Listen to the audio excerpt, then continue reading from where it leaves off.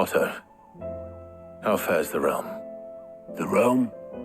Oh, she's just fine. As long as you look past the fat storms out mother crystals and her skies are a roiling cesspit. And Gav? He's with your uncle in the Free Cities, helping Mid with her project. Sent an owl their way the moment the winds turned foul. Still waiting on a reply, though. Do you have any good news? Well, that depends on your definition of good. All right, fine. What do you suggest we do? Oh, no, I'm just a messenger. I'll leave the scheming to those more suited to the task. Could be that Lady Vivian and Old Tomes have their own thoughts on the current state of things. Could be that they don't. It certainly can't hurt to ask. I suppose not.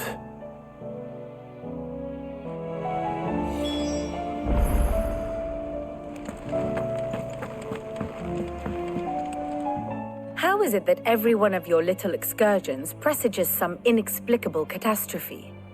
Not that you are to blame for the Dominion's fate. No one could have predicted the actions of the Crown Prince. I'm sorry I couldn't save your home. My countrymen are stronger than you think. A few toppled clock towers won't break their spirits.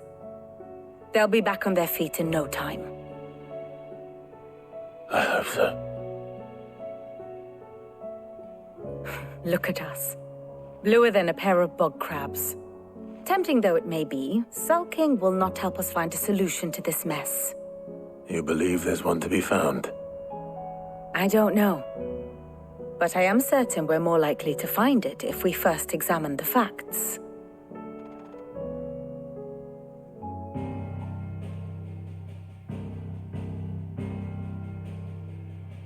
Beneath these darkened skies, fear and confusion reign over Valisthea.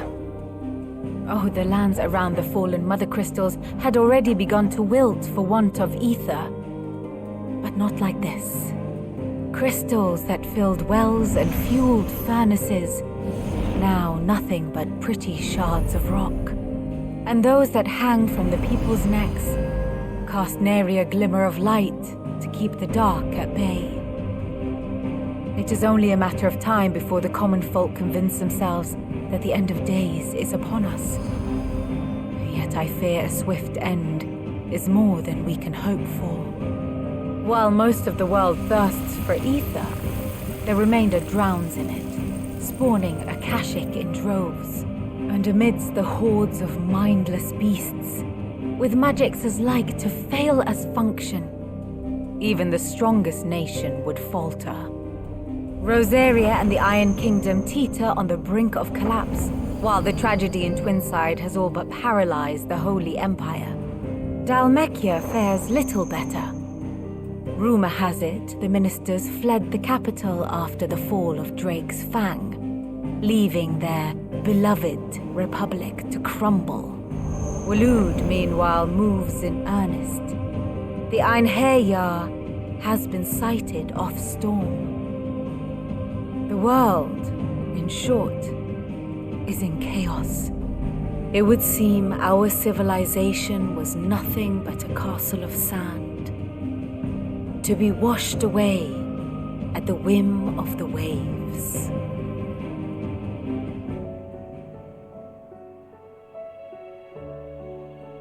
A castle of sand.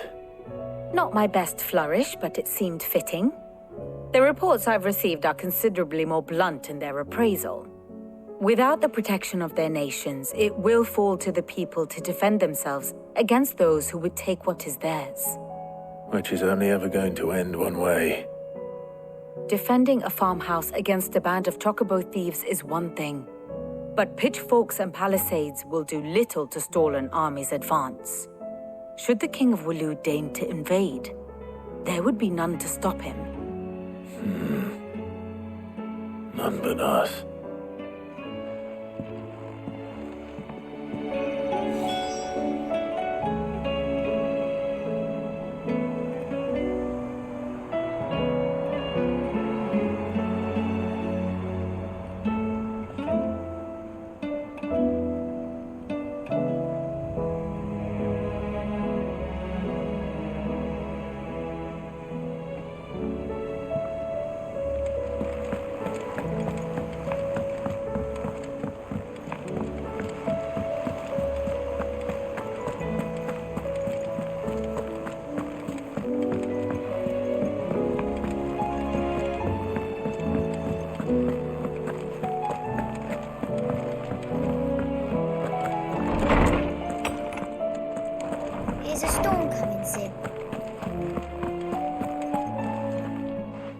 guess.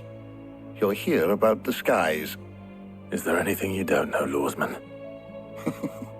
It doesn't take a court astrologer to augur the obvious. As for what has disturbed the heavens, that, I believe, is a question the Fallen might be better placed to answer than I. And on the 6th day did the gods tear the sun from the firmament, visiting darkness upon their prideful sons and daughters. But I dare say you remember your childhood lessons on the sins of Zemeckis only too well. You think they're connected? That Ultima was one of the gods responsible? Well, he has certainly exhibited powers that we mortals would associate with the divine. There is nothing divine about him. But he wouldn't be the first god of whom that could be said, now would he? Yet for all the fairy tales that tell of the sins, there is almost nothing in the way of actual historical accounts. Had I the Journal of Moss the Chronicler, I may have been able to tell you more, but alas, I fear all remaining copies have been lost to time. You will forgive me, I hope? Certainly not. Because there is nothing to forgive. Even without this journal, you've provided us ample wisdom. And we will always be grateful for it. Perhaps Otto will be more inclined to share his thoughts when he hears what the others had to say.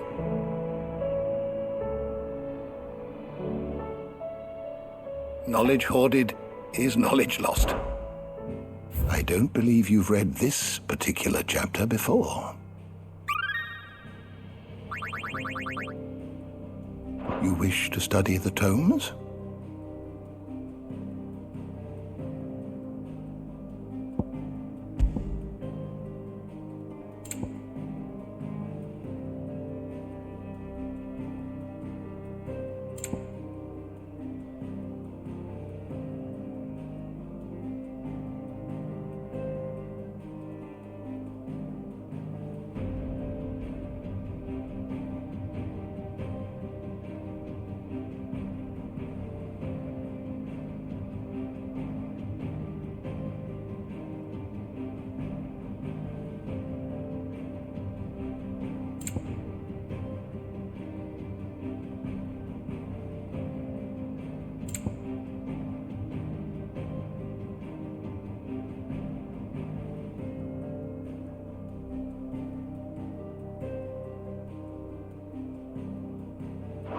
You are always welcome, Clive. Is a storm coming, Sim?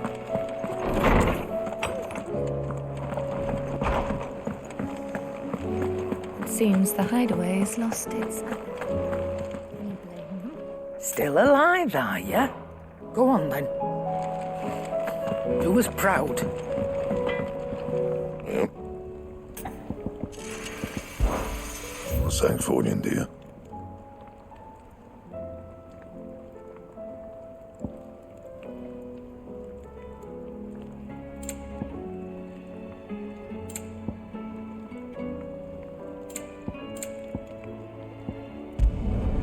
Not bad, if I do say so myself.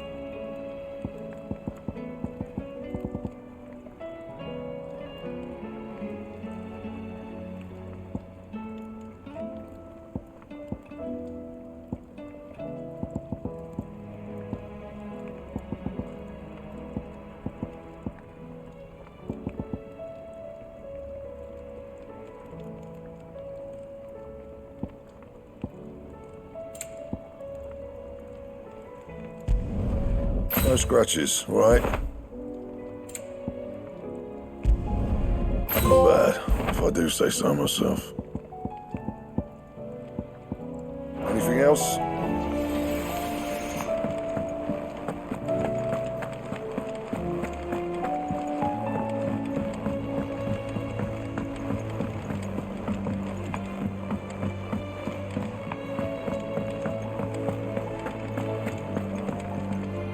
What can I get you, Sid?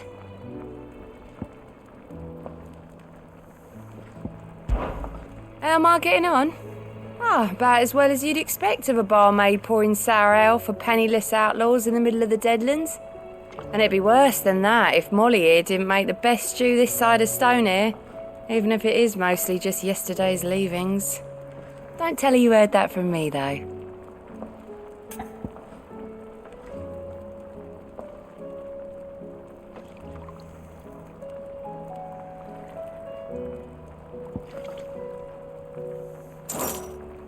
As if setting our people free wasn't enough. Good news, everyone. The casks have been liberated. Here's to Sid.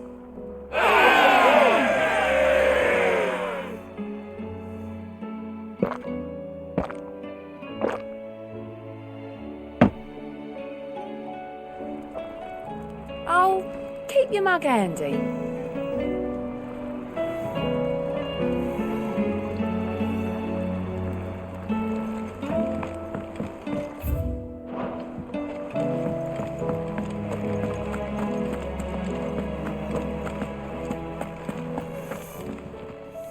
Clive, if you're gonna buy something, be quick about it.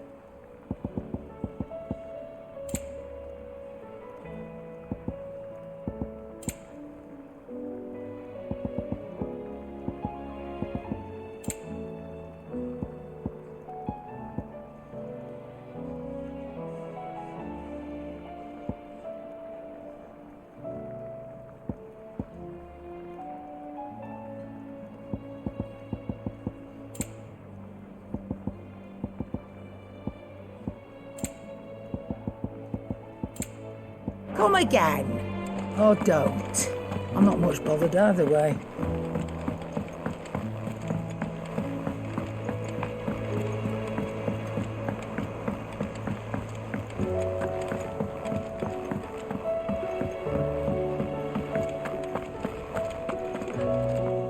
Clive, we have a problem.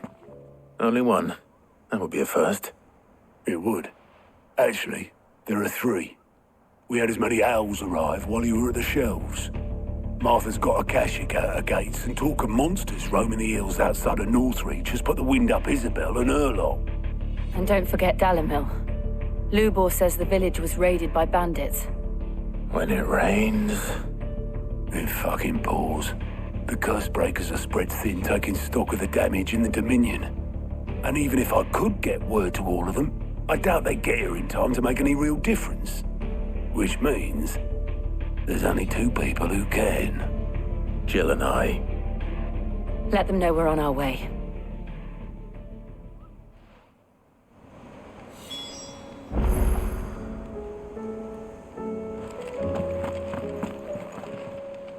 Fancy a look at the list, do you? I don't mean to be gloomy.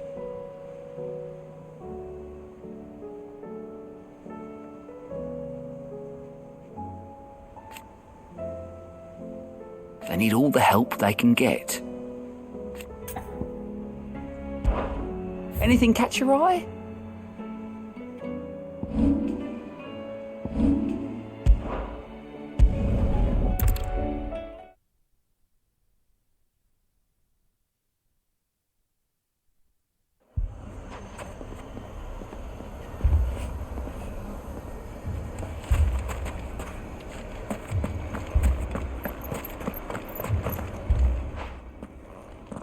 Sid, your new companion appears much more formidable than your uncle. Should I be worried? You haven't been introduced. Jill, Clive has told me much about you. All lies, I'm sure. Your Stolas said that Dalimil has a bandit problem. Indeed. Although you're a little late. They left with our food and guild days ago. Any idea where they went? The desert's a big place. Your guess is as good as mine. But the fact is, I have more immediate concerns. What did you say to me? What did you say? As if by magic. Let's just say we've yet to reach a consensus about how to solve Dalimil's little problem. And at this rate, it won't be the actions of the bandits which prove to be our undoing. It will be our own. I've tried reasoning with the dissenting parties, but even the Desert Hare has limits. Perhaps we could talk to them. What makes you think they'll listen to us? What makes you think they won't? She makes a fair point, Sid. And you won't have wasted much of your precious time if you fail. They're just across the courtyard.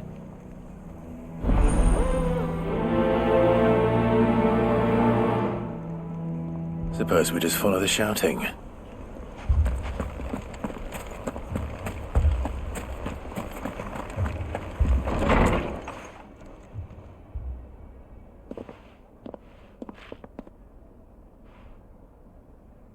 You wouldn't talk like that if it had been your men whose throats were slit. Blood for blood, it's the only way. We hire mercenaries and have them mount the bandits' heads on our walls as a lesson to the rest. And what happens when those mercenaries are slaughtered like your men? Are you going to hire more? We're better off using that coin to buy food and supplies. If we hire mercenaries, the only thing we're buying is the bandits' ire. And you cannot fill empty bellies with that. Do you hear me? But what happens when they come back? Maybe it'll be your throat that's slit. That's enough. Both of you. Any more of this and I'll throw you out myself. Come back when you're ready to talk like adults.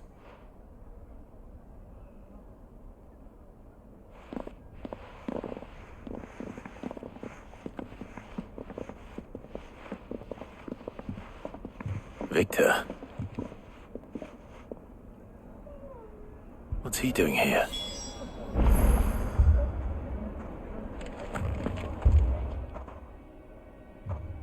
Sid. And Lady Jill. What brings you here? I was about to ask you the same thing.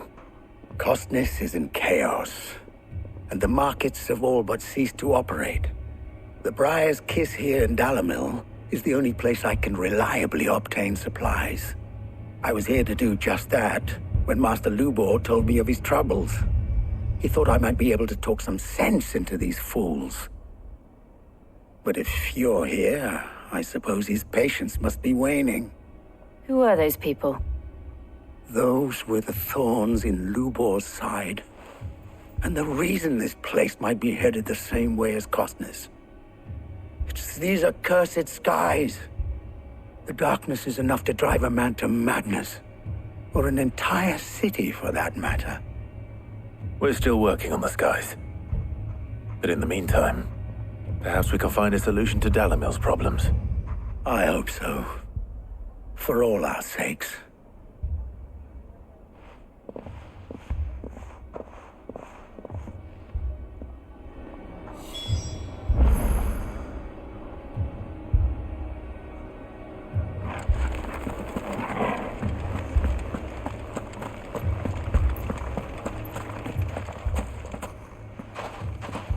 So, you see my predicament?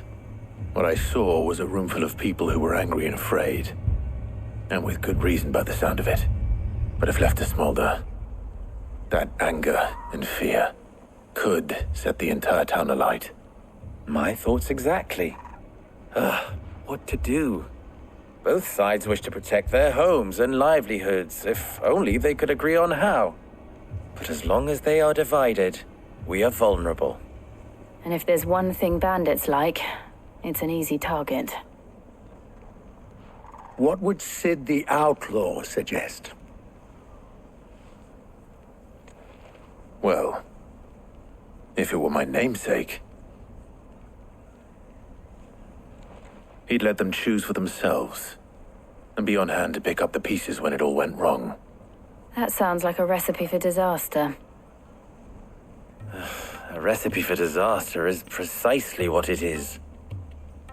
But perhaps that realization would be enough to make them question the ingredients.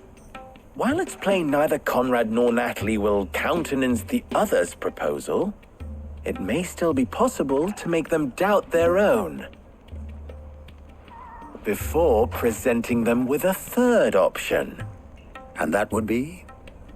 To pool our resources and save the city ourselves. Why fight each other? When all that fear and anger can be directed at the bandits. It appears we have a plan of action. Victor, pay Conrad a visit. See if you can't convince him of his folly. I'll speak with Natalie. As you wish. Your faces are not well known in this town. That may prove useful. Don't worry, Victor and I will do most of the talking. You need only play along. Play along? What he means to say is yes.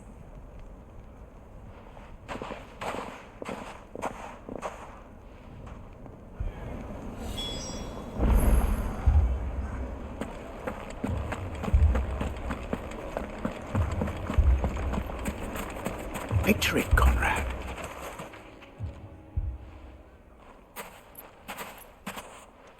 Ah, here she is. The Lady of the Spear herself. Conrad, may I introduce you to Jane, commander of the Red Wings, the oldest mercenary guild in the Free Cities. A pleasure, my lady. The pleasure is all mine. As I told you, I summoned the commander here from Canberra to inquire about a contract. Victor says you told him no. That there aren't any men left to hire. Is that true? True as the crystals cracked. Nobles came and claimed every last one worth his salt. And not just from us Red Wings. You know of the 7 high houses. There must be 2 swords assigned each one. Granted, we have a few boys left. If it's boys you're looking for. Well, Conrad, are you saying that Dalamil's finest cannot defend this town better than a gaggle of unblooded striplings? That a band of beardless youths could better avenge the deaths of your brave men than you yourselves? Absolutely not. We'll show those bastards who they're dealing with.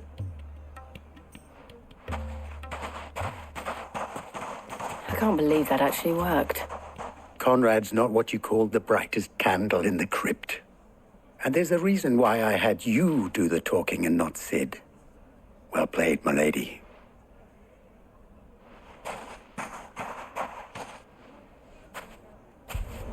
Then let us band together and show these brutes that... What a shop. If I had my pickaxe, I would...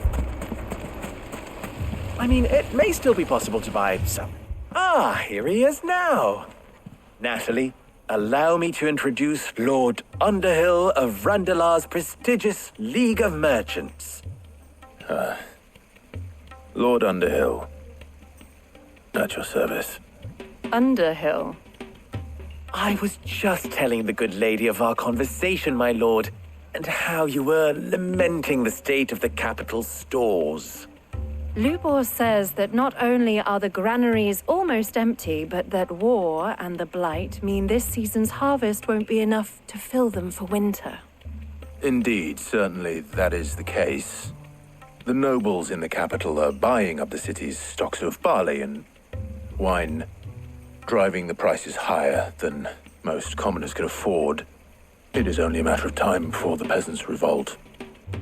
It is worse than I thought. If what Lord Underhill says is true, I fear we have little hope of supplementing our stores, meager though they regrettably are. And while I applaud your endeavors to dissuade our more bellicose citizens from seeking vengeance, I sense Conrad is not wrong in his assessment of the bandits' likely return. Which means that now, more than ever, we will need to secure what little we still have. Food, weapons, herbs, everything. If our humble town is to endure not only this hardship, but those that are certain to follow, we must stand united. All right. If it will help to protect my home, I'll do it. But you needn't have gone through this charade.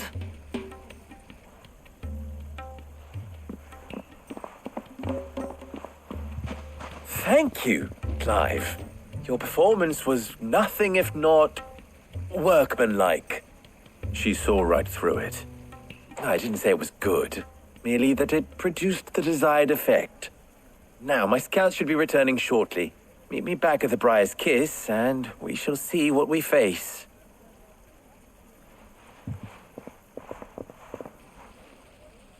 I'm not convinced our roles in this ruse were entirely necessary. It appears I have no choice but to I don't know. Conrad seemed quite taken with you. Mummy, I'm scared. Oh, I'm ruined.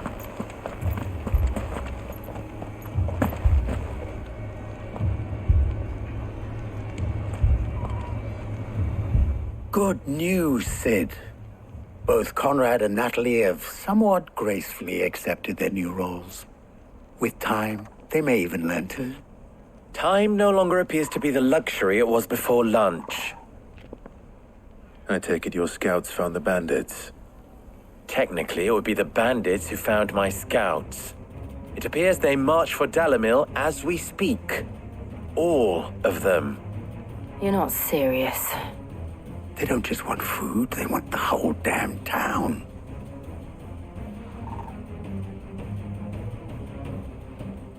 I have a favor to ask. I'm told the bandits march in two groups, one from the south and one from the desert, in a move doubtless intended to stretch our already gossamer-thin defenses. Very well. Jill and I will meet those from the desert. But what of the rest? The rest, my friend, the city shall fight. Together. The stakes, I concede, are high. But if this does not unite Dalimil, nothing will. That is a lot of faith to put into those who had their hands around each other's throats but a moment ago. Then it will be for us to see that their hands are kept occupied. And I do mean us. I thought you might say that. We'll hold them off for as long as we can. And we will do the same.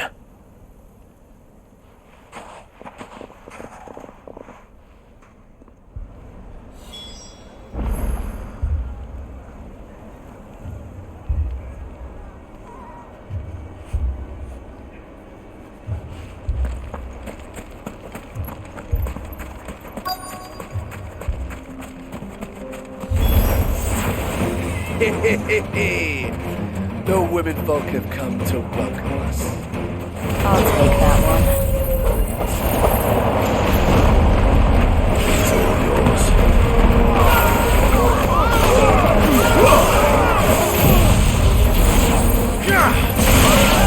This one.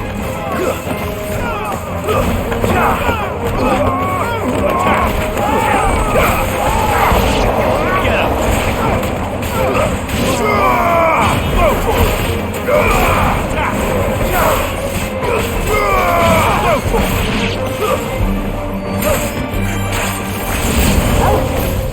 They mean to overwhelm us. This one. Over here. Go for it.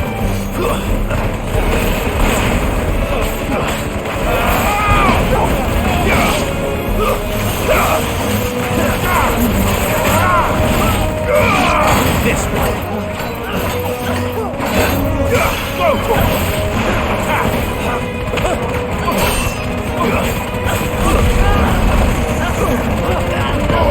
All yours, Torgal. Get him. Sick him.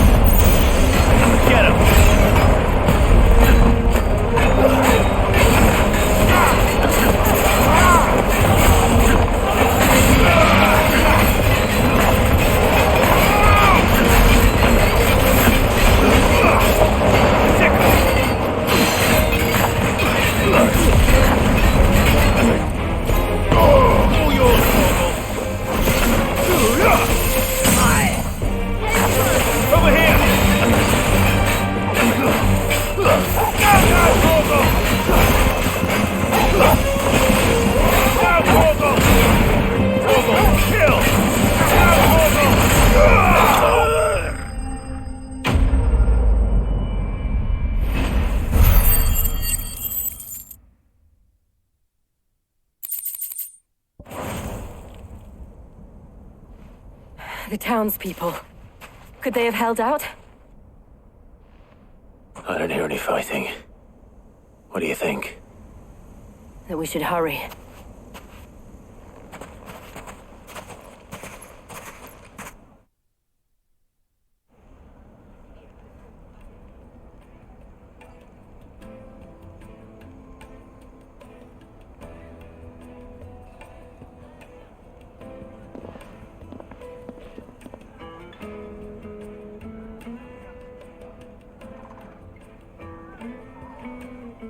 Natalie, I owe you an apology. You did well out there. The inn would have been lost had you not held the line. Without you, there would have been no line to hold. You saved us, Conrad. You saved Dalimil. We all saved Dalimil.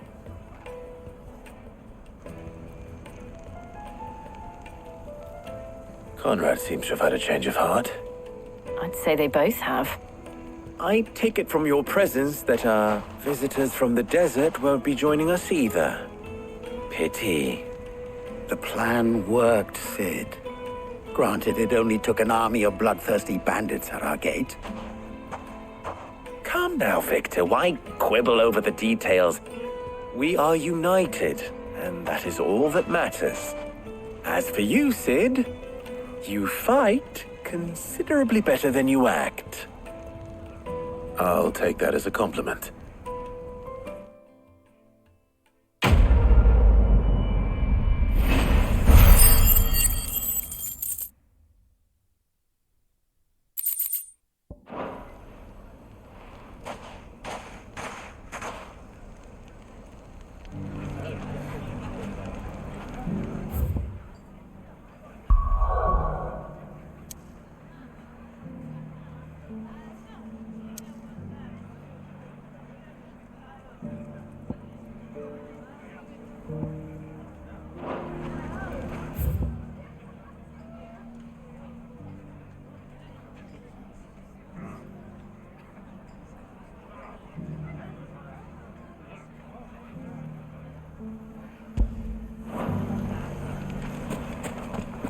So, Dalimil's saved. You fought very bravely.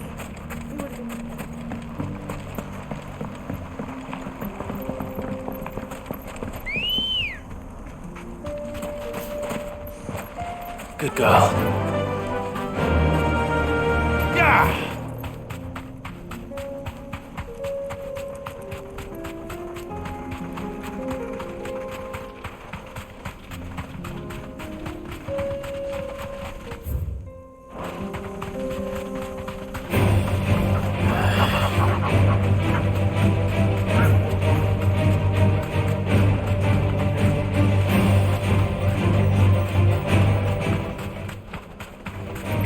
Time to fight.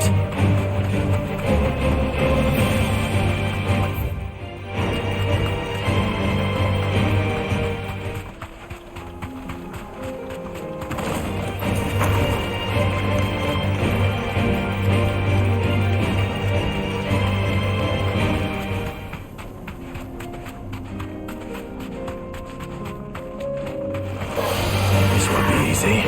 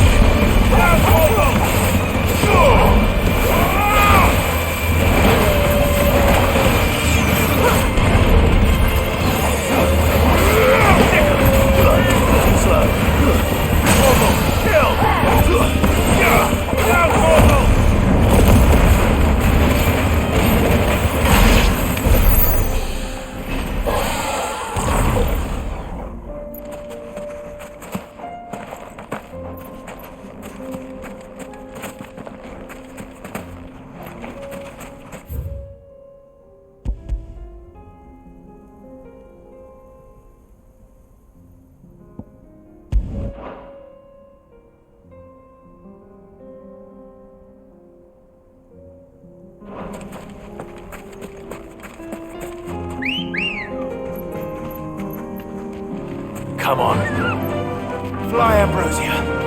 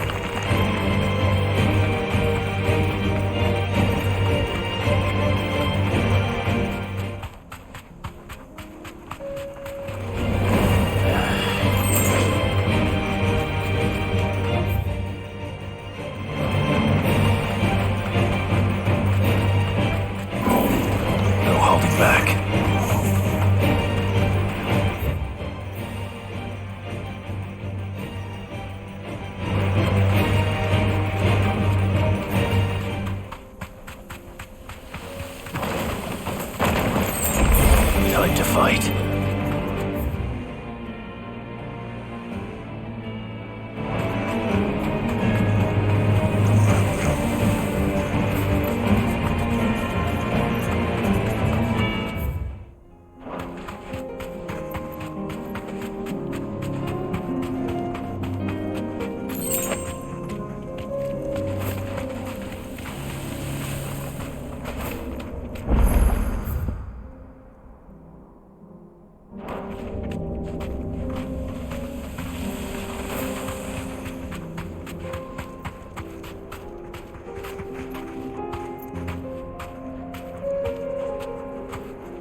You deserve a rest. No mistakes.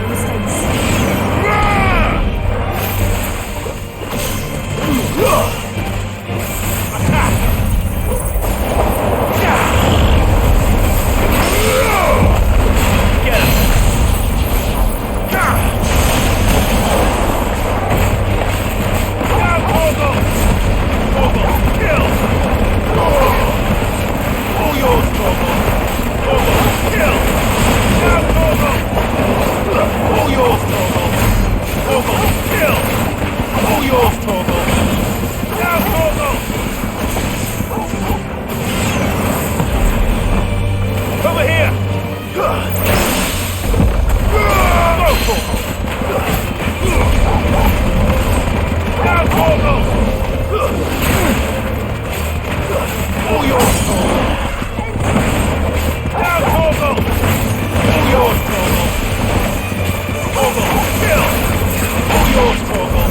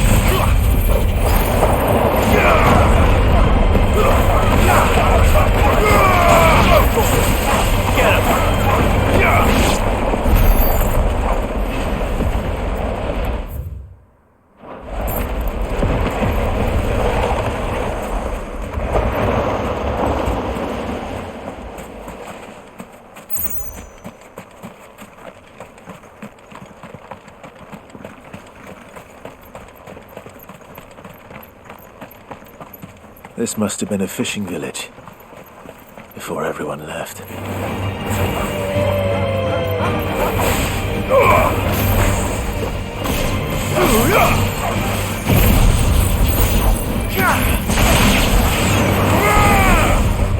Get him!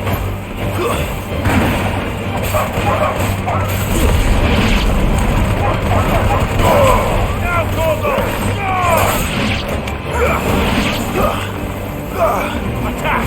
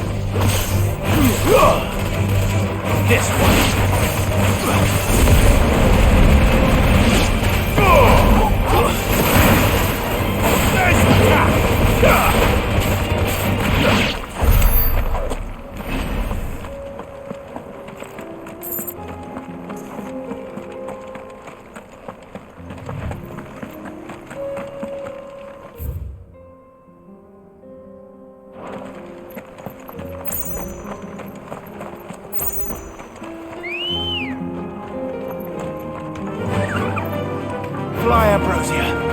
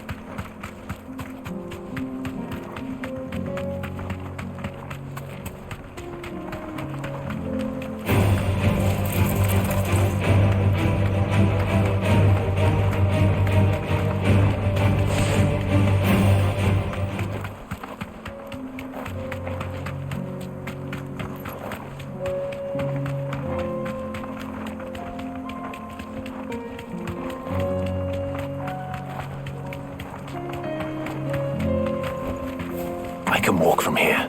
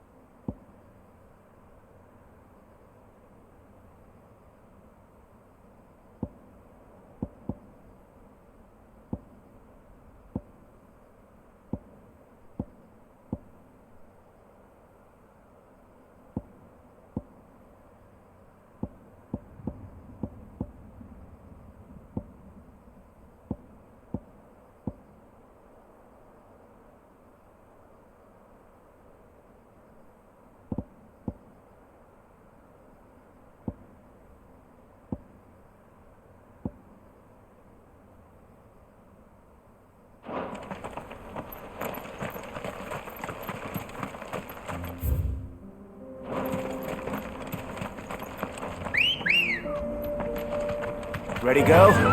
Yeah!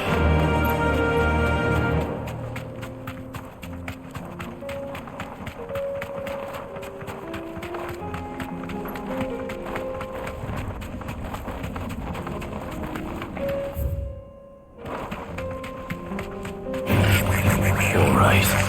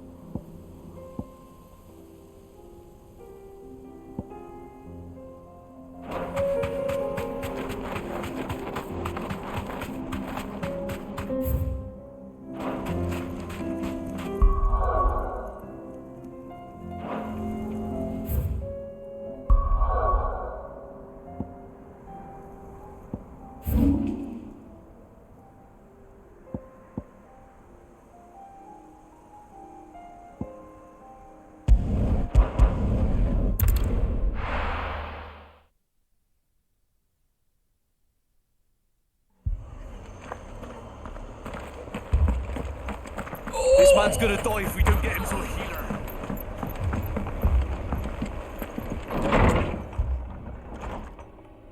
Martha, it's good to see you. And you, Clive. Jill?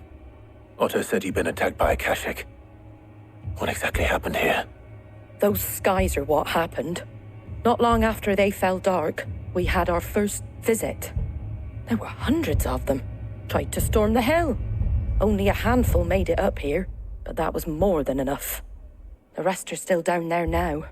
And while we have a few willing fighters holding them back, they're sorely outnumbered. What do you think, Clive? That we join the fight? I thought you'd never offer. Now, where I need you is the Fallen Gate. That's where the fighting is fiercest. Let the men know you've come to help. Something tells me they'll be pleased to see you. We're on our way.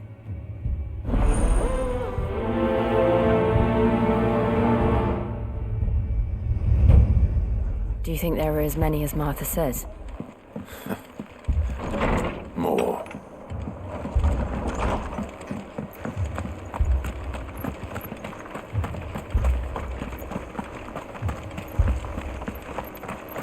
You don't think they've abandoned us, do you?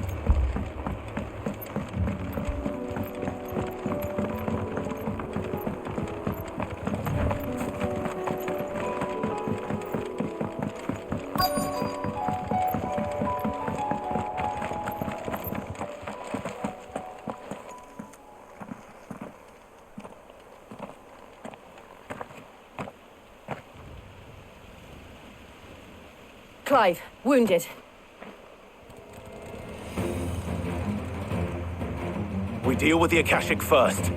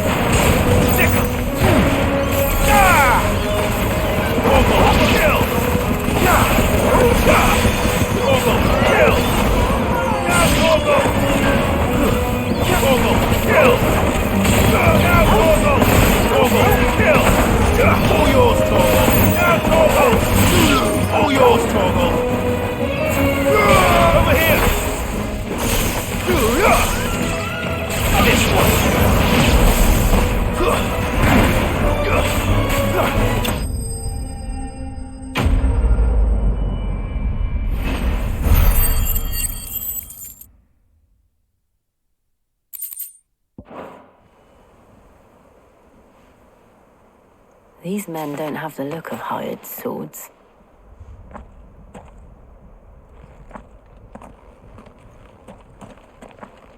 If you've come to rob this place, You are mistaken, my Lord Rosfield. We're here by Madame Martha's leave. how do you know my name? Forgive me, my lord. There wasn't time for introductions. We're with the Guardians of the Flame. Wade's men? But how did you come to be here? Where is your commander? Sir Wade left earlier with a scouting party to find out where the Akashic were coming from. Did he? Take your wounded back to the inn. Martha will see you're looked after. We'll join you anon.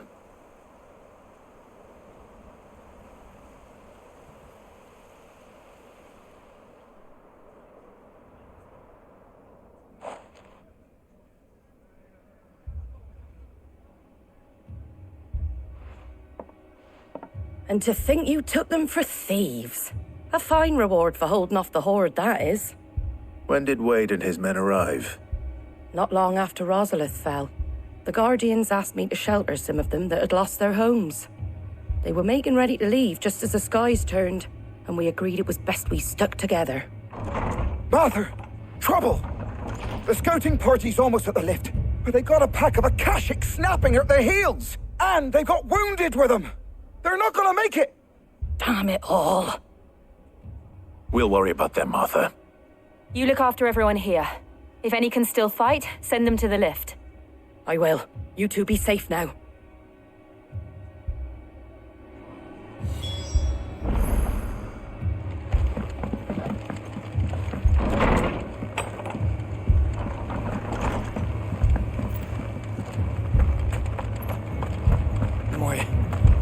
My brothers.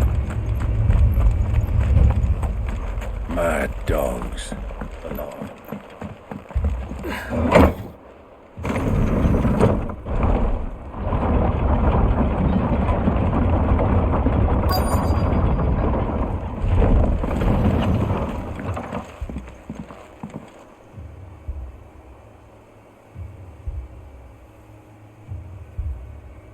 Squire, I need you to get those who can still walk up the lift to Martha's.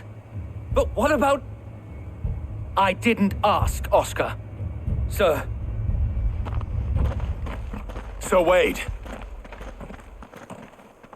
Lord Rosfield. If you aren't a sight for sore eyes. Martha seemed to think you might need some help. And by the looks of it... We thought we could sneak by them. But we didn't know there would be so many. How could we have? Behind you!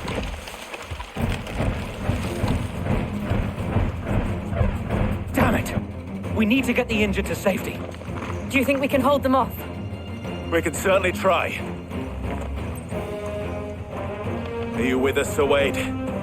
Always. Then let's do our duty.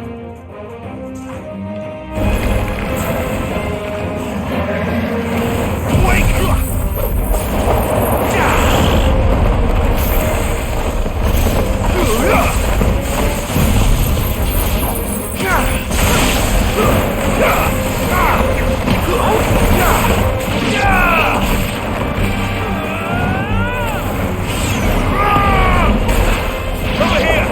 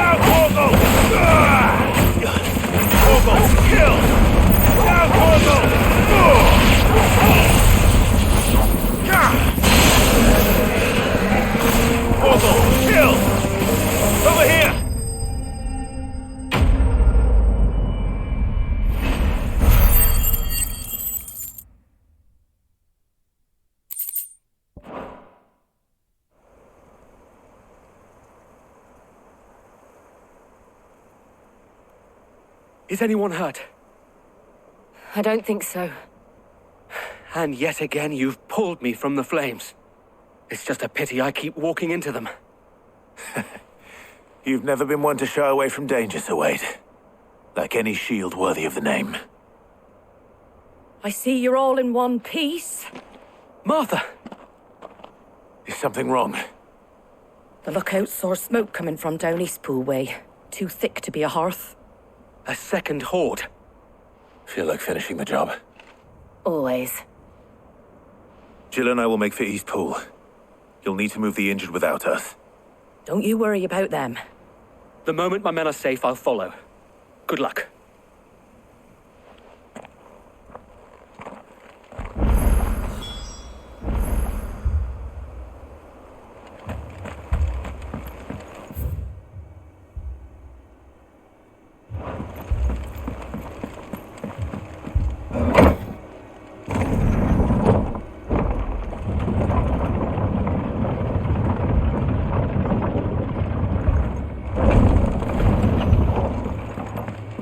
Mad dogs.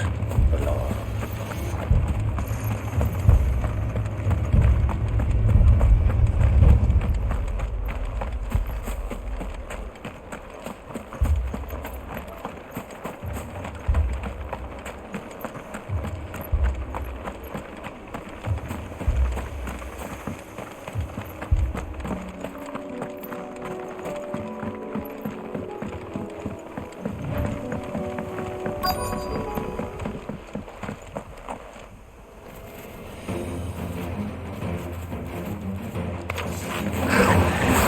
They're headed for the rest. We have to slow them down. Martha and the others won't be ready.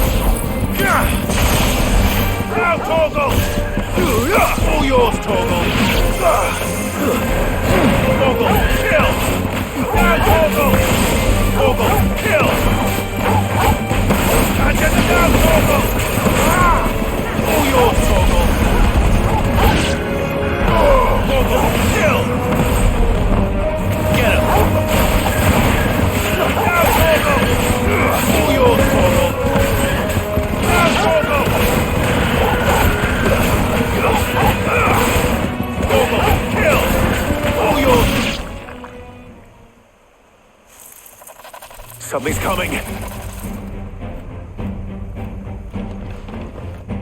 Apologies, my lord. Did I miss anything? Only the first round, Sir Wade. Shall we?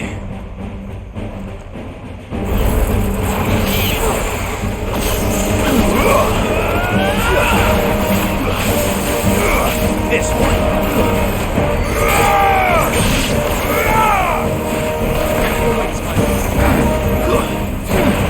Right now. To me, all yours, Torgal. Now, Torgal. Now, Torgal. All yours, Torgal. Torgal, kill. All yours, Torgal. Torgal, kill. Now, Torgal. All yours, Torgal. Now, Torgal. Now, Torgal. Torgal, kill. Now, Torgal. Torgal, kill. All yours, Torgal.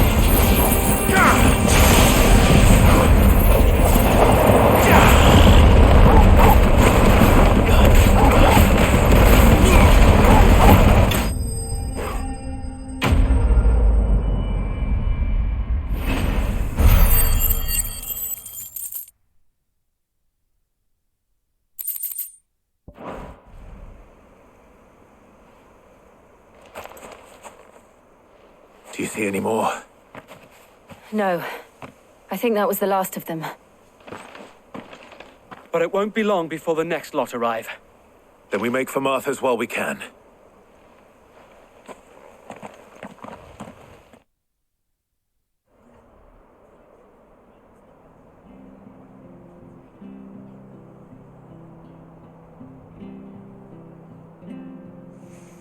What did you find out there? The same as Sir Wade. Scores of Akashic. Well, wherever they came from, they're gone now. Our lookouts say the lowlands are clear. Hopefully we'll have enough time to lick our wounds. How many of your men were injured? A damn sight less than if you hadn't turned up. Thank you. It was a hard-fought victory. But as long as the skies remain dark, I fear the Akashic's numbers are only going to rise. It's not a matter of if the Horde will be back, but when. And whether that's sooner or later, we'll need to be ready. The inn here affords a good view of the land, and is easily defendable. I'd like to make this one of our outposts. What do you say, Martha? You'd have more men to guard the rest. Well, when you put it like that, of course they can stay.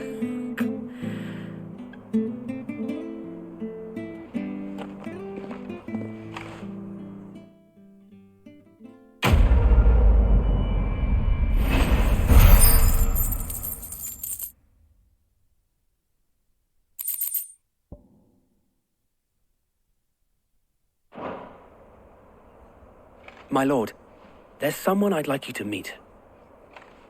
Oscar, over here.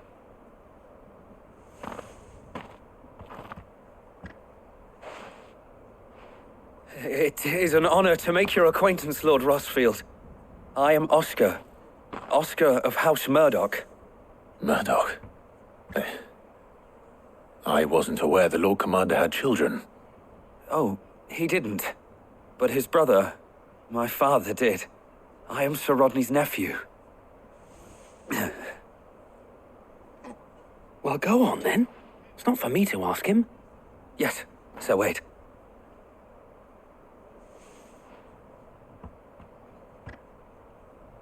If it please you, my Lord Marquis, might you take me as your squire?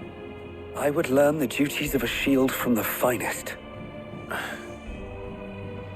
I'm sorry to disappoint you, Oscar, but I'm a shield no longer. Nor was I ever the finest. And spending time in the company of an outlaw hardly seems a fitting education for one aspiring to take his oaths. My Aunt Hannah once told me that a man is not defined by his title, but what he does in its name. You have accomplished much since taking on the mantle of Cid, winning no little honor in so doing. And I would sooner serve under an honorable outlaw than an unworthy shield. Not that Sir Wade and the other Guardians are... I mean to say that, It's all right. We know what you mean. There is only so much the boy can learn from me, my lord. But a squire... Would that really be so bad? You were a squire once. And I'm certain Sir Rodney would approve.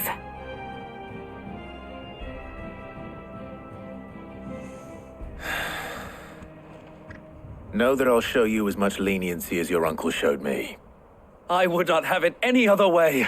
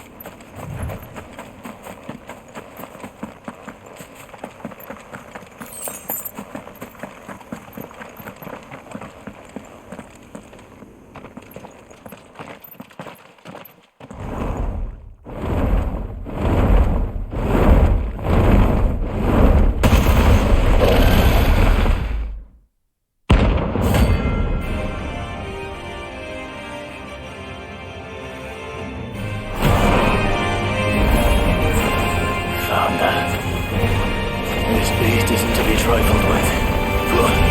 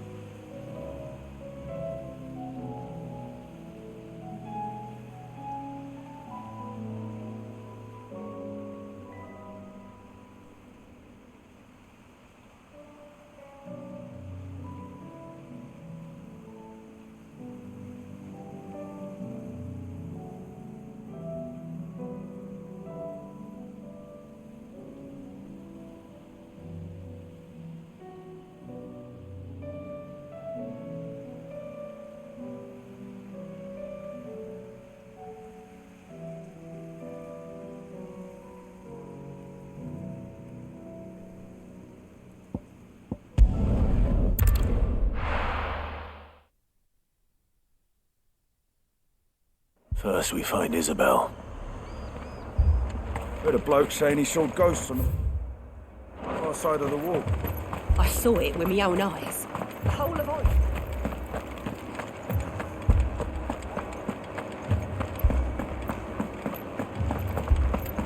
Four left for more on the captain's orders.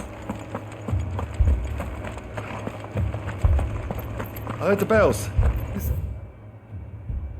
Been back already?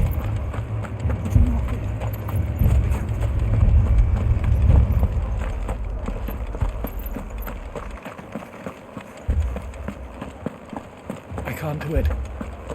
I can't.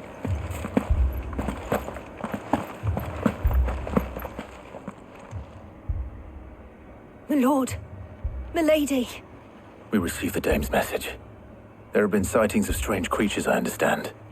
With the blue eyes. Yes.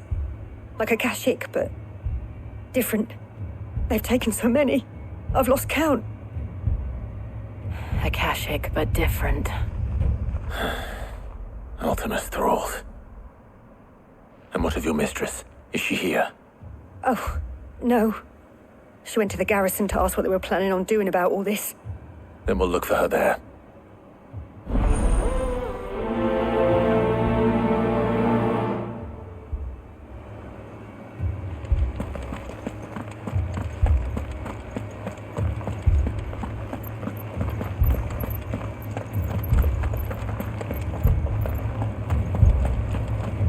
You heard what happened in the capital.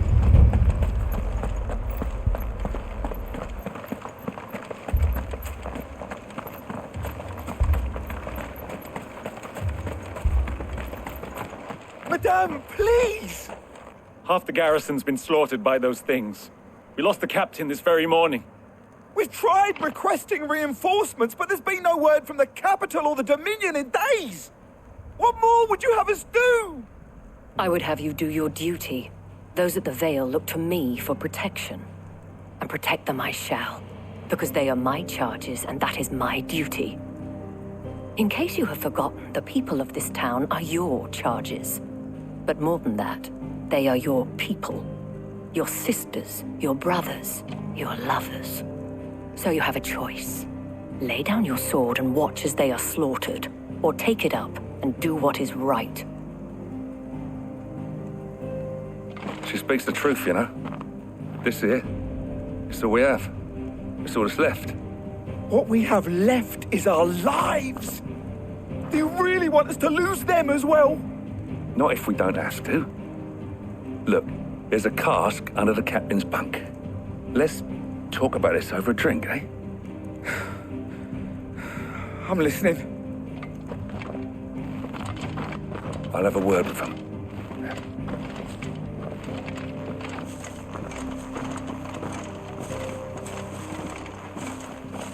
Ah, Clive.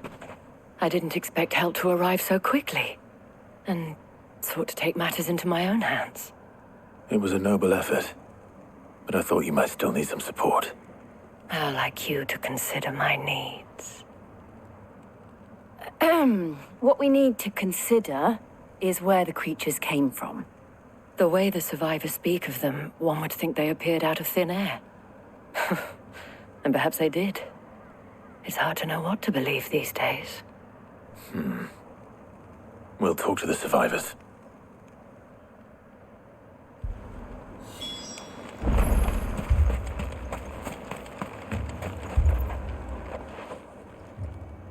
You're a pikeman, yes? What happened? I've got family in Moor. I heard the flood was spreading, so I went to see if they were all right. And a pack of them glowing things found me in the meadow. I ran for my life.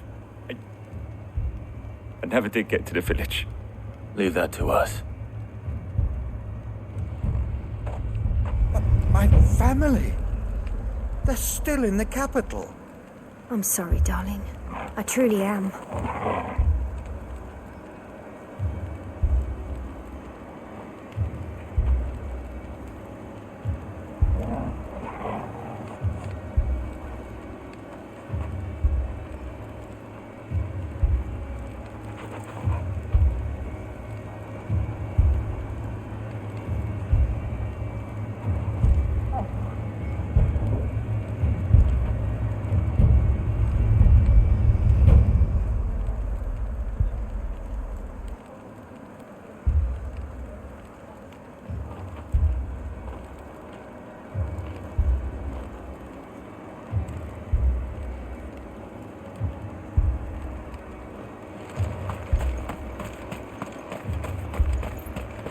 That thing?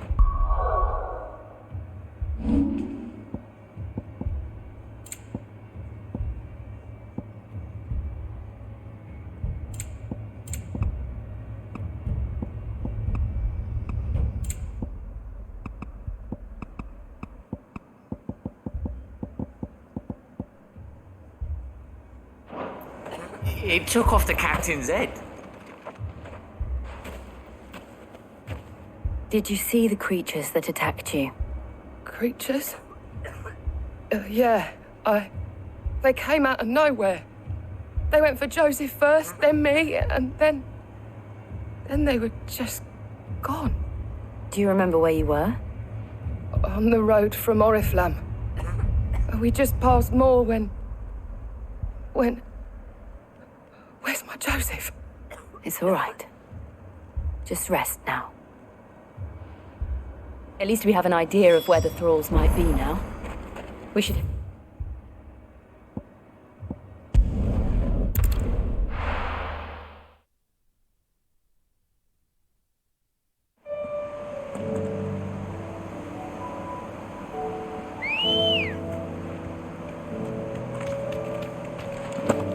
Ready, go?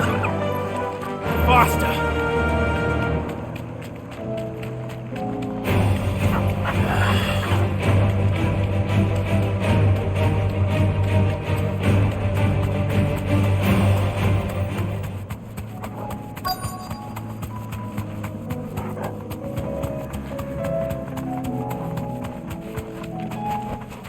That'll do, girl.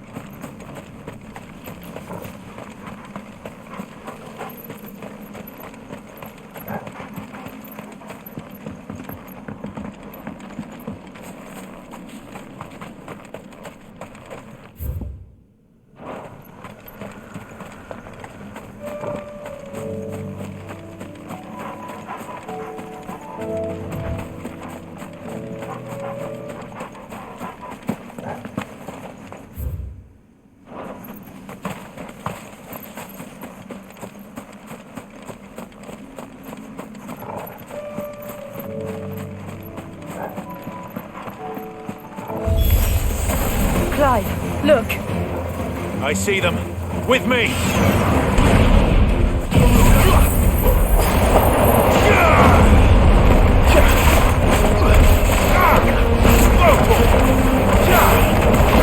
This one. Get him!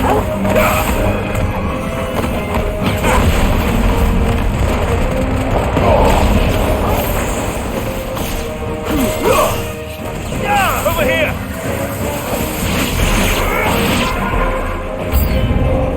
Should I prime? Save your strength.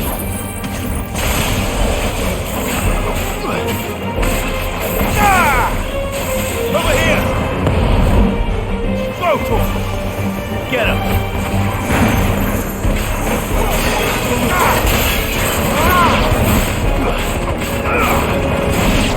Get him! Go for him! Stay down!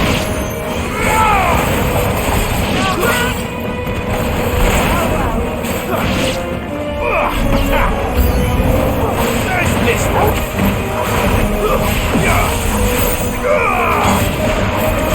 Over here! Now, Torgal! Torgal, kill! Now, Torgal! Torgal, kill! All yours, Torgal! Torgal, kill! Now, Torgal! Now, Torgal! All yours, Torgal! Torgal, kill! Now, Torgal! All yours, Torgal!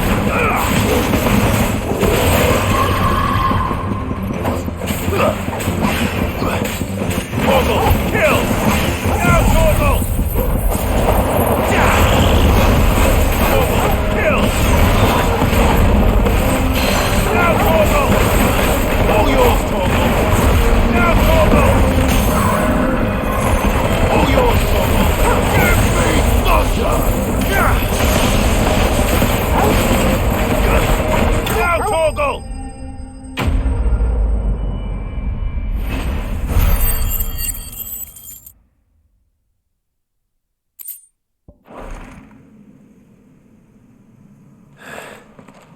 Do you think there are more? There are always more. But I'd say we've done what we can for the time being. Then we should let Isabel know.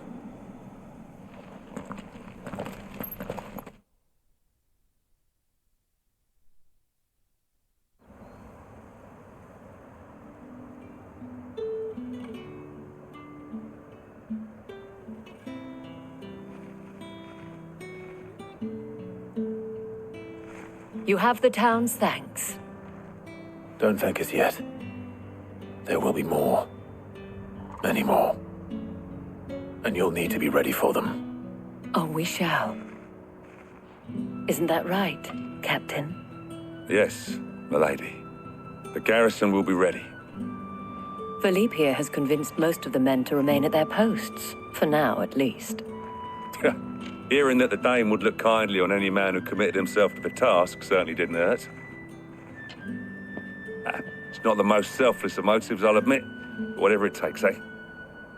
Now me, I never needed convincing. I became a soldier to protect the people I love. And the people I love include the one standing before me. Handsome and chivalrous.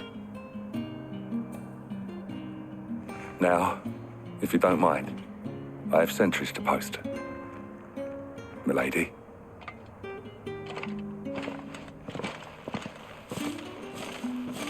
Lest you wonder, I'm not foolish enough to believe that this has solved all of my problems. But it has solved one, and that's one fewer than I had this morning. Thank you again, Clive.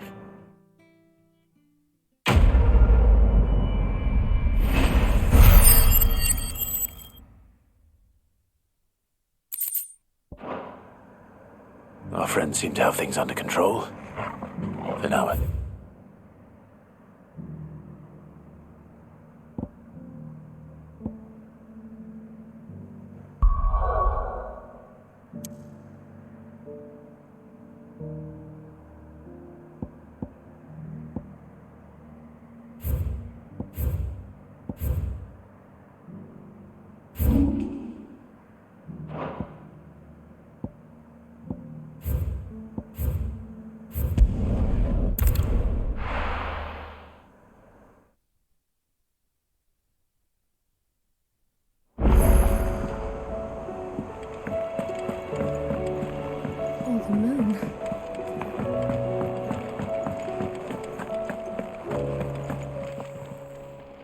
Aye, it's a dangerous world out there.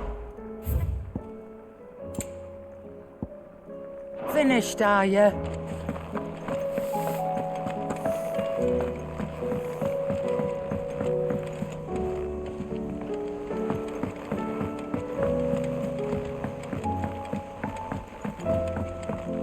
Did you see that?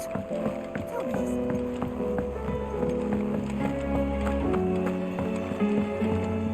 Clive.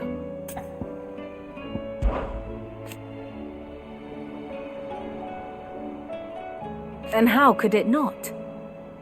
But are we any better?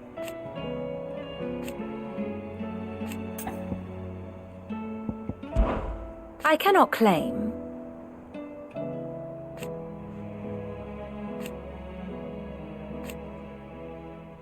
Such are the wages. Ironic, then. What is it that you wish to learn?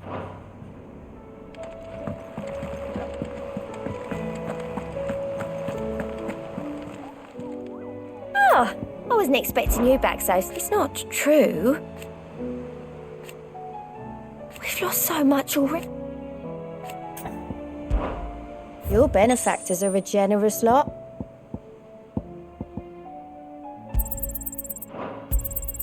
You earned this. Best of luck out there, Sid. Fancy a look at the list, do you? Here you go. Think you can help?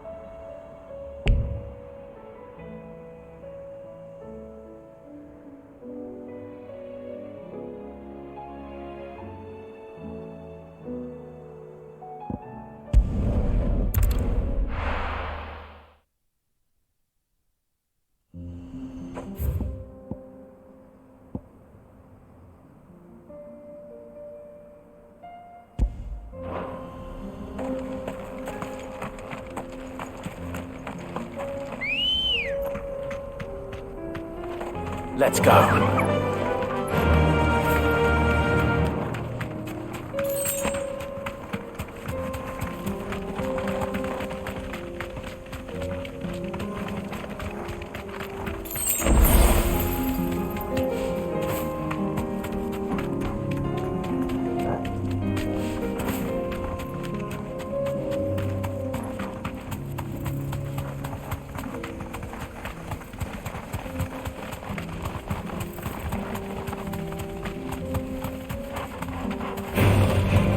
Mistakes.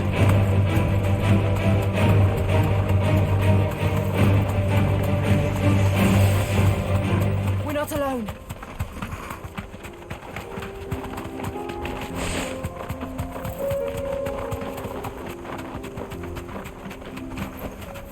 I can walk from here.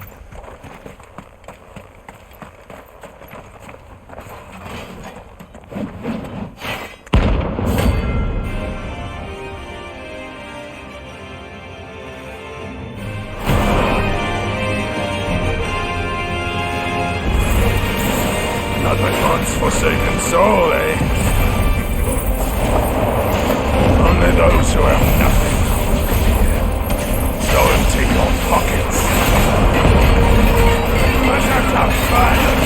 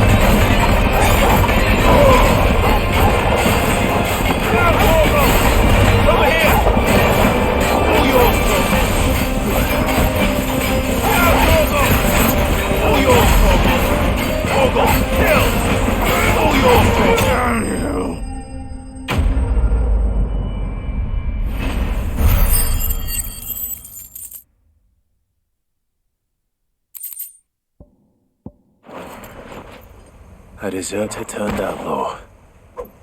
We were more.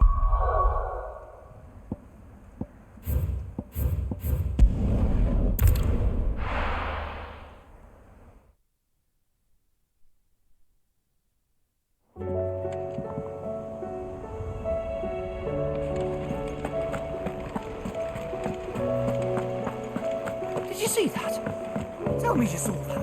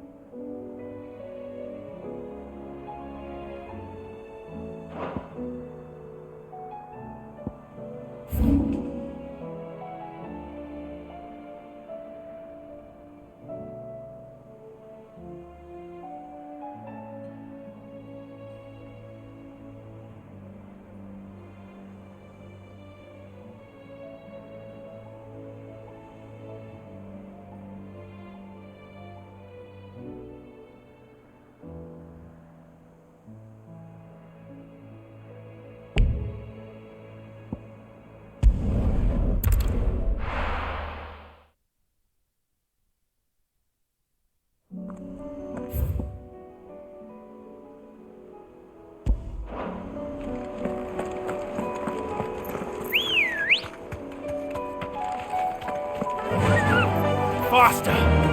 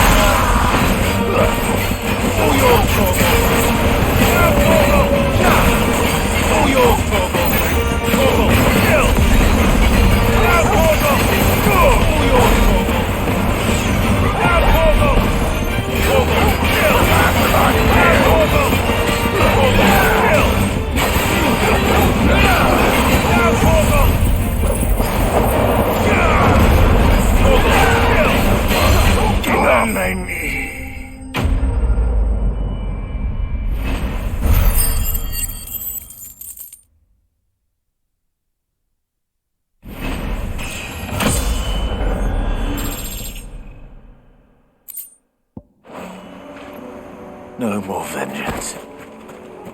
No more war.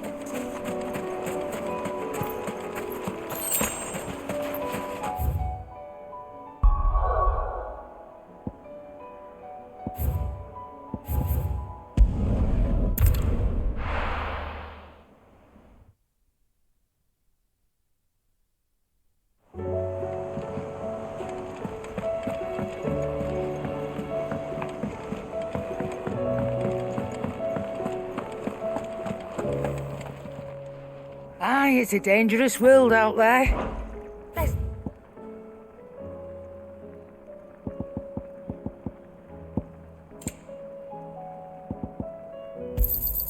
You'll not find a better price than that.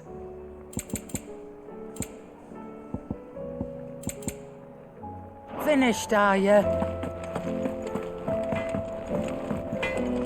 Trouble with your gear, or something for you, do you?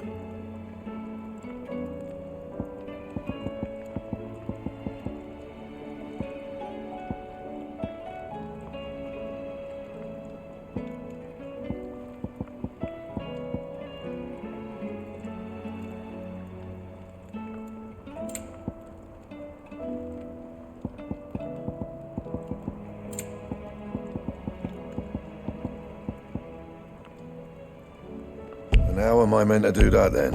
Don't waste my time. You ain't got the stuff. And how am I meant to do that then? Bring me the materials, and I'll think about it. And how am I meant to do that then?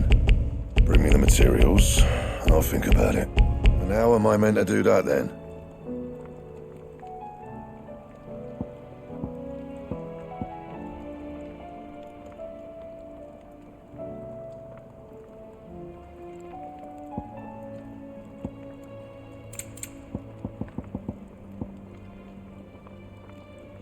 Anything else?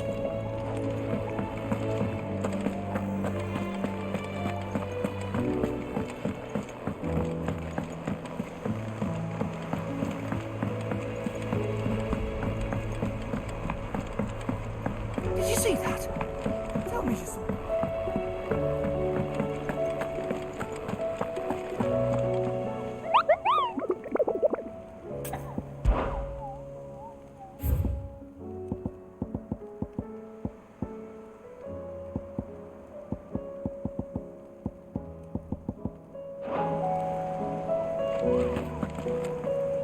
Was wondering when you turn up. Had ours from all our friends thanking you for your timely intervention. How is it you always manage to arrive at just the right moment? Luck, I suppose. Any word on the rest of the realm? Let's see. Storm's still crying out for mother crystals. The nations are still in chaos. And the skies are still the colour of a kick in the kidneys 2 days on. So... Right. Clive, we knew this was going to happen. Well, not the bleeding skies part, but you take my point. Now's not the time to second-guess yourself. Now's the time to visit the infirmary. Talia says your brother's awake. Thank you, Otto.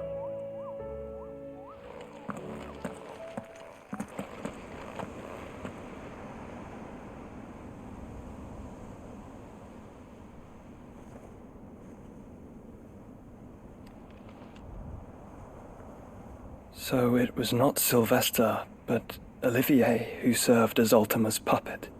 And when Dion learned of this, he sought to slay the fiend.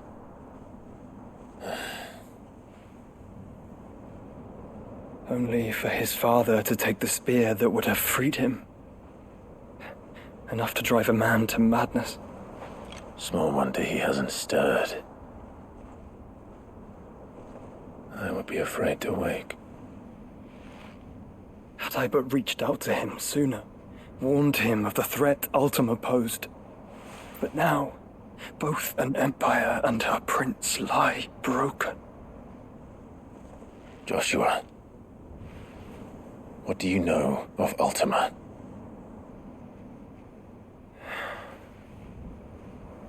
Very little, I'm afraid, despite my best efforts. 18 years ago, as I lay buried beneath the rubble of Phoenix Gate, 'twas not death who came for me, but another. And it was while in my rescuer's care I first heard of Ultima. I've been chasing his shadow ever since. Ultima is driven by some deep, dark purpose, and for whatever reason, it would seem you are crucial to his designs. He will stop at nothing to have you, even if that means toppling an empire. But why me? What possible use could I be to such a creature? That is one of many answers that have eluded me. Yet, I am certain of this. It is not mere chance. You were chosen for a reason. All dominants carry within them the might of an icon. Nigh limitless power that is at once acutely limited. I wield fire, and only fire. And I only ice. 8 wardens for 8 elements. But you, Clive. You are different. You're special. Your abilities begin with the flames of Ifrit. But they do not end there. The fact Ifrit can even exist goes against everything we thought we knew of dominance. Perhaps Ultima has been waiting for one such as you, whose potential is truly limitless. I've encountered that thing several times now. If it or he, as you say, needs me, Why hasn't he claimed me as he did the boy? Were I to hazard a guess, I'd say the two of you are somehow incompatible. His mind not properly attuned to your body. His mind? Mind, awareness, spirit, call it what you wish. But I believe Ultima to be an embodiment of the concept. This is why I struggle and fail to contain him here inside me. I'm sorry. Inside you? With every setting sun, I feel my strength wane. And though the Phoenix's flames mend the prison I have made for Ultima, they do so at a cost. We must find a means to bring an end to him before I meet my own. What were you thinking? It was that or let him take Clive. And I've always had a soft spot for my brother. But that doesn't mean you should sacrifice yourself to save me.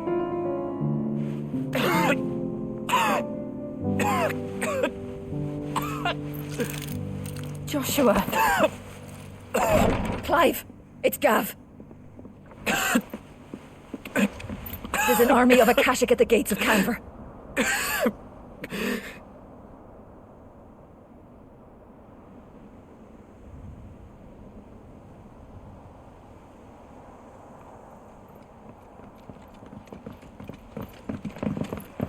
Well, what's the short of it? I thought Tyre told you. The capital of the Free Cities is under siege by an army of monstrosities. The city guard are doing their best to stem the tide, but numbers ain't on their side. What of Lord Byron and Mid? Were they able to escape? No, but they're all right for now. They're hiding with Gav at midship. We have to get them out of there. And we shall. Otto, prepare a Stolas. Tell Gav to stay exactly where he is. Understood. Vivian, what's the swiftest route to the Free Cities? That sounds like a question for the map. Look here. This road, through Tabor, should provide the least trouble. Good. What a coincidence. Tabor is exactly where I'm bound. Joshua, bed is where you should be bound.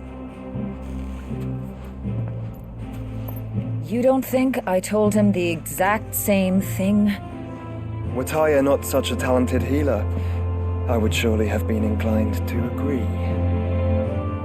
But, thanks to her ministrations, I feel I may safely rejoin my attendant, who was to wait for me in Tabor if we became separated. All right, we travel together. Clive. If he stays close to me, he'll be fine.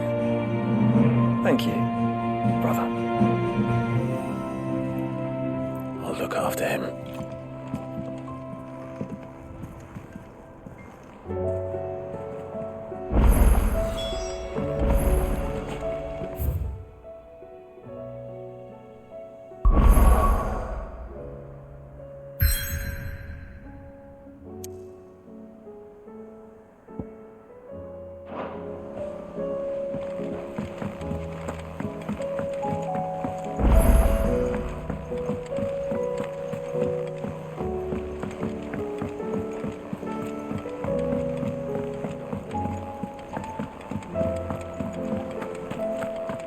Seems the hideaway has lost its...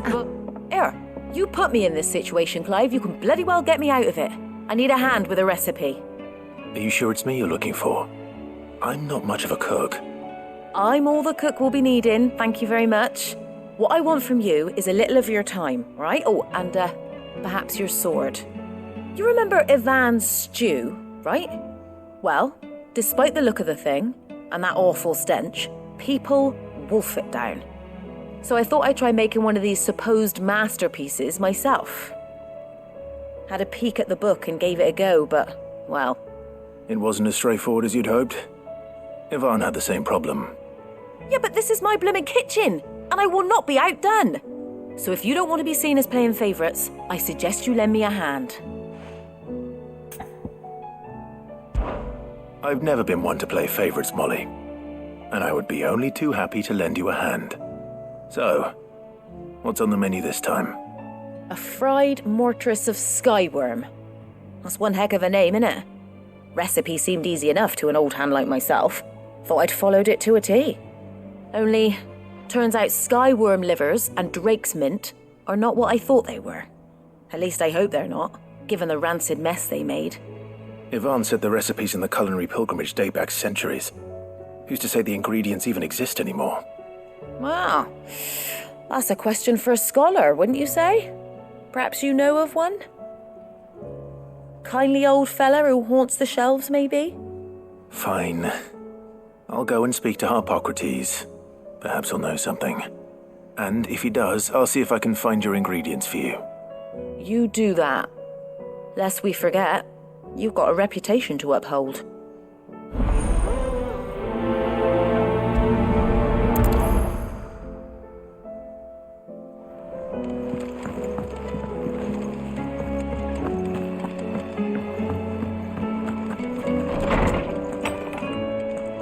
Is a storm coming, Sid? Will there be thunder? Sid, perhaps you can help me solve a mystery. I can certainly try. Who's gone missing this time? It's not who, but what. Mid's scales, the ones she made for her workshop. I borrowed them to teach the little ones about weight, and shortly after the lesson, they vanished. My first thought was that they'd taken them off somewhere to play, but when I asked, they swore they had nothing to do with their having disappeared. Which almost certainly means they had everything to do with it. Perhaps a visit from Sid will jog their memories. I think it just might. Thank you. I don't like to imagine that my pupils would lie to me. But if they have, I'll have no choice but to discipline them accordingly. They were in the atrium when I last saw them. As always.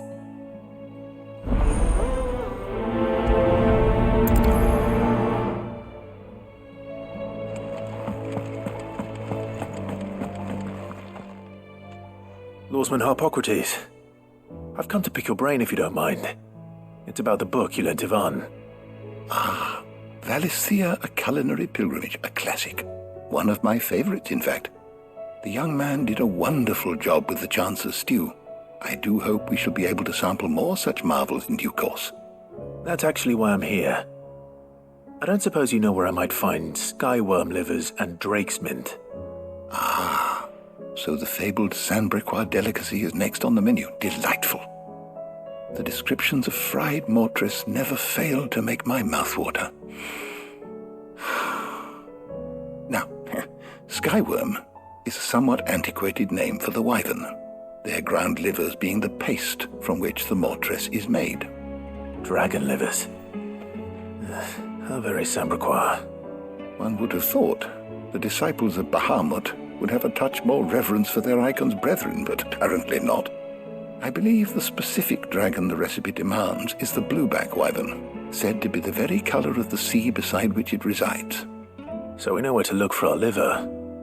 But what about the drake's mint? Saint's bonnet in contemporary parlance, a herb which grows along the North Reach coast. I gather that one can locate the cheerful yellow flowers by their heady scent alone, so I'm sure you'll have no trouble finding them. I may add that people once believed game was best served with the flora that sustained it in life, in which regard fried mortress of skyworm is undoubtedly a typical dish of the time. Meaning that if I find one, I find the other. To Northreach, then. Best of luck, Clive. And do save me a bite once the dish is complete.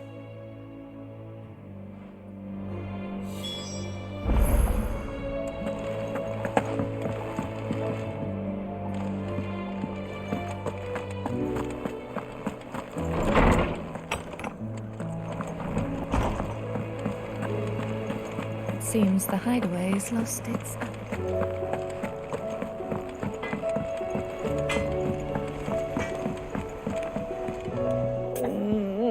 What am I gonna do? Oh.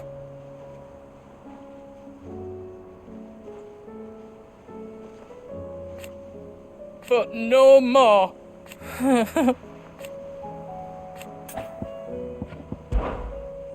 Is everything all right, Goots? You seem more discomposed than usual. Oh, I don't know what that means, but I'm in a bit of a muddle. Oh, I think Nan might be in trouble and she's... It's all right. You can tell me.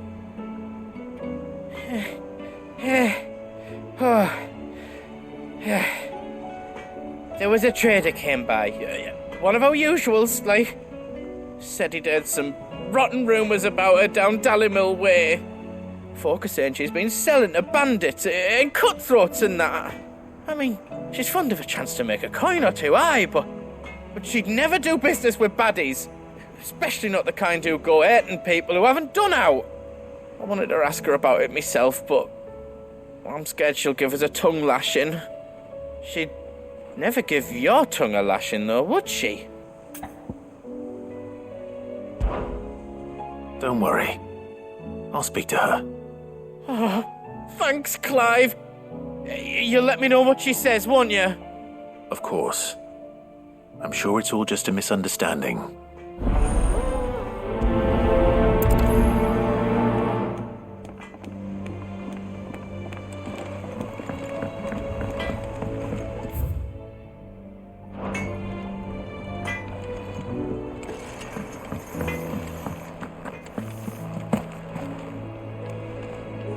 Lady Karen, how's business? Not nearly as foul as the weather. You're doing good trade then?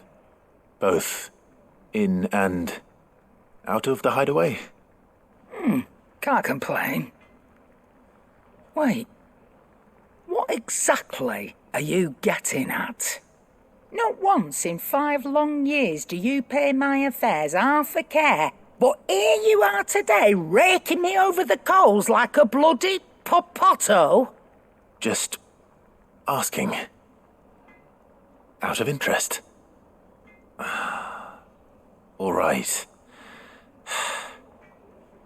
I'm here because I was told that certain rumors have been circulating. About you selling weapons to brigands. Oh, are you? And who was it who knows me so well as to tell tales of my evil exploits? I didn't exactly hear firsthand. All I know is that someone in Dalimil has been spreading word to that effect. And what? You believe it? You think I'm profiting off the blood of innocents, do you? Look, I've done things I'm not proud of. Might be there were a time when I turned a blind eye to the wretchedness of the world so I could line my pocket. But that woman is no more. And you'd know that if you'd ever paid the slightest bit of notice. You're right, Lady Karen. I apologize. It was wrong of me to doubt you. No, it was. No. I reckon you've got better things to do than pointing your do-gooding finger at a poor old woman. Of course. Good day.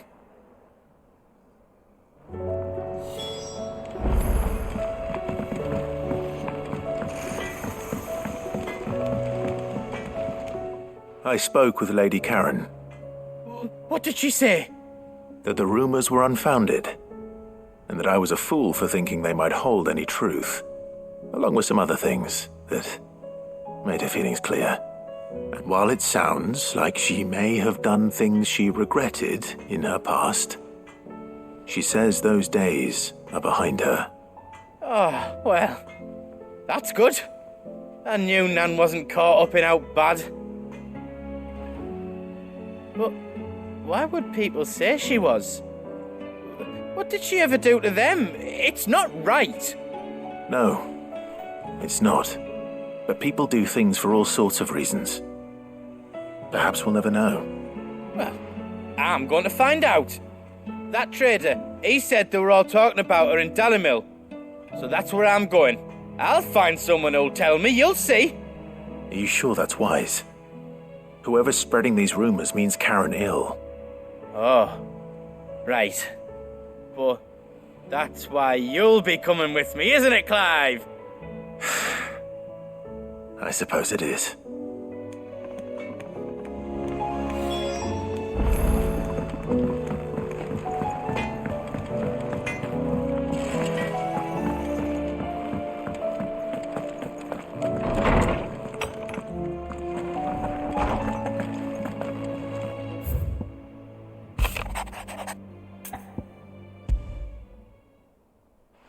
Rutherford. Wasn't that the name of my uncle's manservant? Why would he be at Martha's Rest?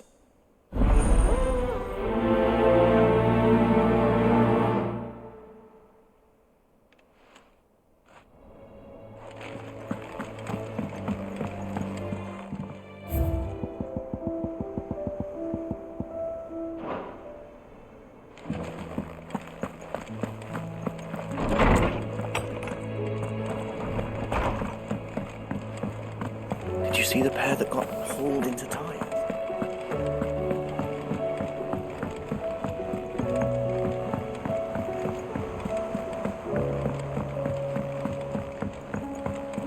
Did you see that? Tell me.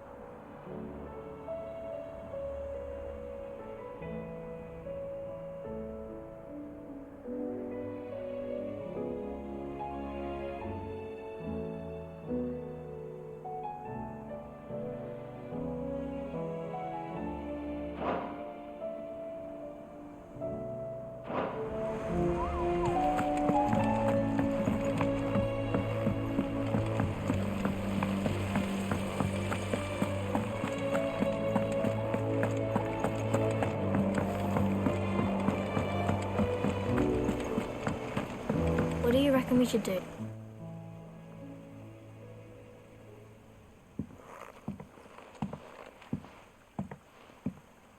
Sid! Hard at your studies, I see. And what is that? It's not a set of scales, is it? No. Of course it isn't. Well, not anymore, it's not. Oh, And just how long hasn't it been one? we're sorry. But we didn't break them. We dismembered them. Just like Miss Mididol showed us. Miss Mididol? And why would she have you dismembering her creations? Because that's the only way to become a ninja-neer. Miss Mididol said, the best way to see how something worked is to take it apart and put it back together again. Well then, your work is already half done. Carry on. About that. The taking apart was easy enough, but it's the putting back we can't work out. Speak for yourself. The heavy thing goes at the bottom. Then...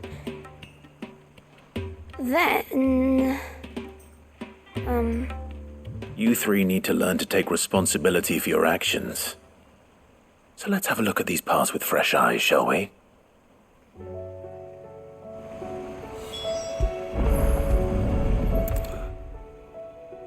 All right. Everything here was once part of Miss Mididol's scales. Every piece has its own role to play, and each is just as important as the others. If even one of them is missing, the scales won't work.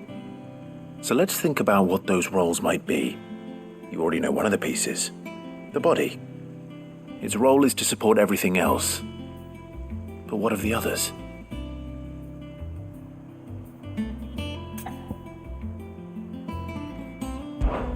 This is called the arm. Why do you suppose that is? It doesn't look much like an arm. You're right.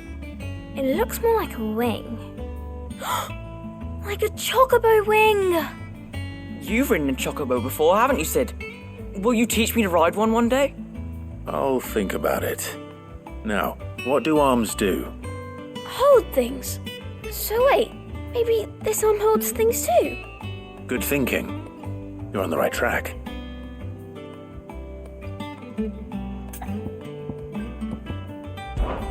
This tiny piece is what's called a cogwheel, or gear. Have you ever seen one before? I have. Miss Minidole's dungeon is full of them. Most are on the floor. She puts them in all her inventions. They spin round and round and round and round and... That's right. They're very useful when you want to make things move. Do you remember if there was anything on the scales that moved? I remember the arm moved when I tried weighing an apple. And then somebody ate it. It's not my fault. You should have tried weighing it before lunch.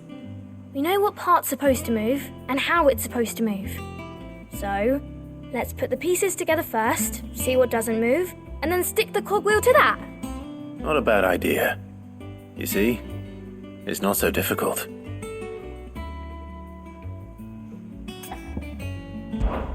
These round parts are called the pans. You all know what a pan is, don't you? I do. Molly uses them in the kitchens to fry bangers. But these aren't for frying bangers, you idiot. They're for weighing stuff. But what if I wanted to weigh goots? I don't think you'd fit on that little thing. Probably not. What are the chains for? Holding the pans up? Well spotted. Which means something must hold the chains up in turn. So, now that we've taken stock of the parts and learned what they do, what do you think? I think we've got it. Then here's what we'll do. You tell me what goes where, and I'll put the scales together. Well, obviously you need to start with the body. All the other pieces fit onto it, don't they? And the arms go on the body, just like real arms. Or wings, if you're a chocobo. And then the arms hold the pans by the chains. Very good. Let's see if that works. There. All finished.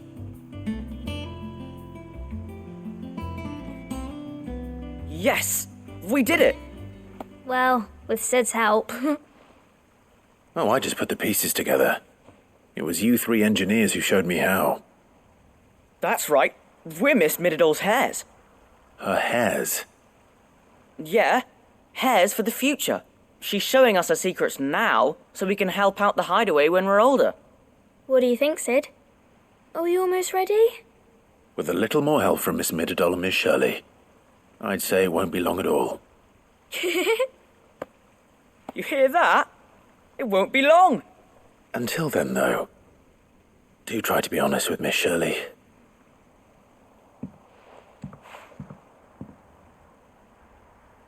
Hey, look! We never used the cogwheel.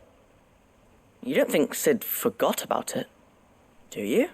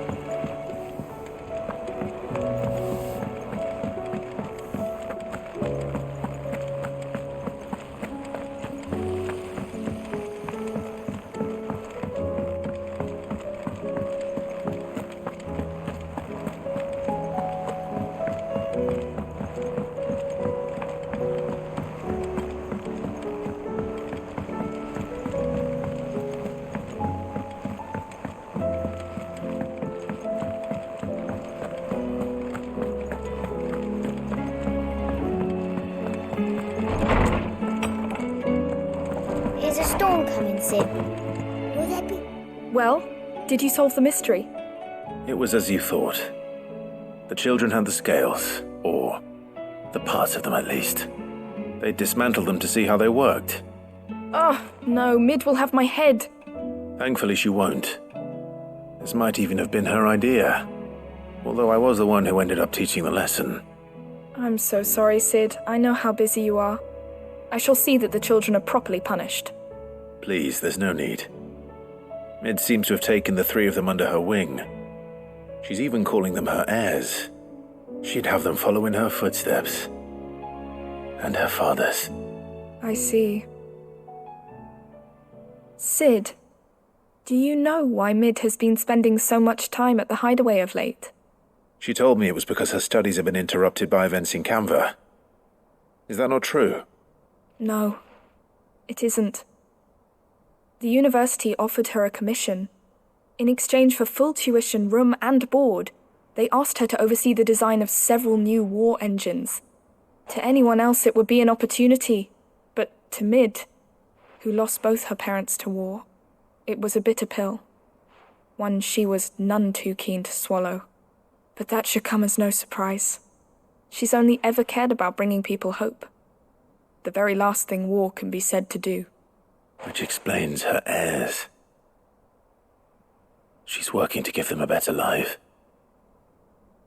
And so should I. What's the odd engineering lesson?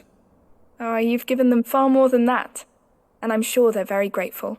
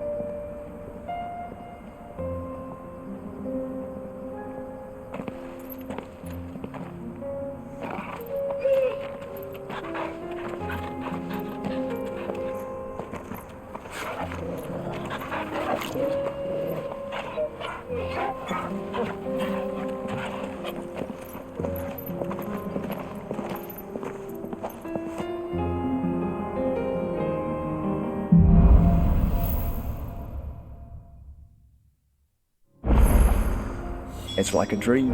The four of us out walking like we used to. Enjoying this, are you? Gavin, the others could be in danger as we speak. You're right.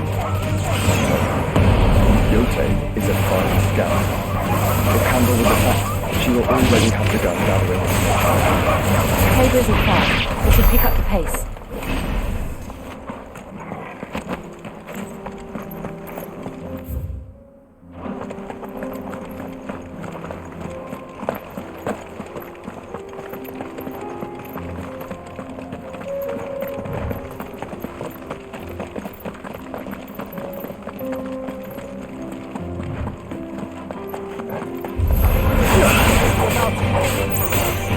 Get him!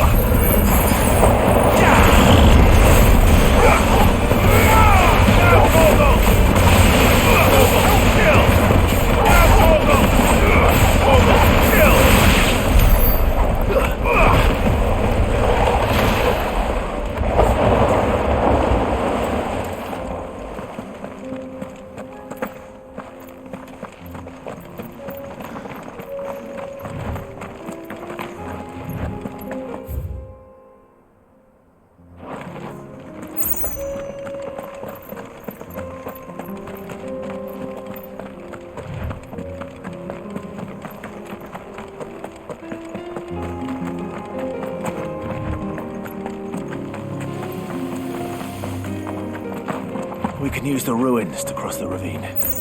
Assuming they will allow it. The echoes. Have a will of their own.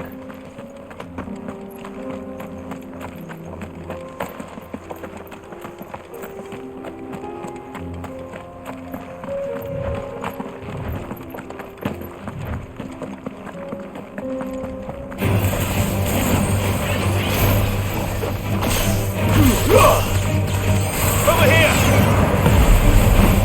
Go for it! Ah! Dicker! This one.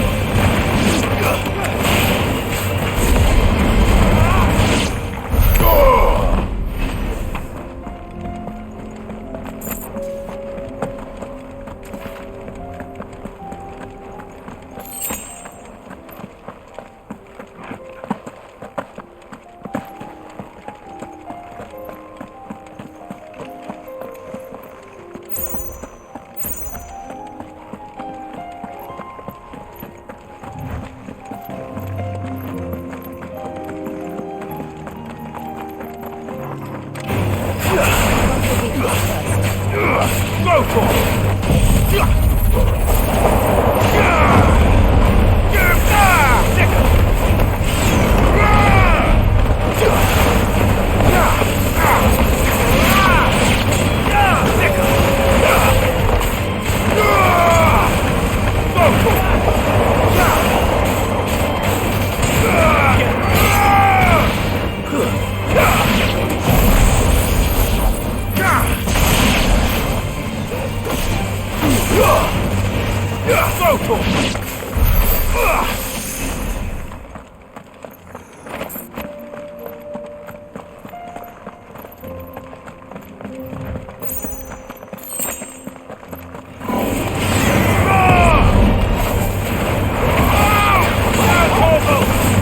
This one.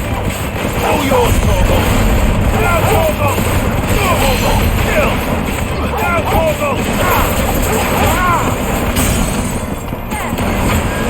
Torgo. Kill. Now, Torgo. Torgo. Kill. And another. Now, Torgo. All yours, Torgo. All yours, Torgo. All yours, Torgo.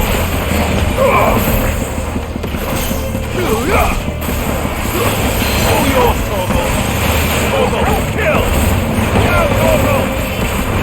All yours, Torgo. Now, Torgo. Now, Torgo. All yours, Torgo. Now, Torgo. Torgo, kill. All yours, Torgo.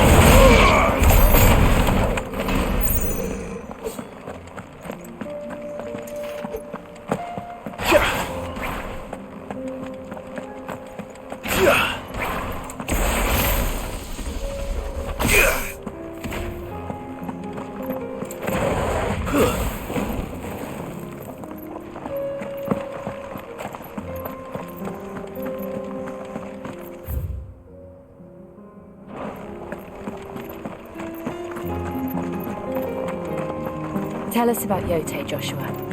She's strong-willed, loyal, and deadly with a blade. Much like Clive, but with better manners.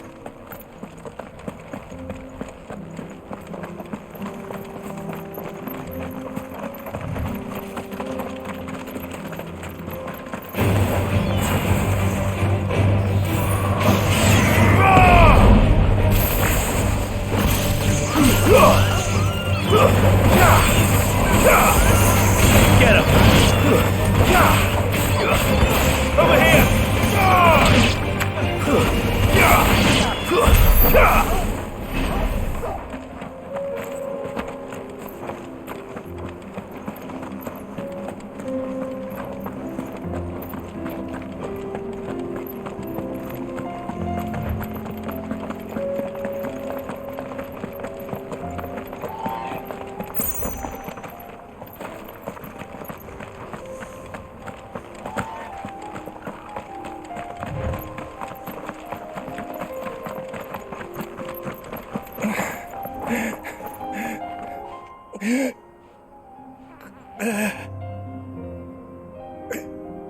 You're injured.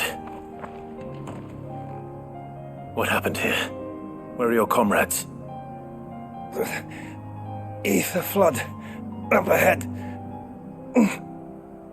It swallowed our camp while we slept. My own men did this. Turned every last one of them. There's a village not far from here. Tabor. The people were kind to us.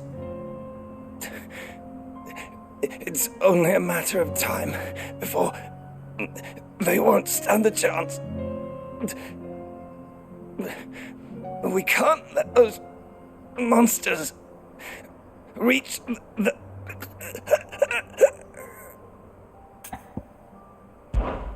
I'll go. You catch your breath. Thank you. Our encampment is up ahead. Just off the track. They must not reach Tabor. Forgive me, Lord Cougar. Rest well, soldier.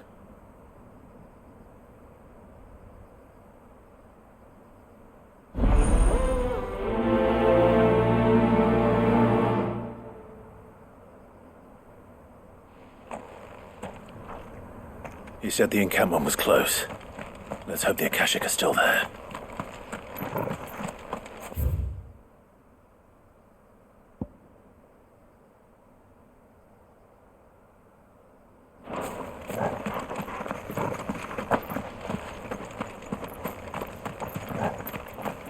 Another ether flood.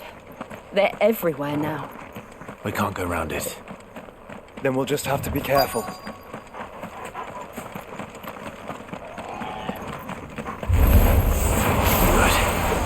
I got here in time.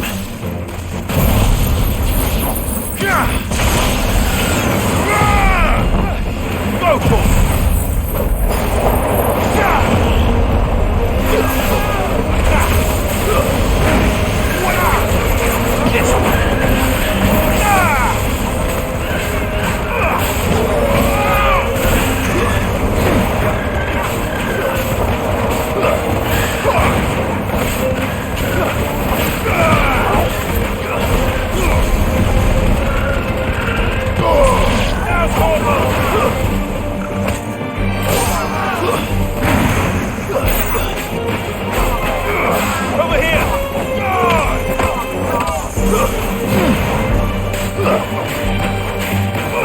Get him! This one!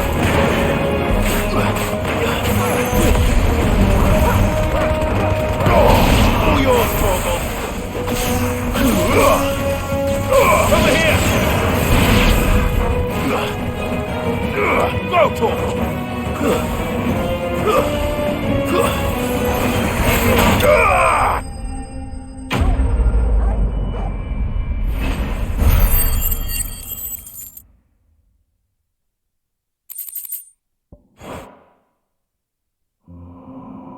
Is someone there?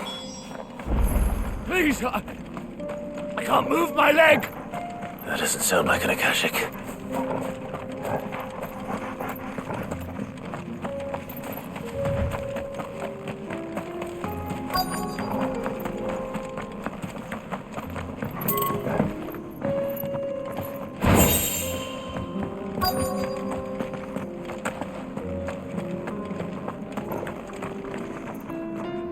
You're with the battalion?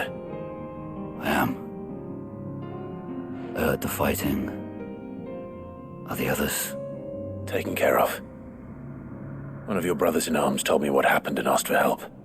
Another survivor? Where is he? Tell me. His wounds were too deep.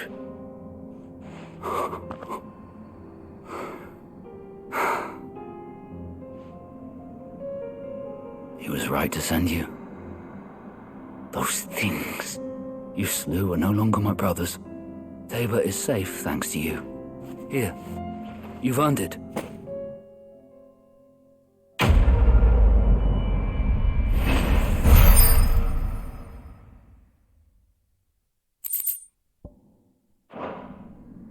You seem familiar. Have we met? You must have me confused with someone else. Wait. That scar. Son of a whore. You're Sid. I was there, in Cosnes when you killed my brothers. I was there in Rosalith when you killed my commander. My war with Hugo Kupka is over. I bear no ill will toward those who followed him. And what of my ill will? Coward! Draw your steel. Lord Kupka shall be avenged!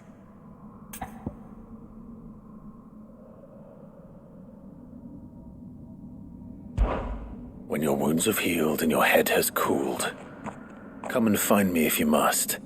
Though I hazard your life would be better spent in service of those who need it. Or have you forgotten your oath to the Republic? My oath? What would you know of oaths? I know how hard they are to keep. Which is why I'm giving you the chance to keep yours. No. I won't be deceived. Lord Kupka told us of your crimes. You are an outlaw. A murderer, not some man. Like you or anyone else. I am nothing like you. But if you're not gonna kill me, then go. Leave! Just know that I will find you, Sid. Someday.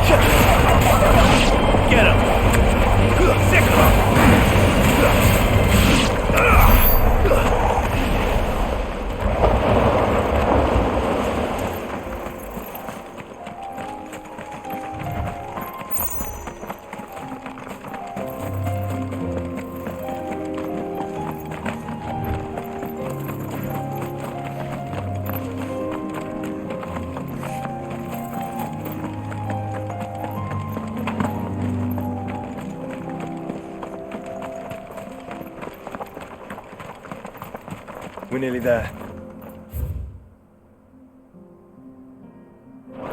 Have you been to Tabor before?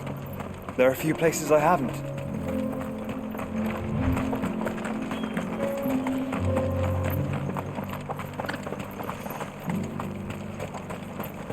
Where now, Joshua?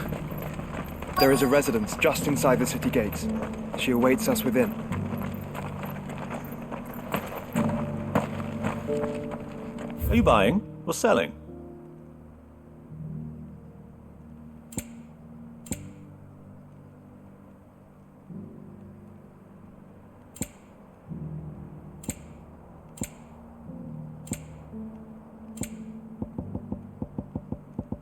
Take care. I feel like I've fleshed 100 skins today.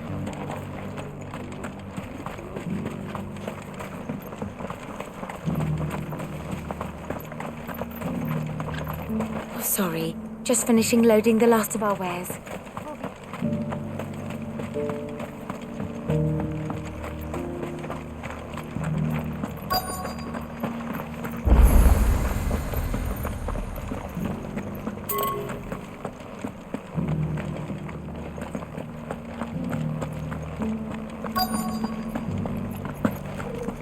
Here's the scraps you were after. Thanks.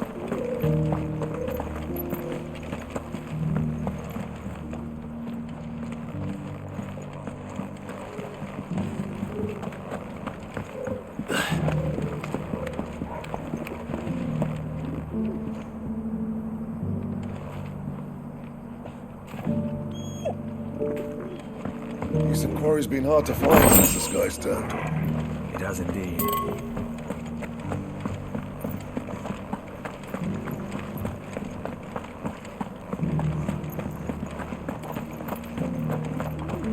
How are those new boots treating you?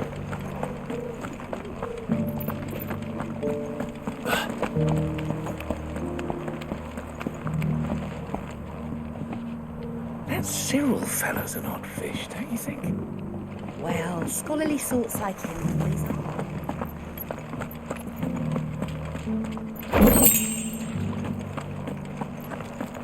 Why won't the sky go back to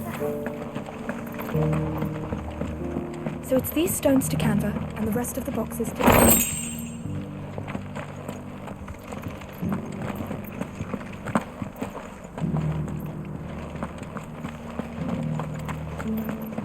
You wouldn't happen to have a decent whetstone in there, would you? Not a scratch on them. Have you noticed the Elder has been coughing less of late? Thank you for the deal, egg, mister.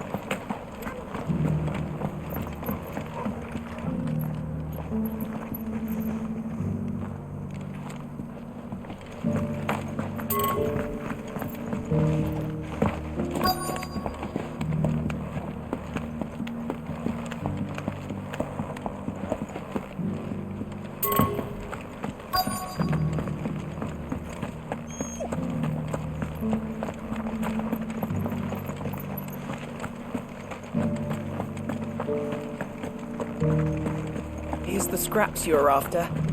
Thanks.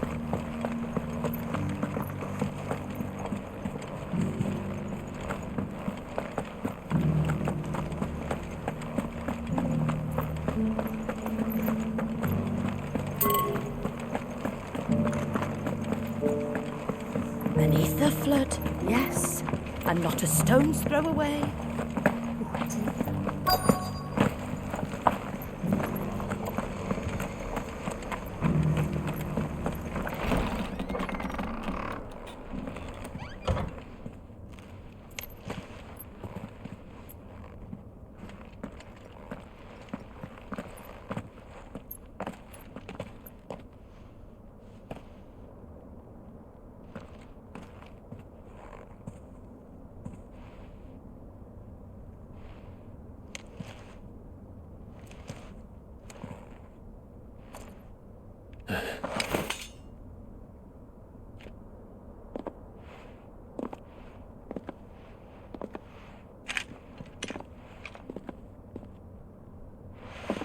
My Lord Marquis, it is an honor. I am Yote, Knight of the Undying, charged with the protection of His Grace Joshua Rosfield, Keeper of the Flame of the Phoenix. Of course. It all makes sense now. Would you care to elaborate? The Undying are loyal servants to the ducal throne. or more specifically, to its heir. They have served our family for generations, albeit from the shadows. Since their inception, they have been tasked with the preservation and enactment of the rites of ancestral communion. After the events at Phoenix Gate, it was the Undying who delivered me to safety. And since the day I left Rosaria, Yote has been my constant companion and protector. Without her sword, I would not have survived my journey across the realm. Rise, Lady Yote.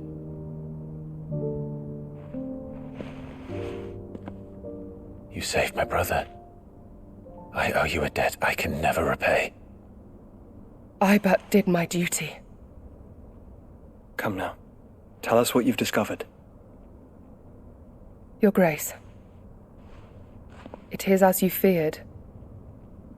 The vessel we spied off the coast of the Crystalline Dominion on the night of her fall. It was the Einherjar. Beyond any doubt. The Black Galleon. Joshua, the Einherjar is the Royalists' flagship. What business would they have in the Dominion? Upon learning of Waloed's involvement in recent events at Drake's Fang, I sensed the malign influence of Ultima, and bid Yote and the Undying look into the matter. We have reason to believe that the Black Galleon weighed anchor shortly after the fighting began, and set a course due south. For Canva. Then it is Waloed knights who besiege the cities. What is left of them, yes. And the Black Galleon sails at but one man's behest. Barnabas Tharm.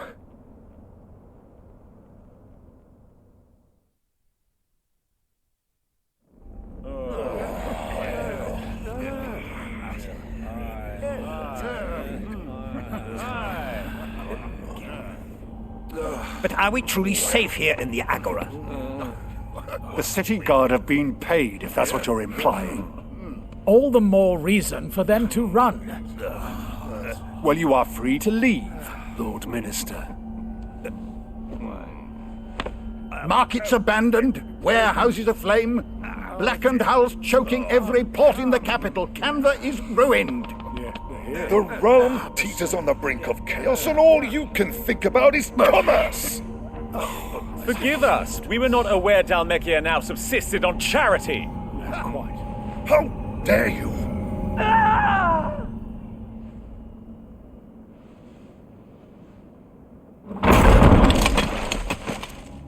Distinguished members of the Council, you must forgive His Majesty this intrusion. What is the meaning of this? A trifle crowded, but I fear it will have to serve, my liege. Very well. My colleagues, do you not see? The King! He has come to save us from the Akashic!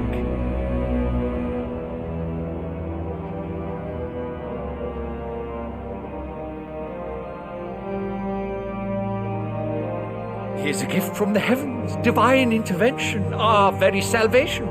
And of course, if it is compensation he requires, we would be most willing to negotiate a fair price for services rendered. Fools! Your ignorance unbecomes you. Your Majesty, correct me if I'm wrong, but I would swear that the fiends washing the cobbles of Canva with the blood of her citizens wear the colors of Waloed. Ha! So you do not deny it. Guards, fetter them, and see our guests to the dungeons!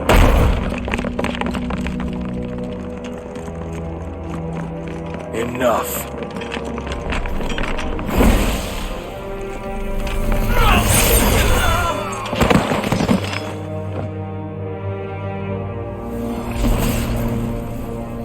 Pathetic creatures.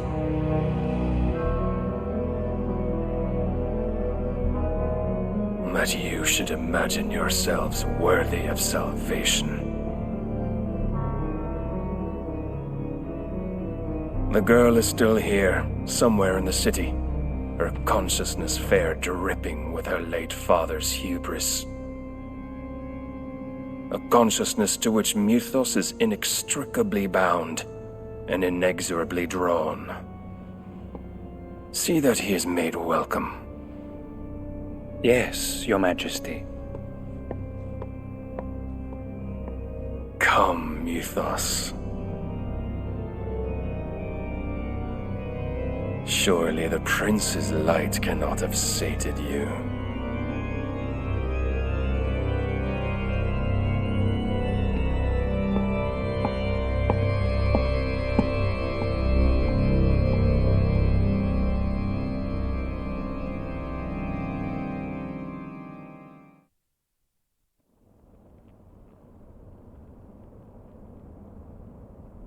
So then, how long has Waloed been under Ultima's control? How long indeed? Based on what we know of Barnabas's actions, I would guess some few years, mayhap more. But to what end? What does Ultima want? The tapestry. Show them.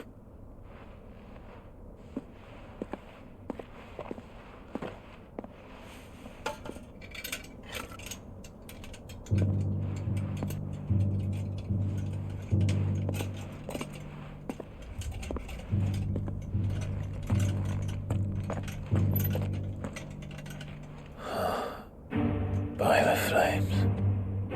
Phoenix Gate, Drake's Breath, and now here. But what is it? It is old, ancient, even. Naught remains of the faith it represents, save what can be gleaned from the image itself. None could tell me what the one in the apothecary meant, even the Undying. But I believe it may be the key to discerning Ultima's purpose. That figure in the center, the one beneath whom the icons congregate, that I believe to be Ultima.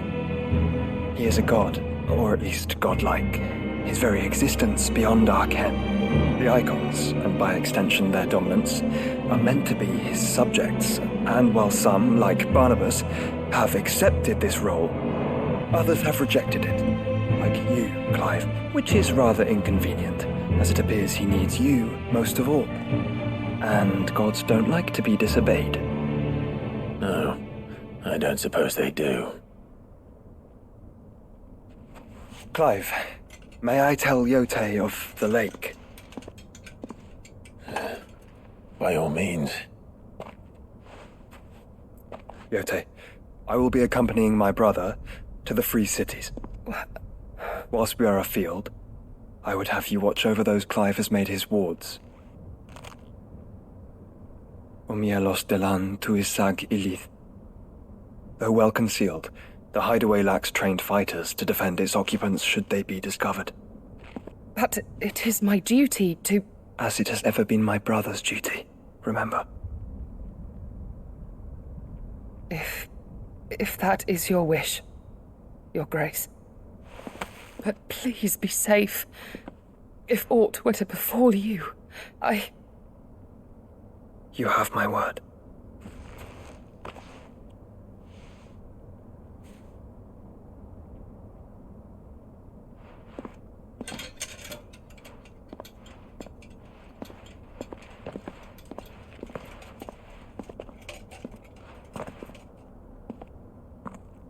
Farewell, my lord, my lady.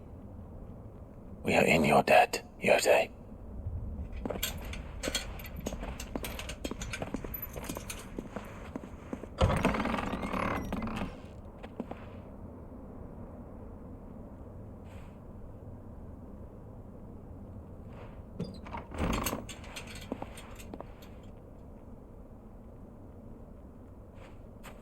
Let's find our friends.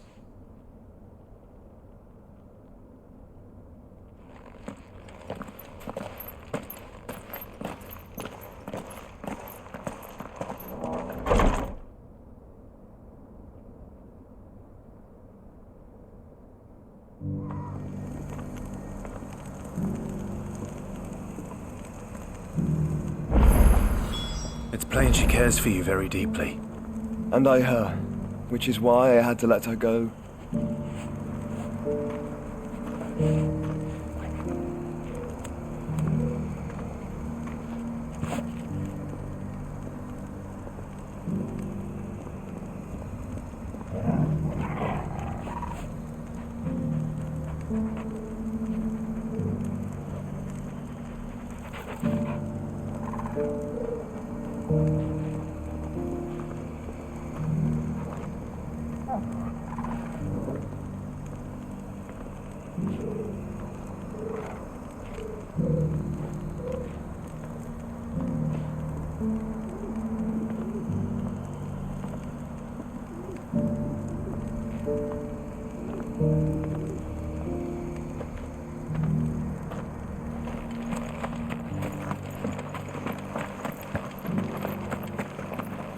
Careful how you pack that leather. Any creases or scratches. You? Finally. And no one was paying me the slightest heed. Is something wrong? At the university, the students would hang on my every word. Sadly, this far from home, I'm just a vagrant greybeard. The university? You're a scholar. A specialist in ancient cultures, the most accomplished in all Valisthea, some have said. Not that I look the part in these tattered rags. In my heyday, no obstacle could have kept me from my studies. Yet here I am, a wizened windbag, bested by the many steps of Tabor. The answers I seek lying just beyond my enfeebled reach. Would you do an old man a kindness and brave the stairs in my stead? You'll be amply rewarded, of course. Climb the stairs and memorize a few inscriptions for me, assuming you know your letters, that is. Some courteous soul is rumored to have carved clues to Tabor's rich history into stones dotted about the village. 3 of them, to be precise. 1 each to the north, south, and east. I'm here in the hope that those carvings might shed light on a riddle I've been pondering for some time. Namely, the otherwise undocumented origins of Tabor's unique people. People quite unlike those of neighboring lands. I can't promise I'll remember everything perfectly. Remember what you can. I'll piece together the rest. Make for the domed pavilions, and you'll have no trouble finding the stones.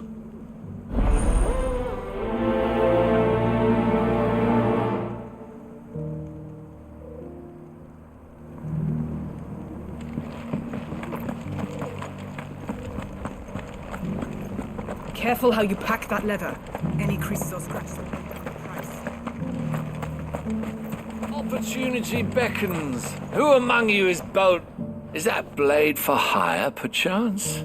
Because I have a mind to make a killing. Figuratively, I hope. Well, yes and no. A passing caravan carried with it a rumor most fortuitous for one in my trade, that an elder Dread Evis had been sighted in the fields of Korava. Dread Evis are aggressive beasts. Compelled as they are to acts of violence, few survive to maturity, but those that do develop a hide of phenomenal value. A hide you want to sell? Eventually, yes. Though I would have it tanned first that it might be crafted into marvels the likes of which the world has never seen. Dread Evis skin is a rare thing indeed. But the worked hide of a well-aged beast, now that would fetch such coin that Gilbert himself might weep with envy. Bring me that beast's skin, and I will share with you the bounty of our combined labors. All right. I'll hunt your Evis. Of course you will. When one lives in such troubled times, it is a fool who lets opportunity slip his grasp. Leave Tabor through the east gate, but take the path that branches west. Once you reach the checkpoint at Tovany, you are a mere stone's throw from the fields of Caratha. I eagerly await your safe, and above all, triumphant return.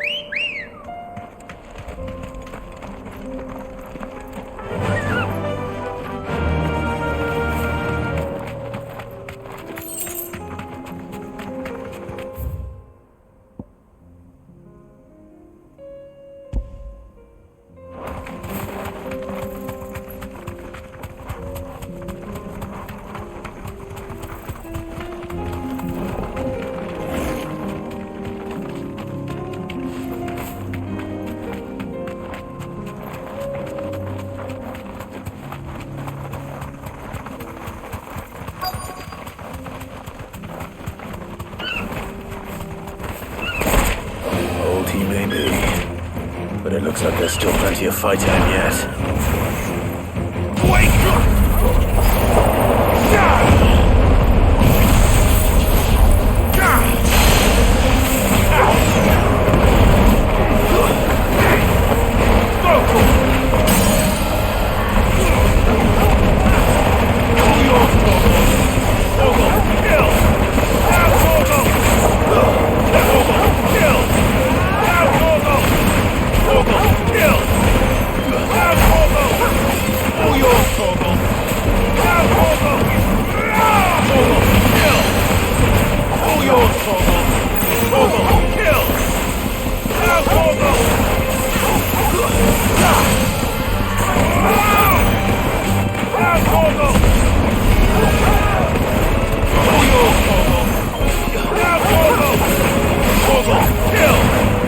Farewell.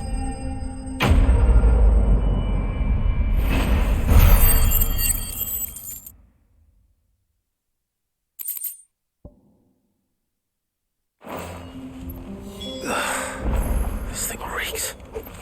The sooner it's off my hands, the better.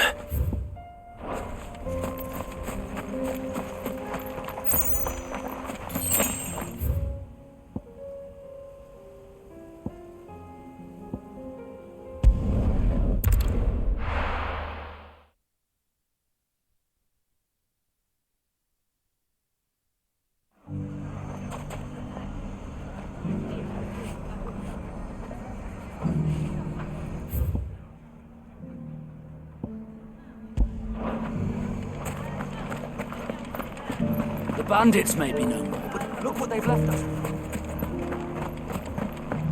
It shouldn't be too hard to find goods. The gentleman of the town guards.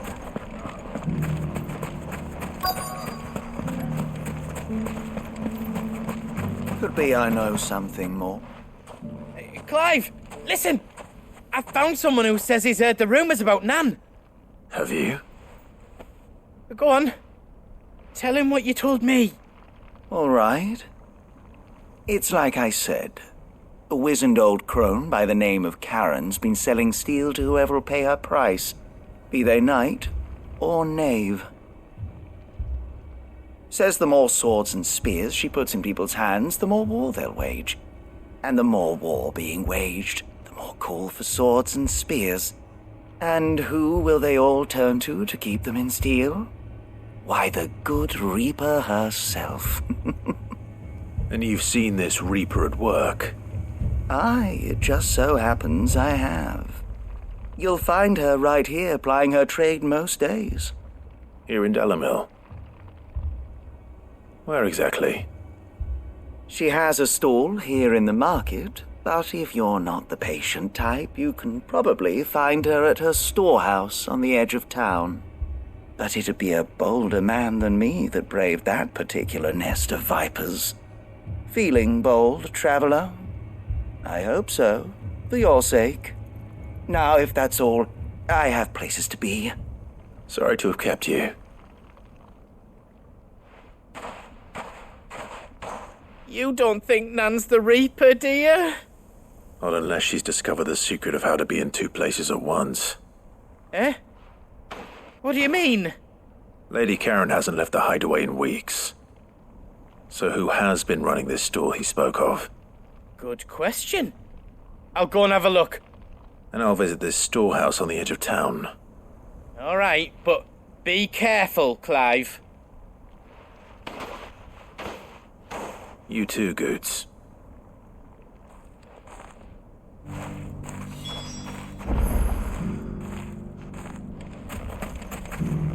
The finest shell swords in Storm couldn't hold a candle to our new town guard.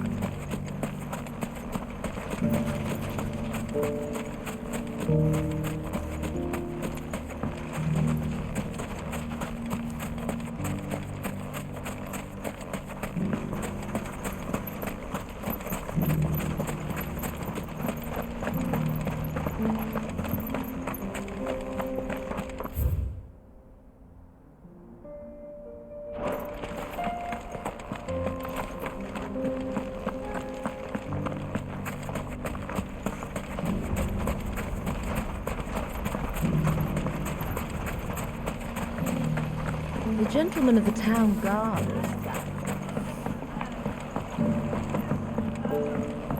What a mess.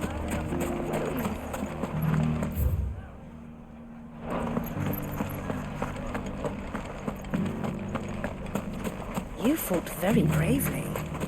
The safety of the town is in our...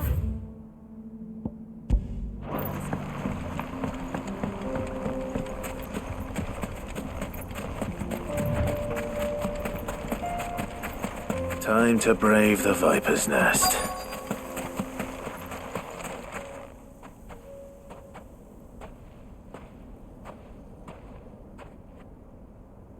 Just you, is it?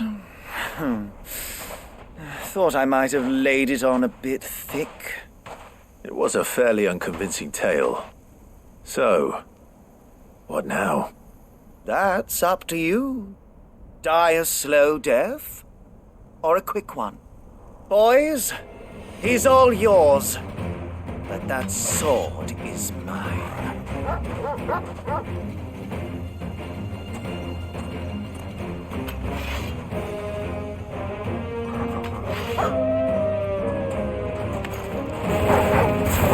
Leave now, and we can pretend this didn't happen.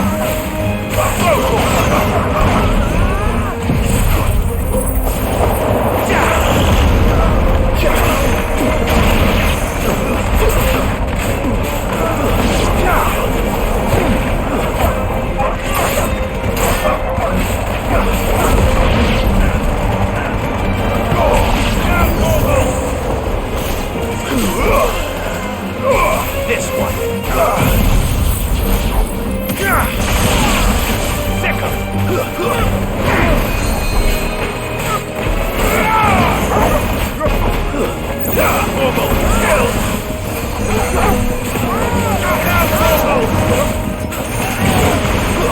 All yours, Torgal.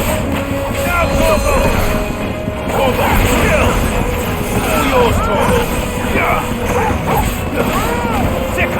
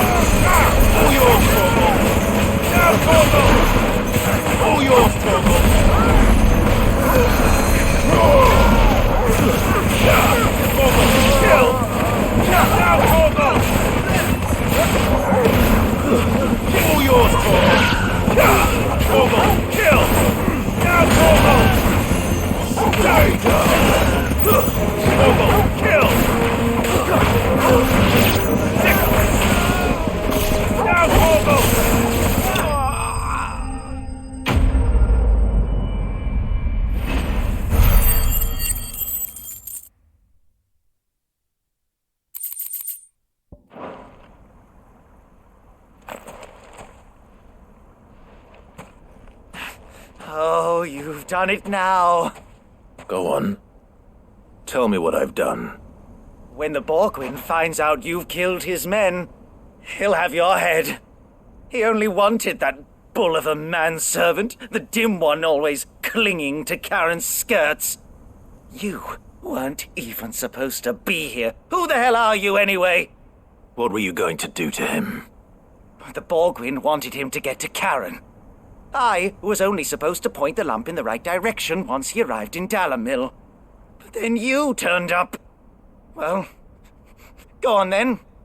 If you're going to end me, end me. You're not worth the effort. Now be gone, before I change my mind. Fucking coward! I need to find Goots. Right now.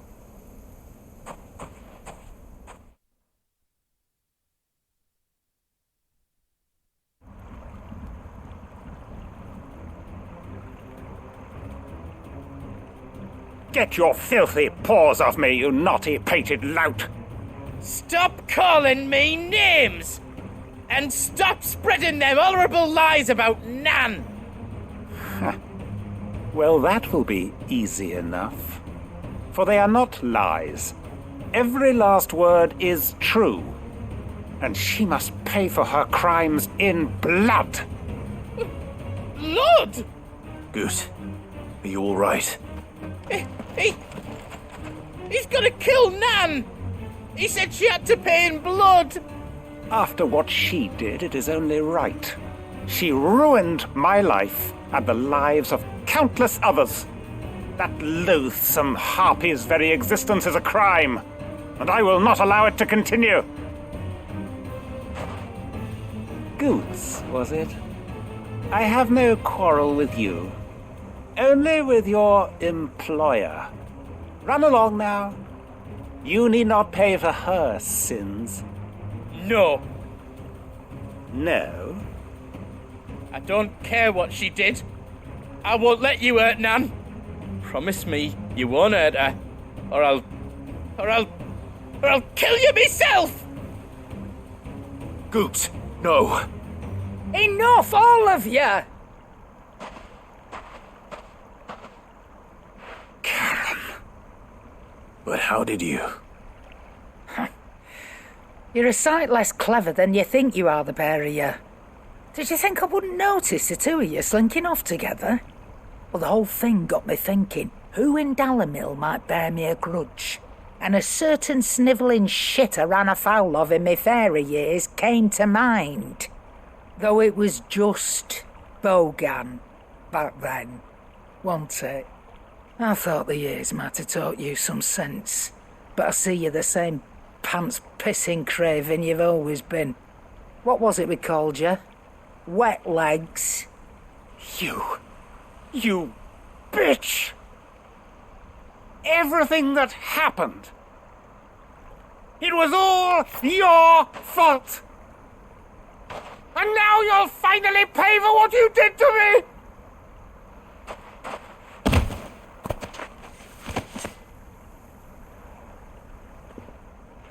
Goots, you... If you want a piece of Nan, you'll have to go through me. Fuck! You great galoot. Out of the way, I can handle this myself. So, wet legs, you remember what you told me when we last met? An eye for an eye. Wise words, Sam. Wise words. And now, it's time to collect.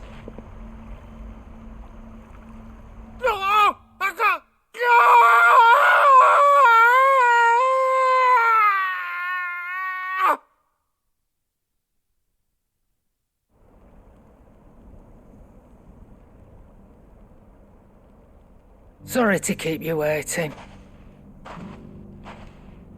Is he... Dead? No. But I reckon he wishes he was. It ain't easy going through life one eye short of a pair. After all, I should know. You don't mean... Oh, don't tell me you didn't notice. Lost it to old Wet Legs back when we were working the same routes. Said I'd stolen from his strongbox. I'd done nothing of the sort, mind, but that didn't stop him taking his little revenge. So I took some of my own. Sorry, lost everything. His coin, his clients. Always knew he'd be back one day to claim his due. But he crossed a line dragging poor Goots into this. He didn't hurt you, did he? No, Nan. Still got all my arms, see? Legs too. But what if he comes back again? What if he does? First we take the other eye, then we work our way down. He'll learn his lesson soon enough. But something tells me that Wet Legs has learned it already. Right. Let's get you back to the hideaway. You've attracted quite enough attention already. Ta-ra, Clive. Remind me never to cross you, Karen.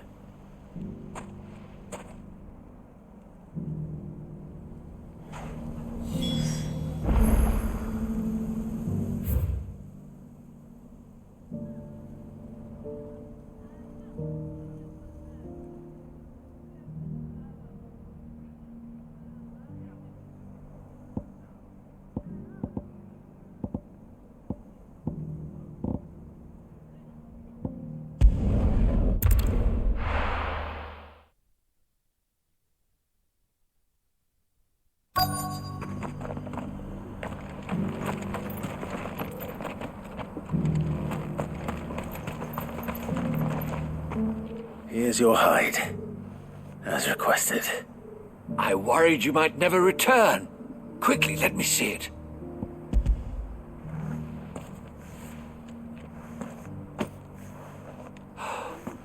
Oh, as supple as a maiden's cheek, yet as adamant as her virtue. This is everything I had hoped for, and more. Clearly, my trust in you was not misplaced. You must be a hunter of considerable talent to have bested the beast with nary a scratch. Join me as my honored partner.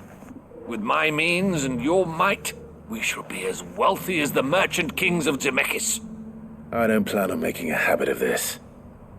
I'm busy enough as it is. Very well. Though I believe fate had a hand in our meeting, it would be unbecoming of me to beg. Do not allow me to keep you from being about your business. Here, for the hide.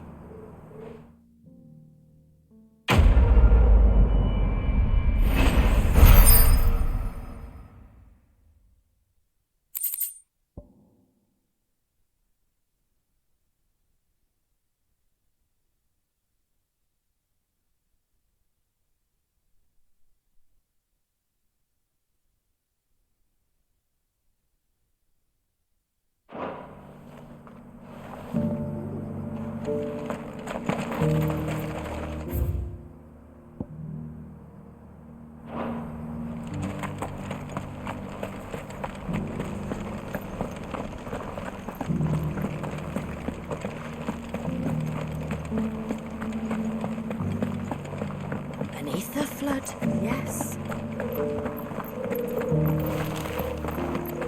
How are those new boots treating you? They're fantastic. Soft.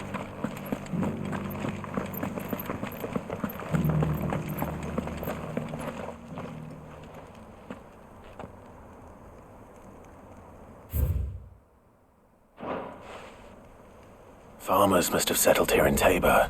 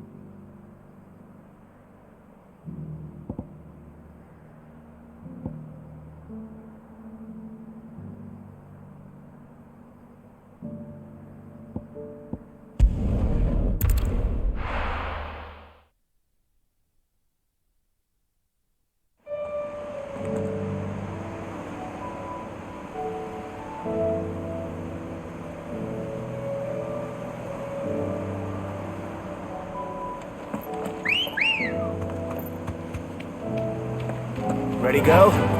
Fly, Ambrosia.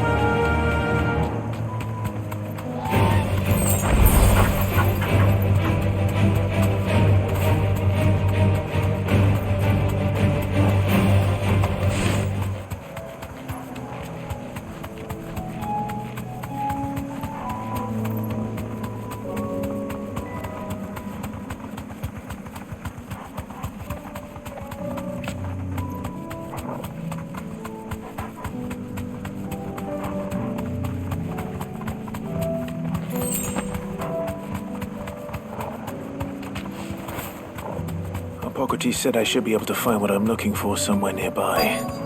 Bright blue dragons and bright yellow flowers. Should be easy enough to spot. This must be our wyvern. All right. Let's get this over with.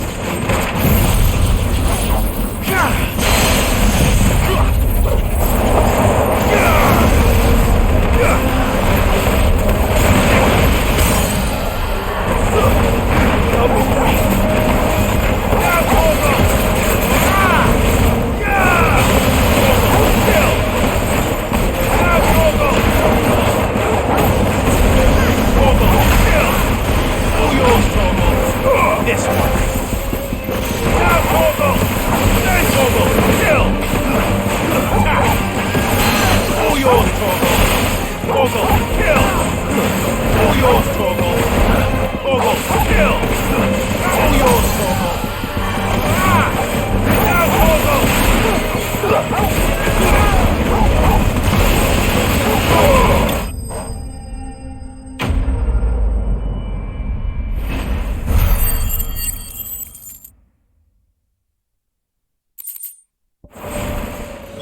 That's the wyvern's liver. Now I just need to find the herbs. Bright yellow with a heady scent.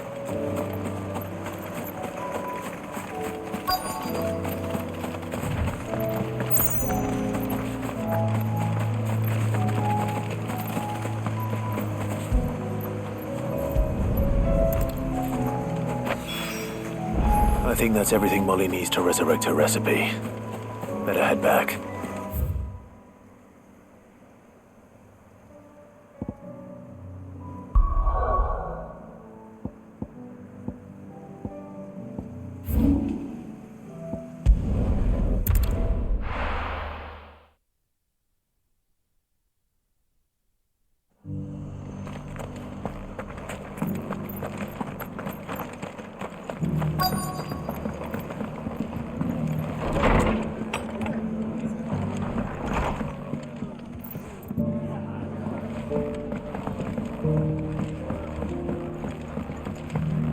My lord Marquis, it is you. Then you received my letter. I am Sebastian Rutherford, chief steward of your lord uncle's estate. Of course. We met once before. Yes, my lord. Thank you for coming. And what was so sensitive that you couldn't put it in writing? 1,000 apologies, my lord. I did not mean to offend. I merely... It's all right. Continue. I am here at Martha's Rest, at the behest of your lord uncle, tasked with learning what I am able of the realm's current state of affairs. And what I have learned is grim. The fall of the Mother Crystals has left Storm in a state of utter disarray. The subsequent darkening of the heavens has only made things worse. Akashic attacks, once unthinkable, are now commonplace. The gears of governance have ground to a halt, and without a steady hand on the tiller, the realm threatens to drift into utter chaos. Your lord uncle, however, believes there is a way to avoid this fate, and is determined to see it set in motion. That sounds like quite the undertaking. It is. Hence my having enlisted the aid of several colleagues serving the 7 high houses. Alas, I have lost contact with 2 of those colleagues already. They are both able-bodied and trained in the sword, yet in these dark times even that may not prove sufficient to keep a man safe on the road. So you want me to find them? I'll need to know where they went. One I sent to investigate the Republic, the other the old Imperial capital of Oriflamme. That doesn't exactly narrow it down. I suppose I'll start in Dalamil and work my way east. Thank you, my lord. I shall pray for your success and safety.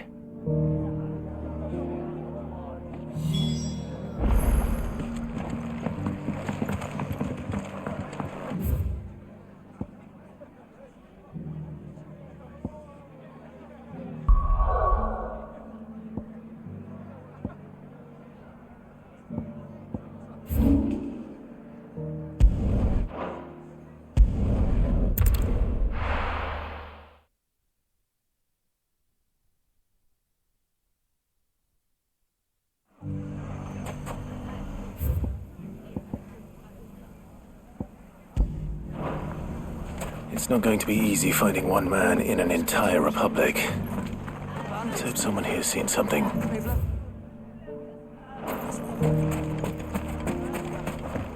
Mummy?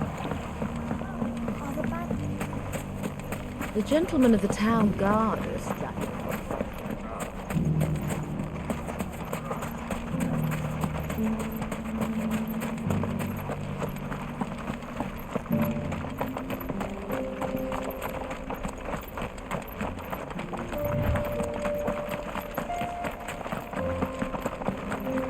Someone's got himself in trouble.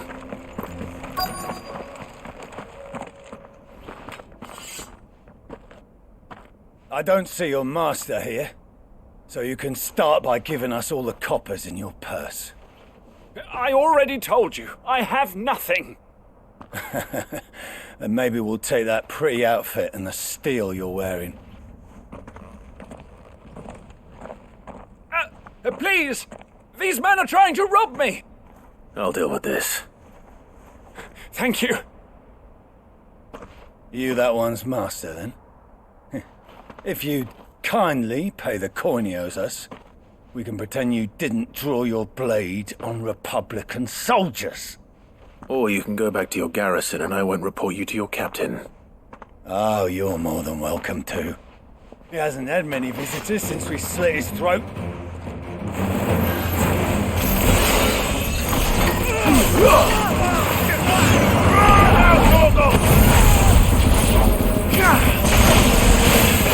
All yours, Torgal! Now, Torgal! Torgal, kill! Now, Torgal! All yours, Torgal! Now, Torgal! Torgal, kill! Now, Torgal! All yours, Torgal! Now, Torgal! Torgal, kill! All yours, Torgal! Now, Torgal! Torgal, kill! All yours, Torgal!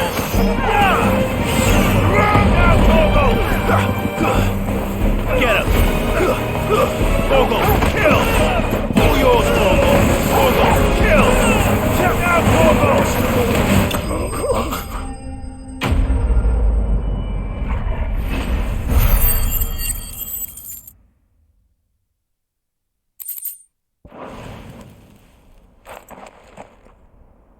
I'd expect as much from Hugo's faithful, but these were men of the fist.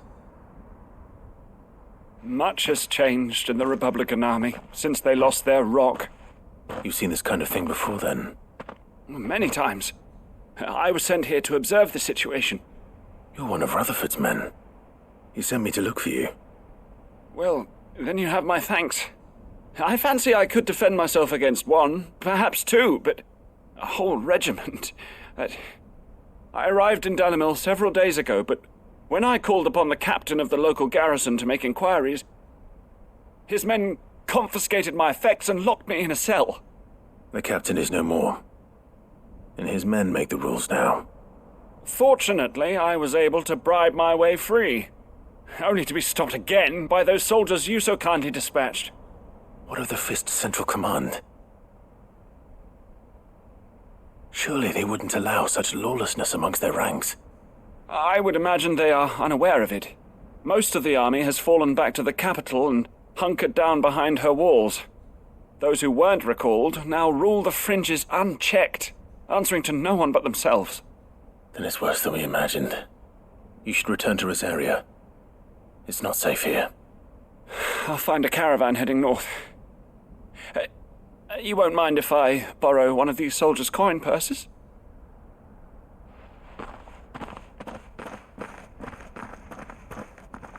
Not at all. Now, to find this second associate of Rutherford's. If he was bound for Oriflamme, I'll start at Northreach and see if I can pick up his trail.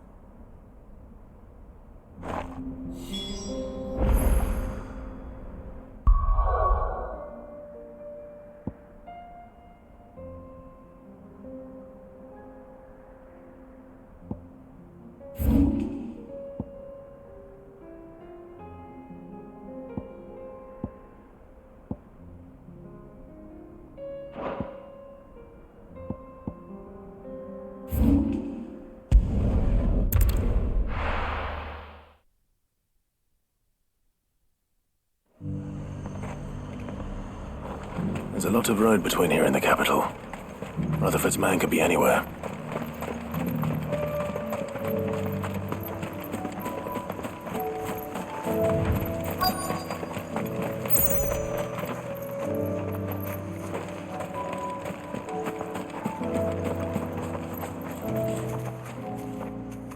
What happened here? If you're with the others, they've already relieved me of my belongings. I'm not. I'm looking for someone who was sent here by a man named Rutherford.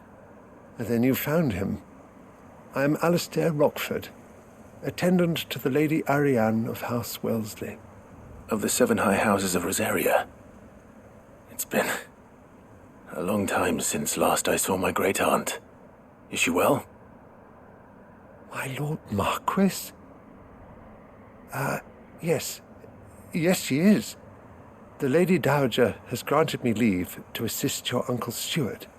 I was on my way back from the old capital when I saw some villagers being robbed on the road here. Bandits? They looked more like field hands, but it didn't matter in the end.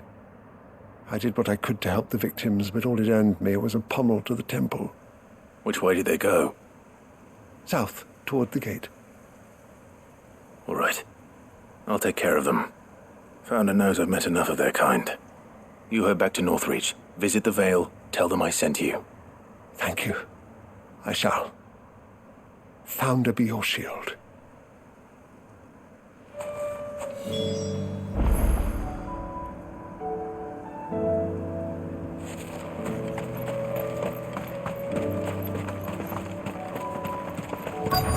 They just couldn't resist, could they?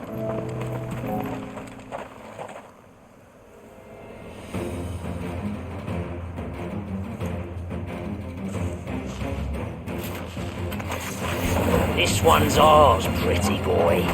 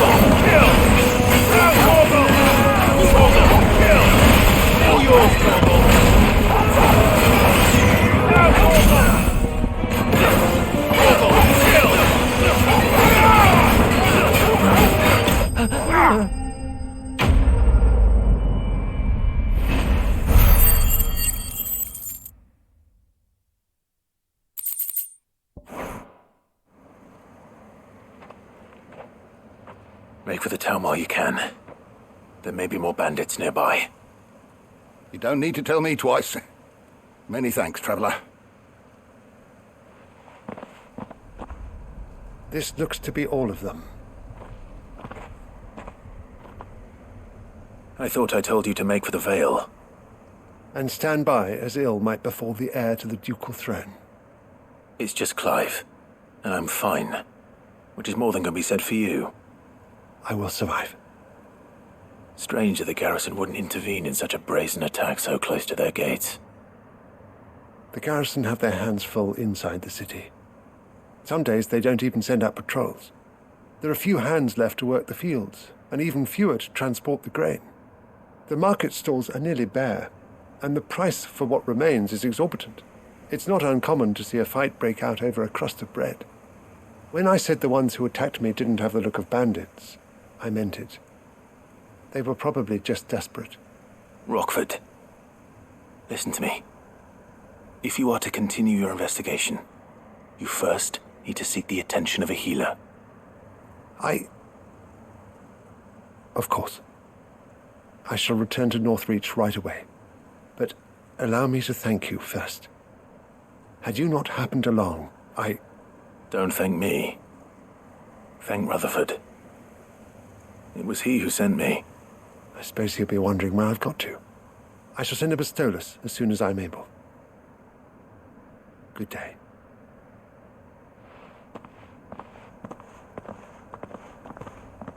My uncle certainly has his work cut out for him. If it isn't already too late. I should go and tell Rutherford that his colleagues are still in one piece.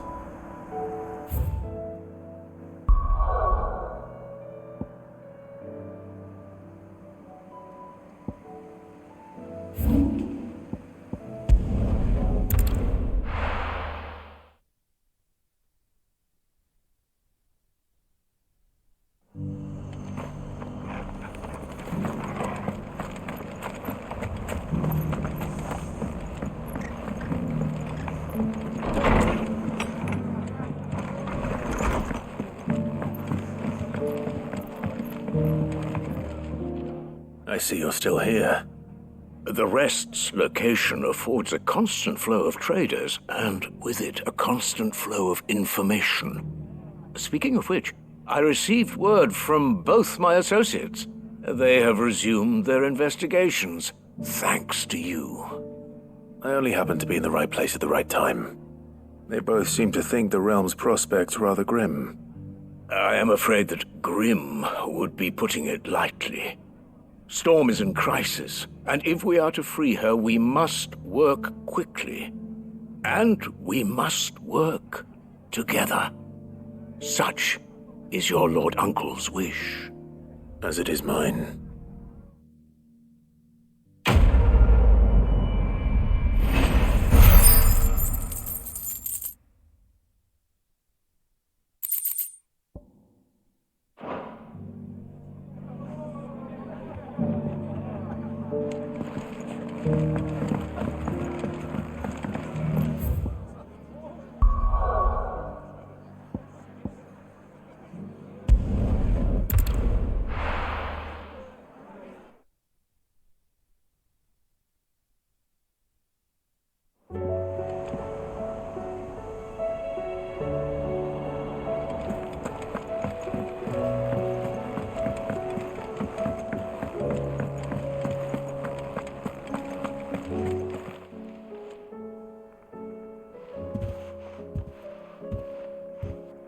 Nothing like a dish of cold vengeance to foul the gut. I'm sorry, Nan. I didn't mean to make things worse. I just thought I had to protect you. Like you've protected me. Aye, well, someone had to. Your parents certainly didn't give a whit for your well-being. Reckon the both of us would be worse off if I'd not taken you on. You've always been me right eye, Goots. And I'd have you stay that way. So don't you dare go looking for trouble again. Well, I will. If you ever need help, I'll do it again and again, and you can't stop me. Why, you big lump. Fine. play the hero if it makes you happy. Thanks, Nan. I won't let you down. There's nothing he wouldn't do for you. That's as maybe. But if he's ever to make his own way in life, he'll need to start looking out for himself as well. Till then, he'll need people to watch his back, just like you did in Dalamil. Don't think I didn't appreciate that. Of course. His family. Stop it. You make me one good eye, mister. I don't go thinking that'll do you any favours. A potion today'll cost you the same as it did yesterday.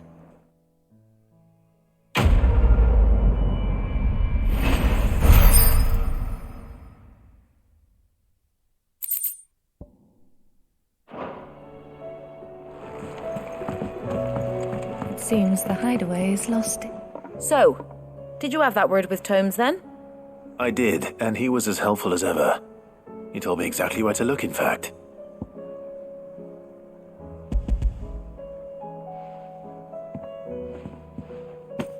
And what precisely will I be cooking up? Or is it better not to know? Blueback wyvern liver. And, a herb known as Saint's Bonnet. Ah, wyvern livers, was it? Well, at least it weren't actual worms, I suppose. Now then, you stay right where you are. I've got some cooking to do. Let's hope these grand old chefs of yore knew what they were on about.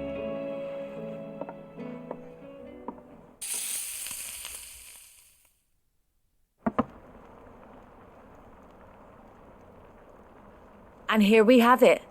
Fried mortress of skyworm. Ivan's offered to make sure it's fit for consumption. Well, I say offered. He as good as begged.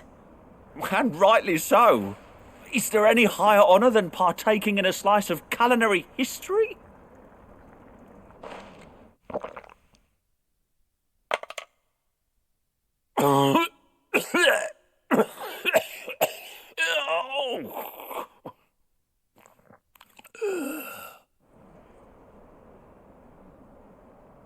So, not fit for consumption then? What witchery is this? The crackle of the crust gives way to an almost violent richness. Yet, it is the piquant kiss of the saint's bonnet that tames this savage dish. It is a tour de force, a force of nature even, a maelstrom of flavour and sensation, a graceful beast emerging from centuries of slumber. I think he likes it. Well, I can't quite tell with all that nonsense he's talking, but I reckon you might be right. It was decent then, I take it. Decent? It's remarkable, and I defy any man to say a word to the contrary. Sid, might I suggest that you command a party of your finest men and women to procure a dozen blueback wyverns forthwith? I'll give it some thought.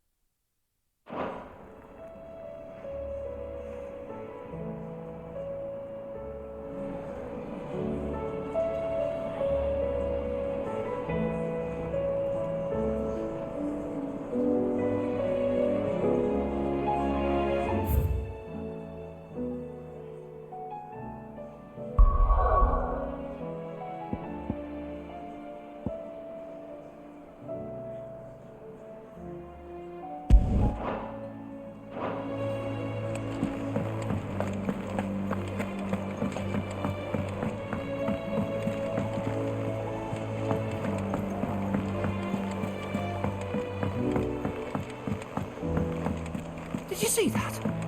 Tell me you saw it.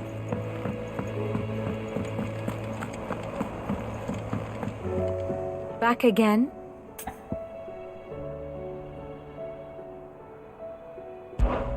Allow me to educate you.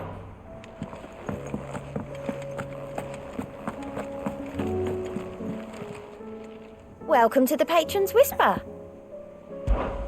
Come to claim your just desserts? Here you are. All done? Clive! Quick look. Seen enough?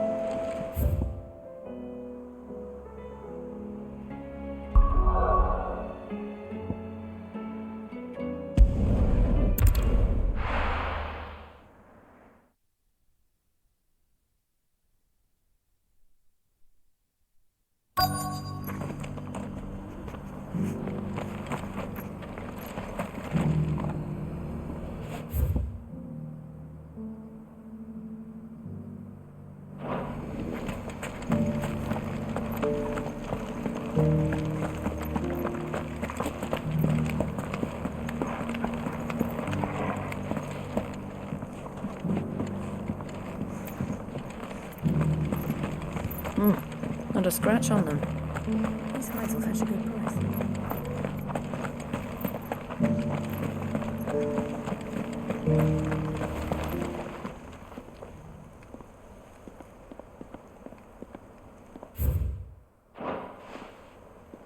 What golden plains might the wanderers have called home, I wonder? Thank you for the deal, Headmaster.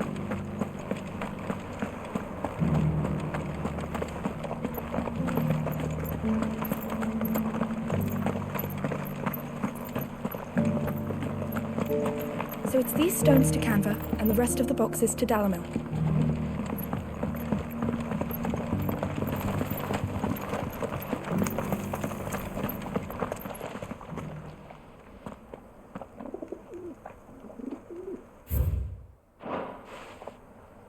No history would be complete without mention of the mother crystals. I should speak to the old scholar before I forget everything I've read. That Cyril fella's an odd fish, don't you think? How are those new boots treating you? The engravings were in good repair considering their age. Oh, what that I could have seen for myself. Come, don't tease me now. What did you learn of this place and its people? Let's start with the engraving to the south, shall we? What did it say?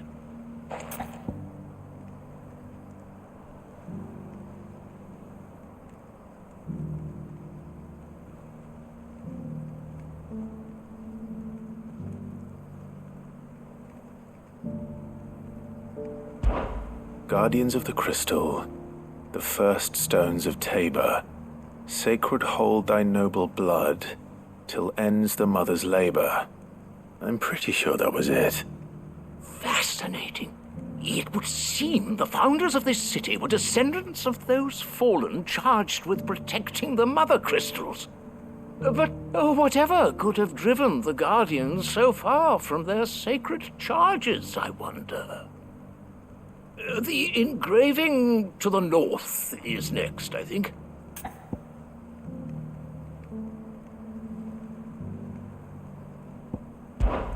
Wanderers of the Golden Plains, lay your roots in stone.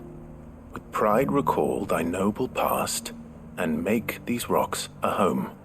Or, I think that was it, at least. No doubt you're right. There are vestiges of nomadic customs in Tabor its guardian roots could never account for. This is proving most enlightening. Now, for the final stone.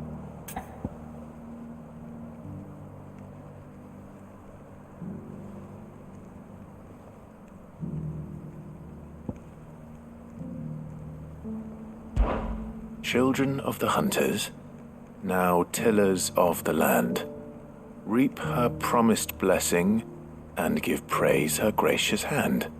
That's all three. And so, we add primitive farmers to Tabor's founding peoples, the final piece of the puzzle. 3 engravings, one for each of the 3 peoples to have settled Tabor in ancient times. Guardians of the Mother Crystal, wanderers from across the plains, and last but certainly not least, hunters turned farmers. Little wonder it was so difficult to trace the roots of Tabor's culture. Those roots reach down through 3 distinct traditions. Nonetheless, one cannot help but wonder why this fact is not better known among scholars, given that the stones stand here for all to see. Too many stairs, perhaps. Ha! Too many by far. Here, and thank you.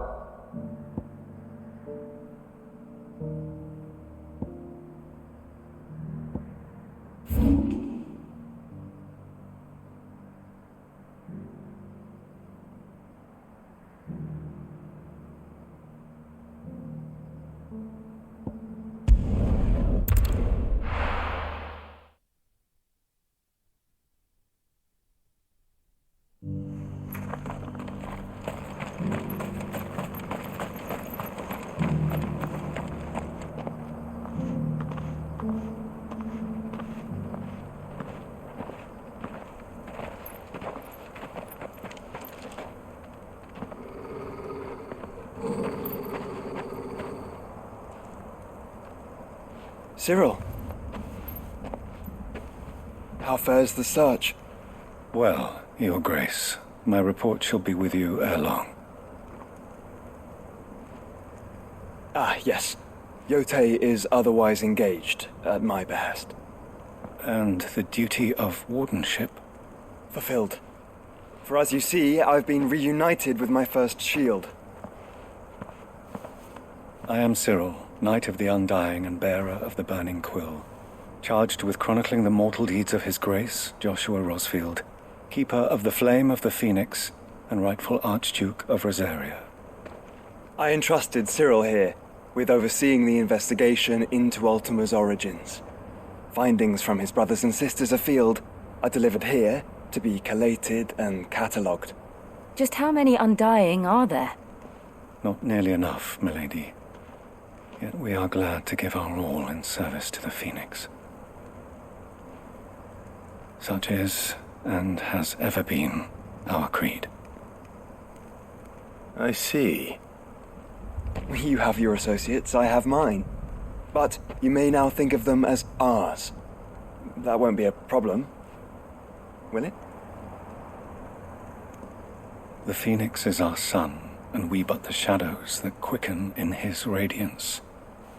It is from the darkness that we serve, both him and now you.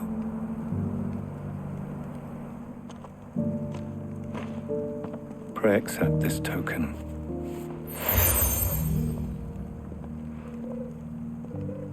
For as long as you bear it, members of our order will reveal themselves unto you, if there is nothing further. No. You are dismissed. Your Grace.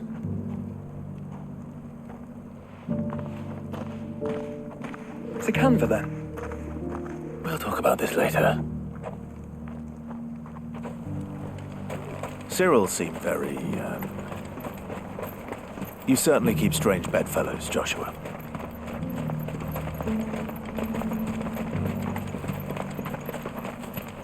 The free cities under sea?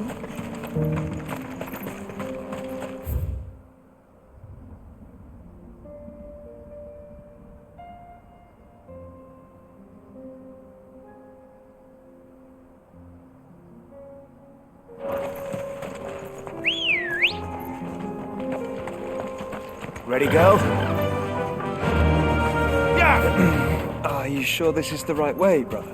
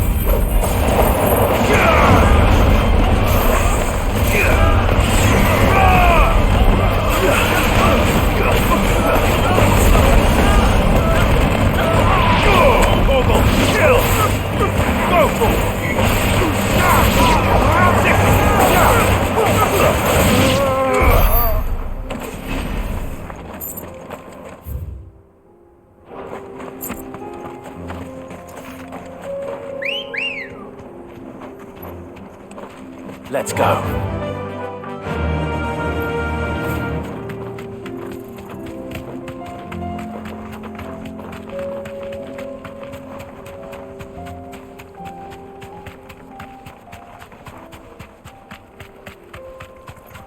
Caution, brother. All right.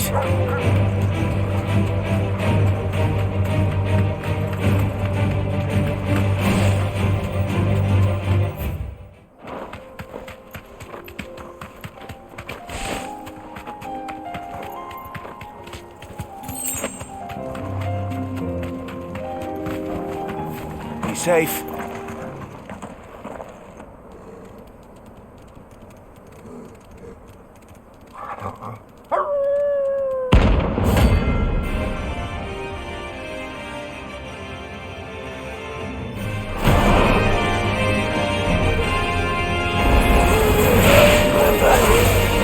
You're on my side, Total.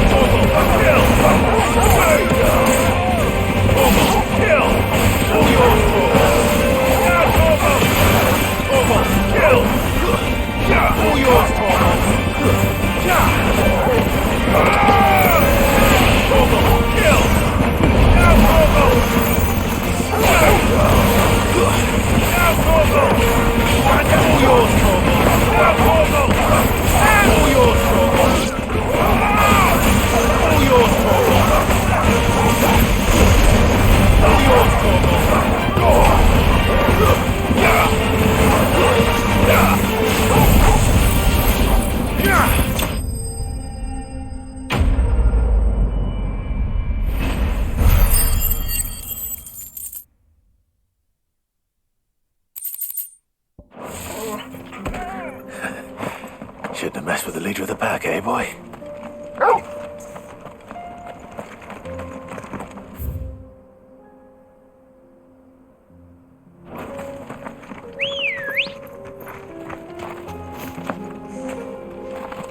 Come on.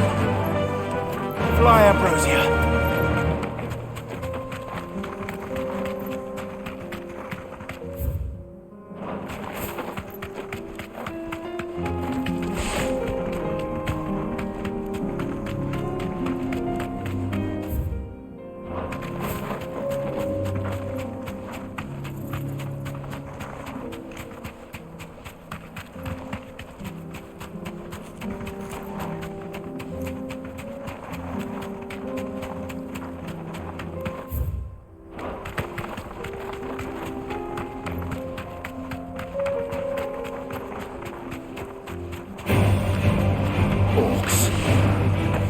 Then let us be rid of them. Go for it!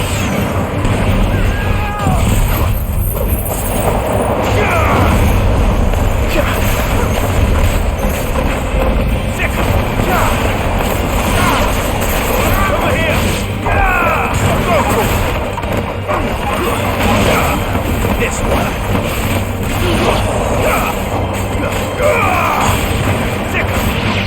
Give me thunder! Go for it!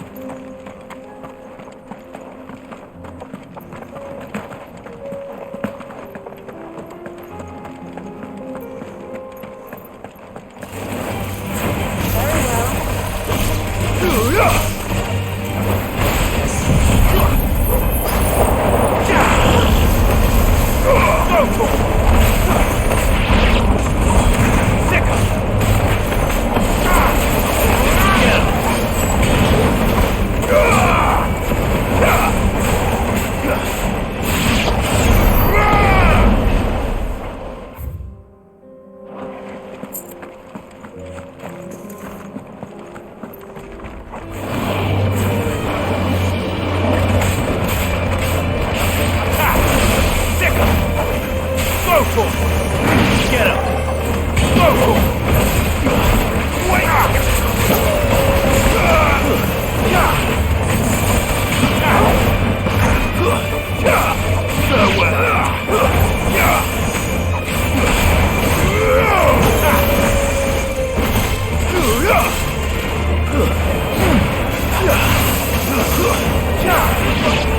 Over here!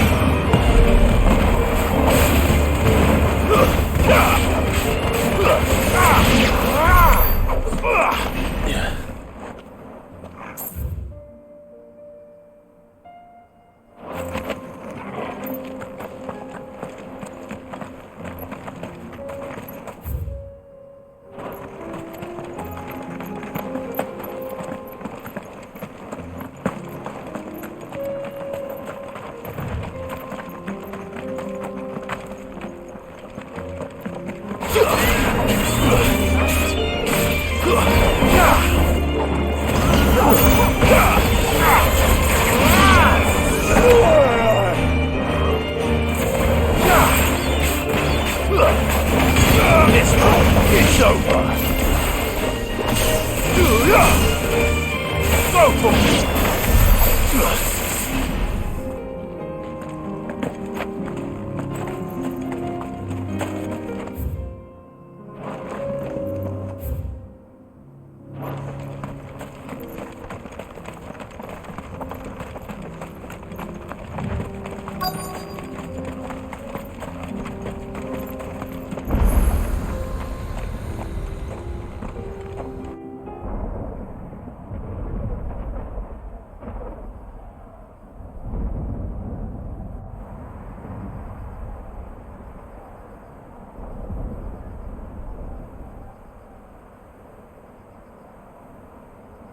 The free men are still holding their own, then.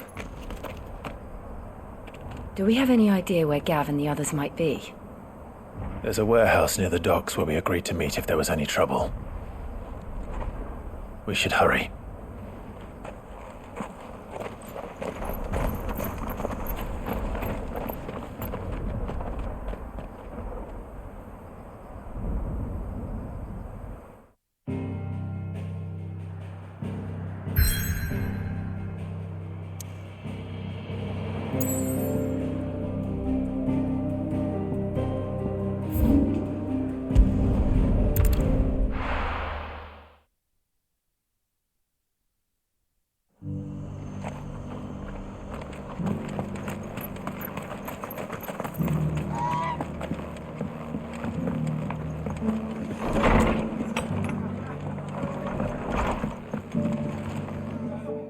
Clive, just the man I was hoping to see. Oh? And why is that? You remember how some of Sir Wade's guardians took up residence here after the Akashic attacked? Well, now the rest have come to join him. Seems their barracks in the Lazarus have been lost to an ether flood. Now, I don't mind having a few more brave boys around to keep them animals at bay. I ain't daft after all. But we ain't got nowhere for 'em to bed down. Poor buggers are having to make do with haylofts and chocobo pens. I'd build 'em a new barracks here if I could. But where would I put 'em? There just ain't enough room up here on the rock. Which leaves us in a bit of a pickle. The people we're counting on to keep us safe are living like beggars. I see. And it isn't just that lot. There's bears to think about too. There's been more and more of them turning up lately, coming from all over looking for safe haven. But there's only so many we can shelter with the room we've got. We can't keep cramming more and more people into less and less space. What we need is a new home for our new arrivals. And that's what I was hoping you might help me with. If it ain't too much of a burden, of course. It's no burden. Thank you, Clive. So, where were you thinking of making this new home? Well, I reckon we could do a lot worse than Eastpool. Eastpool? It's been a long time since I thought about that place. It was a tragedy, what happened. And if any of us could have done anything to stop it, we would have. But what's done is done. And those who lived there wouldn't have wanted the village they loved to be left in ruins. I suppose you're right. The blight might be pressing in, but I reckon it's got a good few years left in it yet. There's just one problem. A band of cutthroats have made it their den, and they don't seem like they'll be moving on in a hurry. Nasty bastards they are too. I've lost some good men to their raids. Would have sent someone to clear 'em out sooner if my boys didn't already have their hands full fending off the Akashic. But now we've got a few more Guardians of the Flame to call on. I reckon it's time we made our move. What do you say? Fancy leading a raiding party? I do. Eastpool was once home to people I loved. I won't have bandits sully those memories. I'll gladly drive them out of there. And I know the men will gladly follow you. I've already shared a few thoughts with Sir Wade about how we might be able to win the place back. And I dare say he's got some ideas of his own too. Why don't you go and talk to him? Of course.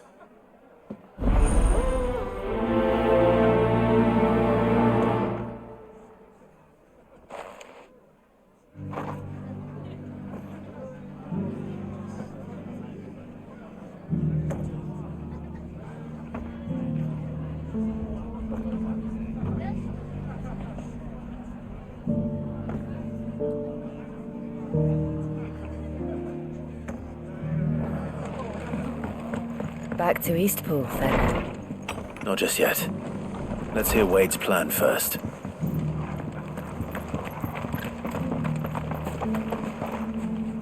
So, Wade, it's good to see you well.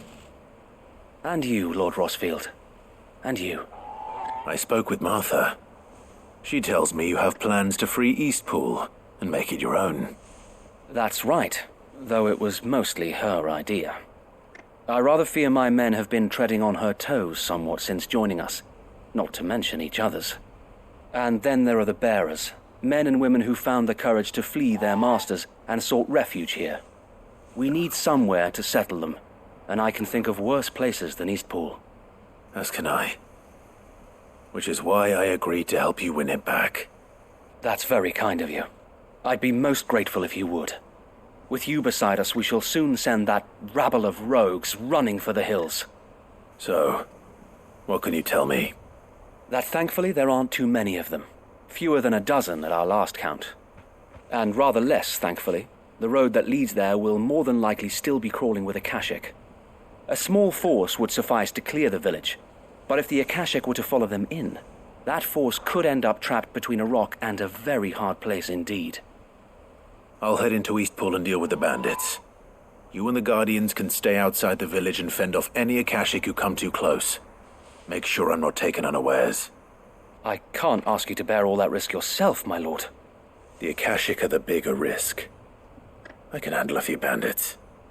Well, if you're sure, I shall summon my men at once. Shall I wait for you here?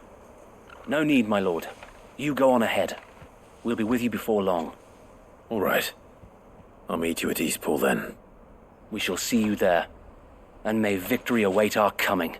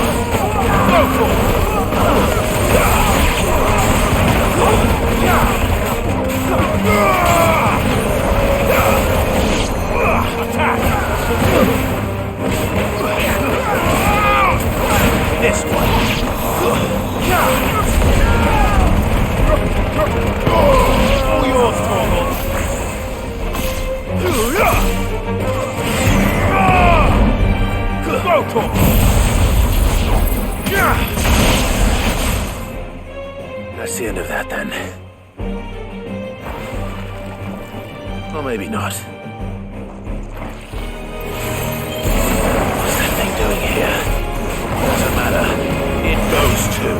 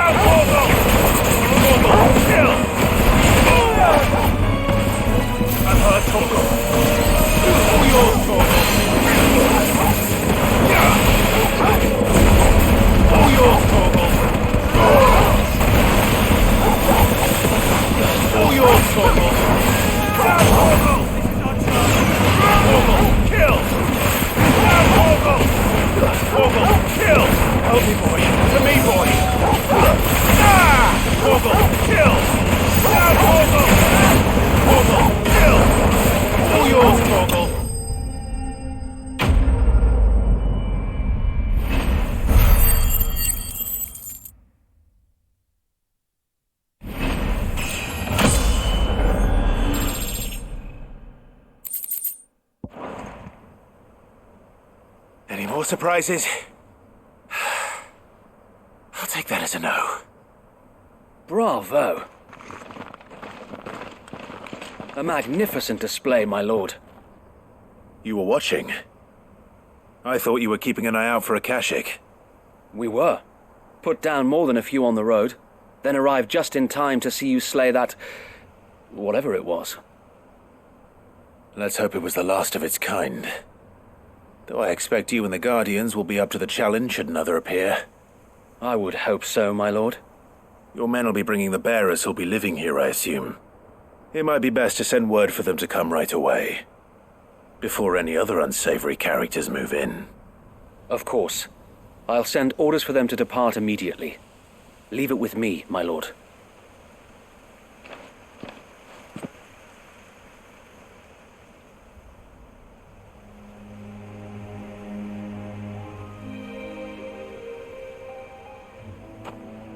Home. Without masters. No. We're the masters now. Our lives are our own at last. That's all of them, and not a single Akashek in sight. Now to begin the important work of rebuilding the place. It won't be easy, especially not after 5 years of beasts and blackguards having their wicked way with the place. The masonry might still be sturdy enough, but half the beams are rotted. Those that weren't lost in the fire or burned by the bandits, that is.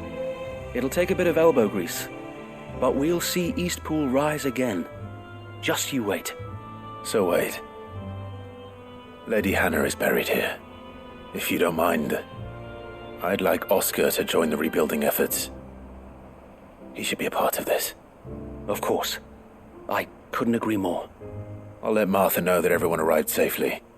If you need anything more, you have only to send a Stolas. And we will, my lord. Safe travels. Eastpool lives again.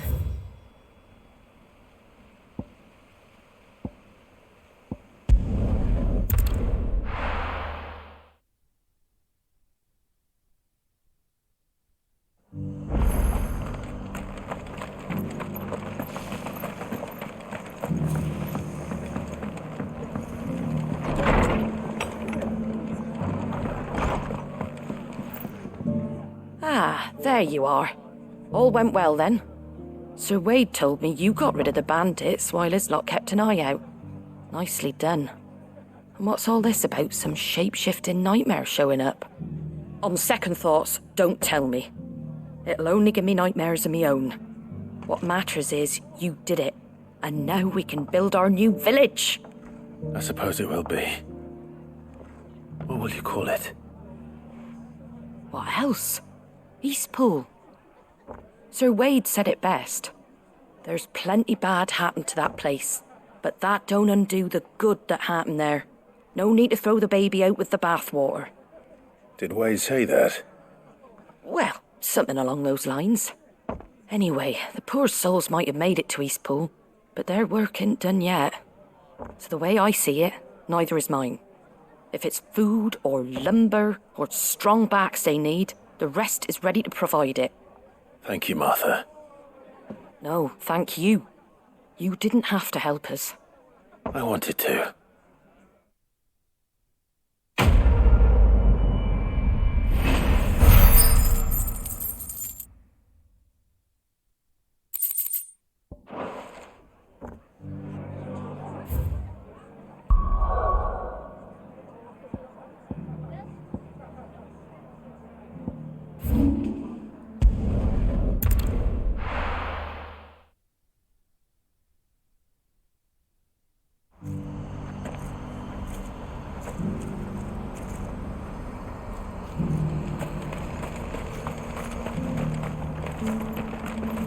We're going to do this. Clive, your timing is impeccable. It just so happens that right at this very moment, we're in need of someone with your talents.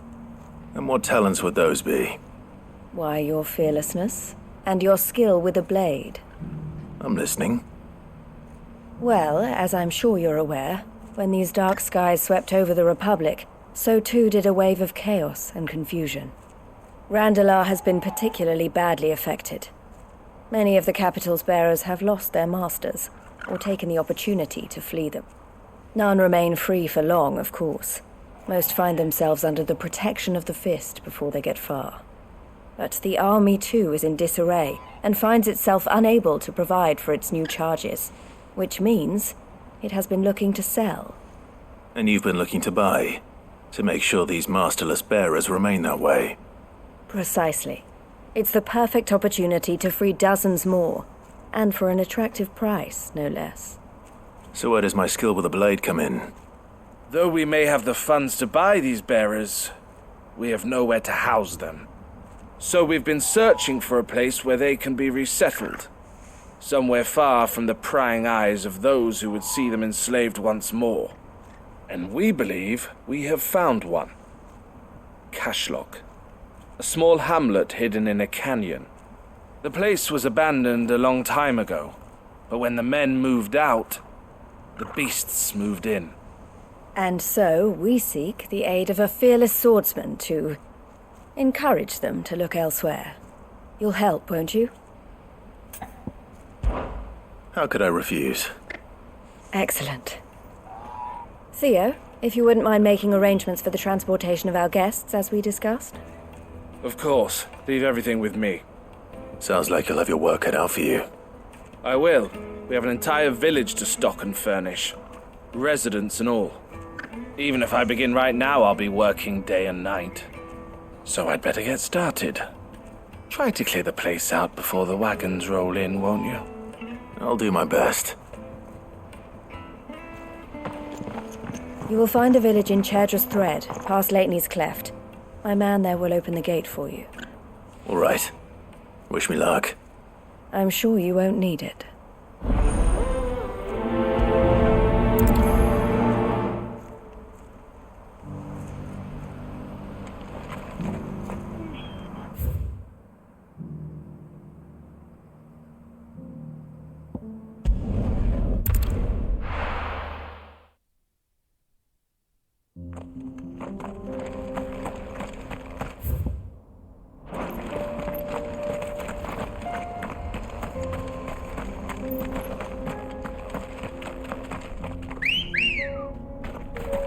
Good girl.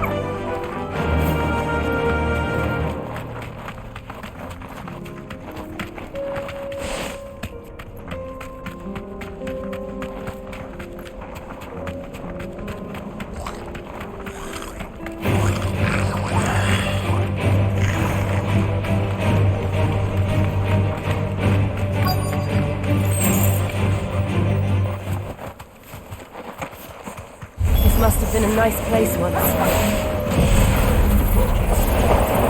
You'll be again.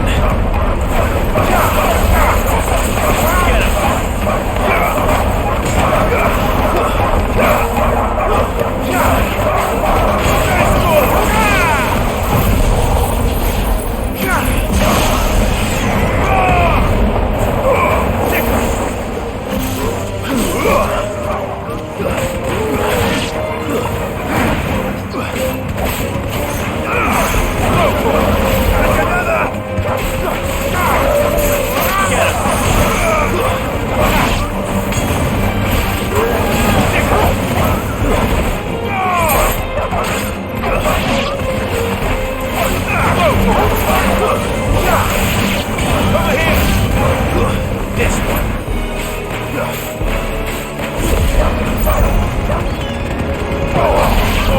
Kill!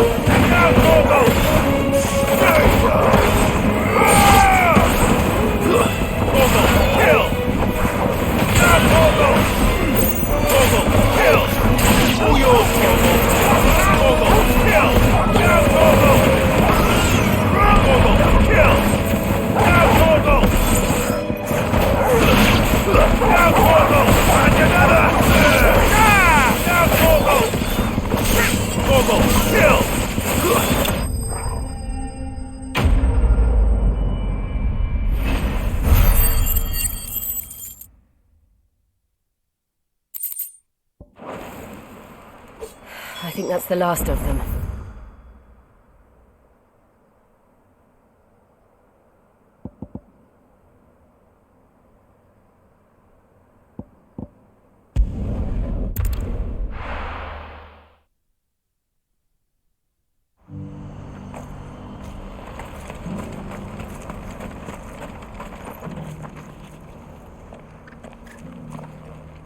Is something the matter, Theodore? Quiet. Those are our terms.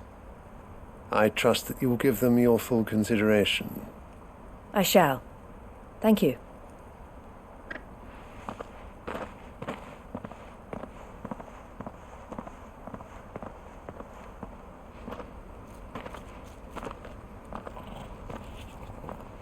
Him again. Someone you know? Yes. And, no. But enough about him. How did you fare down in Cashlock? It's done. The village is safe now. You made quick work of it, as always. I should go and let Eloise know. Don't let me keep you. But Clive, don't tell her I was watching her, will you? She'll only get upset. I'll explain everything once you've finished with your report. All right. We'll speak then.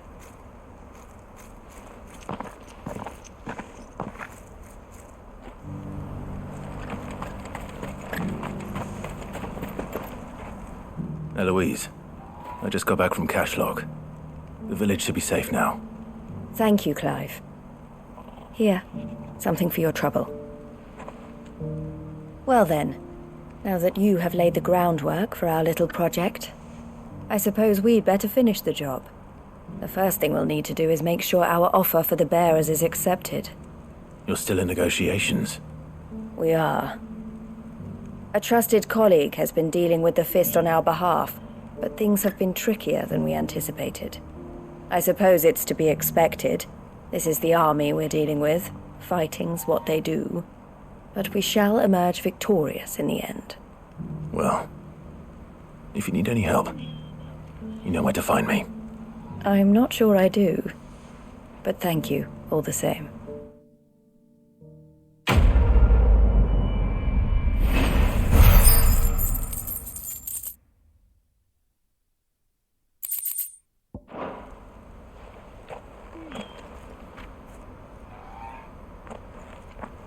Ah, Clive.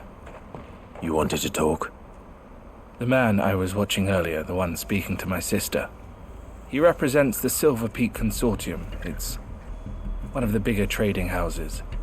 I don't think I've heard of them. Well, every trader in Dharmekia has. They operate across the length and breadth of the Republic, and they're still expanding.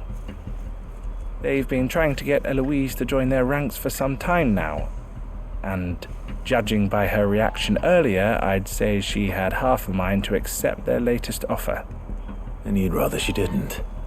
I would rather she did what makes her happy. And I would never deny her such an opportunity. Eloise saved me from slavery, and we have striven to save others like me ever since. But this was not the life my sister wanted, nor the one she deserves. I won't let her give up on her dreams again for my sake. She freed me from my bonds, and she must be freed from hers in turn. You're a good man, Theo.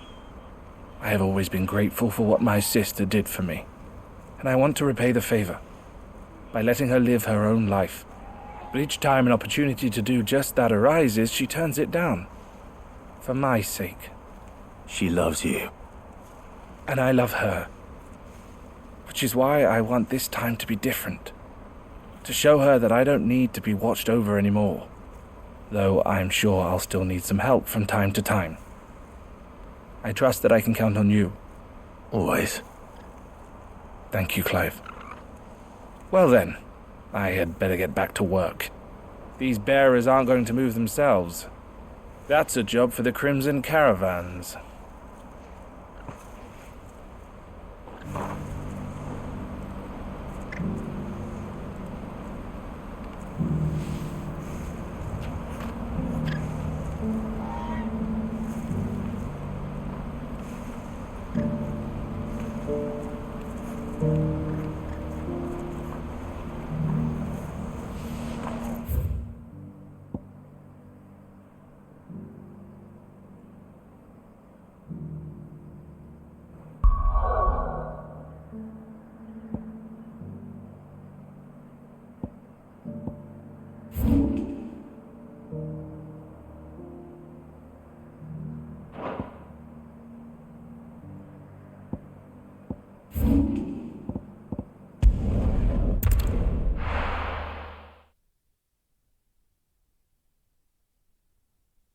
be taking you all to a storehouse in the Bales.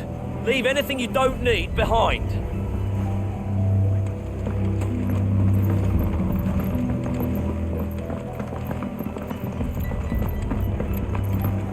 You know what you... Clive, I fear that I must bid you farewell. As you know, our time grows short. The Lord Chief Justice's vultures are circling. We must strike now. Before we part, I want you to know that, though I may not always have been your most vocal ally, I trust you, as I trusted your predecessor. Thank you. I appreciate the sentiment, and I understand more than anyone how you feel. But is revenge really the answer? It is the one I found, and it is all that I have lived for since that day. But what of Lostwing? Everything you've built. I built Lostwing to achieve this aim. Once it is done, the village will have served its purpose. My comrades and I are sure of our cause, and we shall fight to the last, come what may. But there are those among us who cannot fight. Children, the elderly, bearers afflicted by the curse. I would place Lostwing in their hands, if I thought it would do them any good. But a village home only to the frail and the infirm is not likely to stay a safe haven for long. And so, Clive, I find myself turning to you once more. Will you take them to your hideaway, that they might live even should Lostwing die? I will. Thank you. I will not have it said that I did not see to the well-being of those who rallied to my cause. The people I speak of have withdrawn to Gotan's Bales, away from danger in case the Black Shields strike. Understood. I'll make sure they get to the hideaway safely. Then the last of my preparations are complete. Fare you well, Clive. And may Griga guide us. All of us.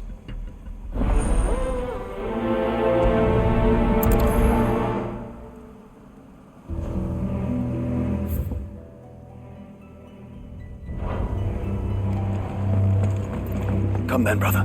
We are awaited in Gotan's Bales.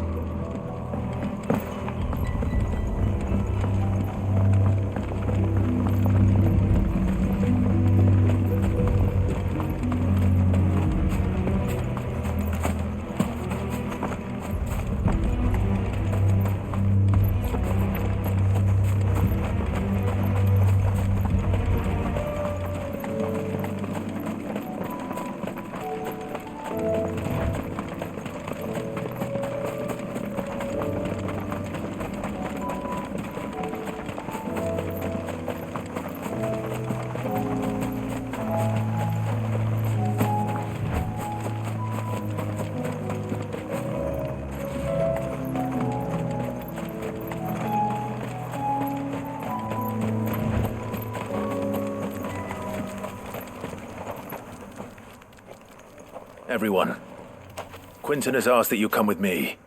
He can no longer guarantee your protection, but I can. There's a safe place I can take you to.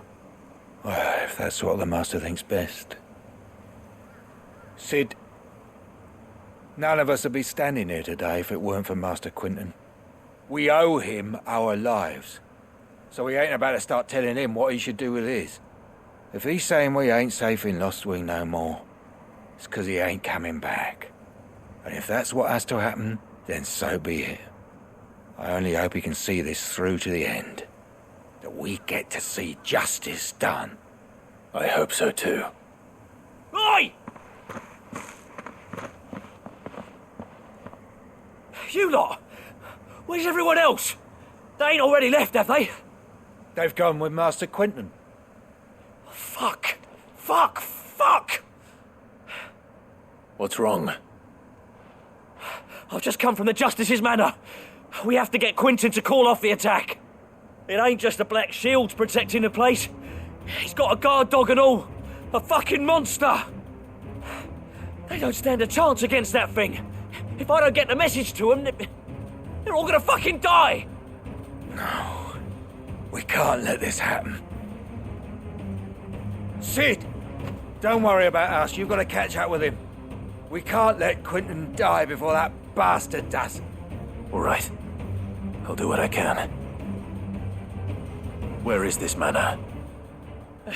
It's way over to the east, through the woods.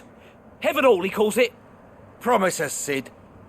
Promise us you'll do what you can.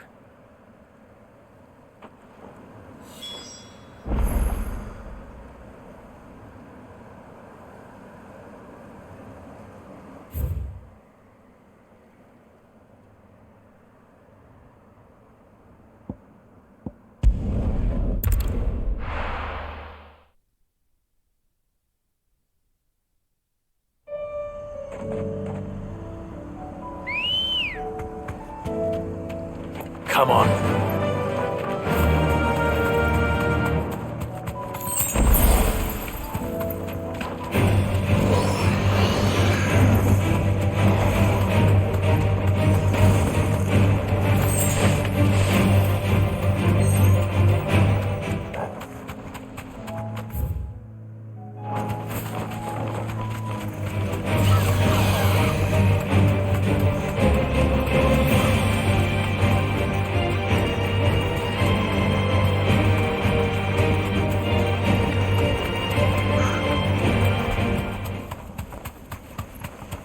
Clive, look.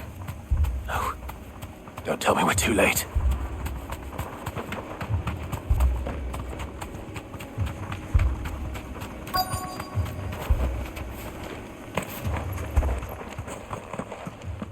Quentin, are you all right?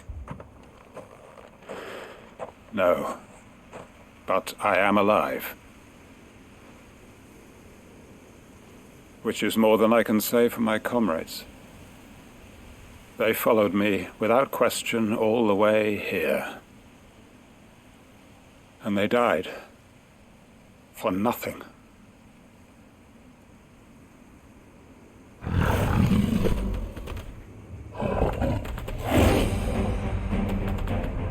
This must be the guard dog. Quentin. I'll hold it off. You go. But... your comrades didn't die for nothing. They died for you. Don't let their sacrifice be in vain. I won't. Come on, then. That is no real guard dog. No. It's a rabbit beast that needs to be put down.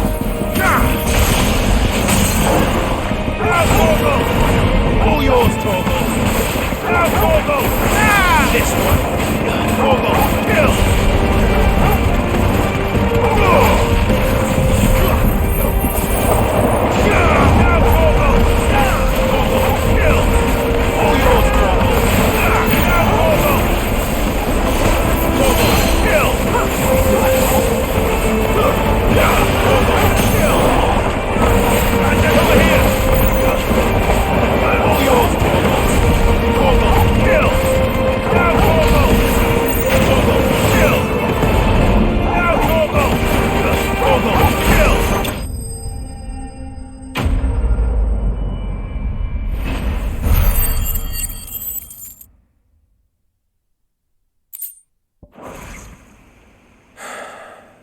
If only we'd arrived earlier.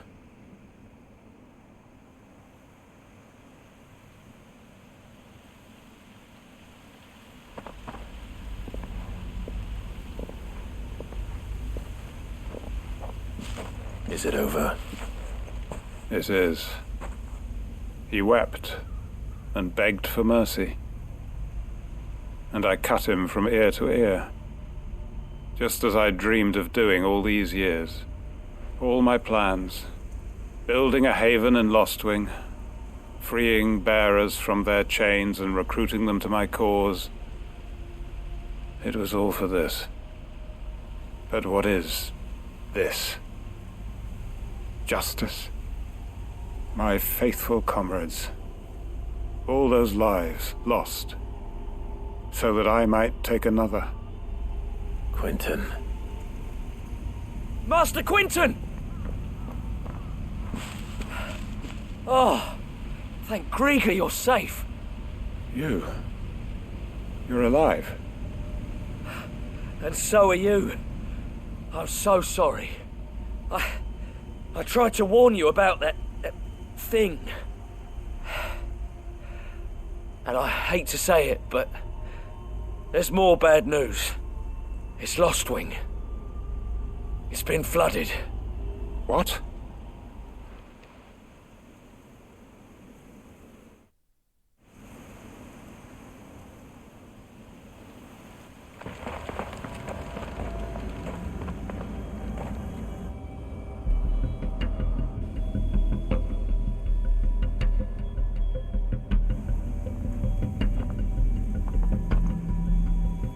Lostwing. My Lostwing. And look who's here. They must have stolen in after we left, just before the flood struck. What if there are still people in there? Don't be a fool!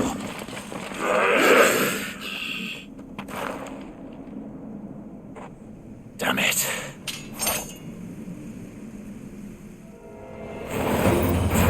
Quinton's not going to last long in there. Can we finish this quickly? Get him! Over here! Attack! Sick him! Over here! Get him! Now, Torgal! Torgal, kill! All yours, Torgal! Torgal, kill! Now, Torgal! Torgal, kill! Go!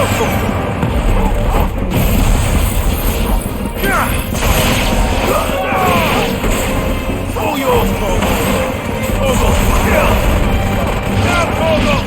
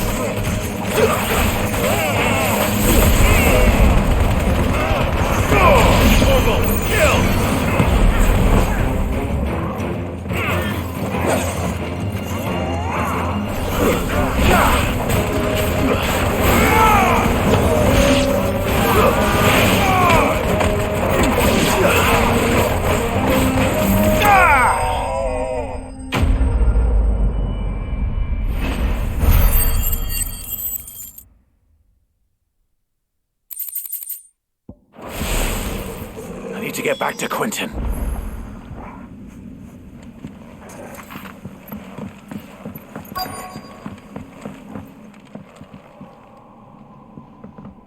Quentin! Quentin! Look at me! Thank the Founder. He hasn't turned.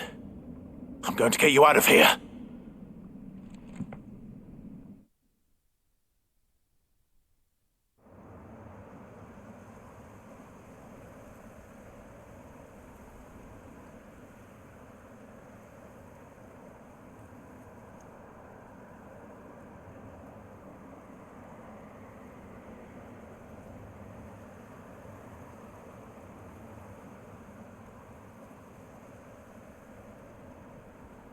Welcome back to the land of the living. Is Lostwing? The flood has filled the valley. I see. Then all is at an end. A strange way to achieve one's life's ambition. No, Master Quentin. Save your strength. Why?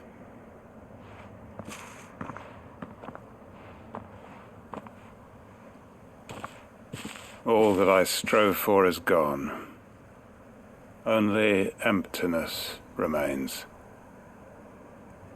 I have nothing left to live for. What the heck are you on about? You've got us, ain't you? Don't try telling me you only freed us so you could get revenge. We're more than that to you, and we all know it. I thought you weren't coming back. But I prayed, and you did. There's got to be a reason for that, right? Can't we just go back to how it was? You know, you looking after us all. Your work ain't over yet, Master Quinton. We believed that you were the right man to lead us, and we still do. Your village may be lost, but it seems your people aren't, so long as you remain to guide them. But why? After what why would anyone follow me? 'Cause we're family, aren't we? Family? Yeah, and all our comrades who went with you, they felt the same. Lostwing weren't just a village. It was all of us. It was. And as long as we're still here, it is too. We can start again. Build a new Lost Wing, right here in the Bales.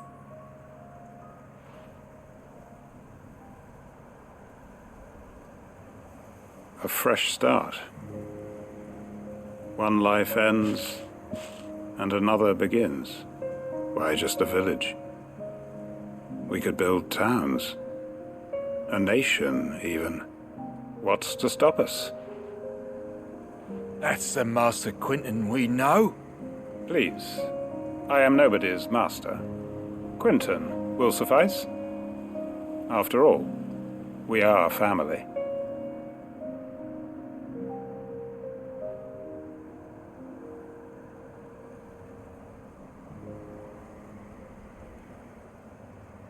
Permit me to withdraw my request. I will no longer be needing your help in looking after my people. I'll pretend you never asked. But you must be rewarded for your efforts on our behalf. You saved my life twice over. And more besides. A bottle or two of your finest red will suffice. Of course. Nothing but the best. And I have a feeling that this year's vintage will be the finest yet. If you don't mind waiting, that is. I look forward to it.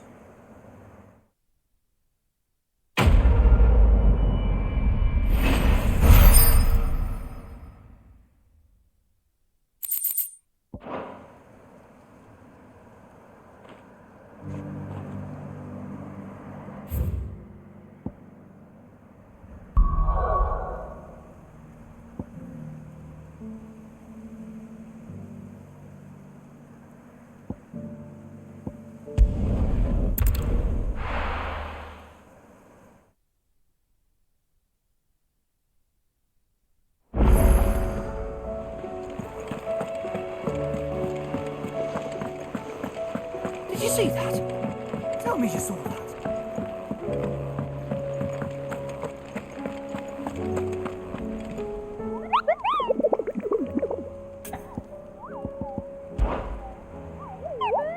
What did you find?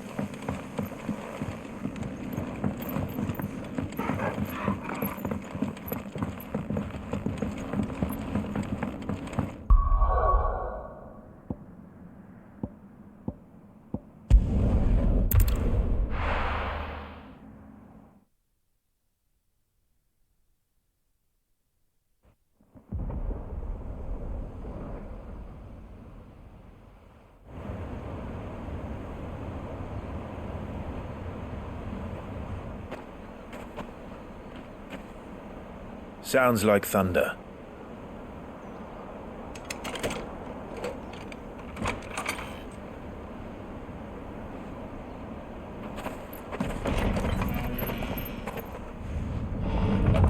You're late.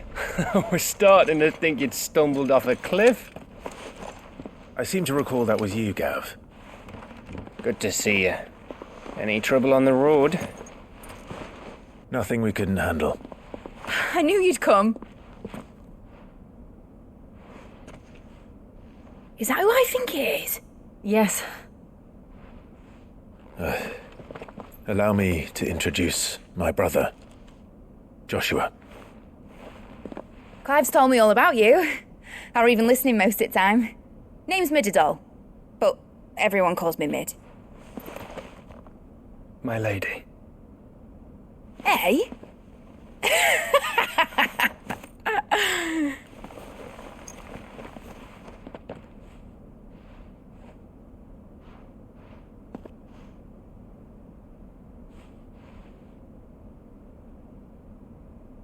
My boy. Uncle Byron. It's really you. I never thought I'd see the day.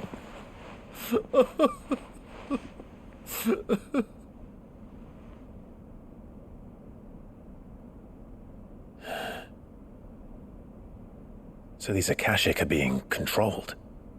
That's what it looked like. Empty eyes, eerie blue glow. No doubt they were turned, but silent as monks, every last one of them. Your man here speaks true, Clive.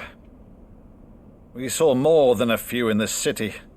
They moved in ranks with a purpose, and not of their own. Ultima's doing. Perhaps. What of the city? The people? Dead, mostly. Mostly, but not all. A handful managed to lock themselves in their villas before the horde arrived. Some in the merchants' district to the west, and a few others on the far bank. If the Akashic stumble across either hiding place, a few bolted doors won't hold them for long. We need to find them. And quickly. What do you propose? We split into two parties. I will make for the merchants' district, while you look to those across the river.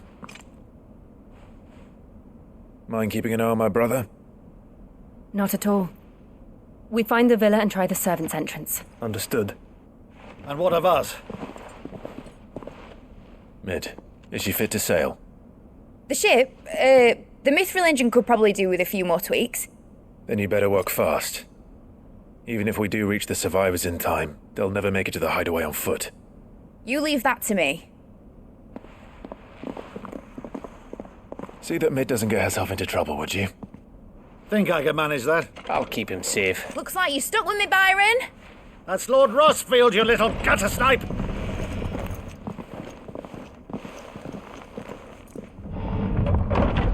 Shall we then? And you keep Clive safe. Be careful. Both of you. You too.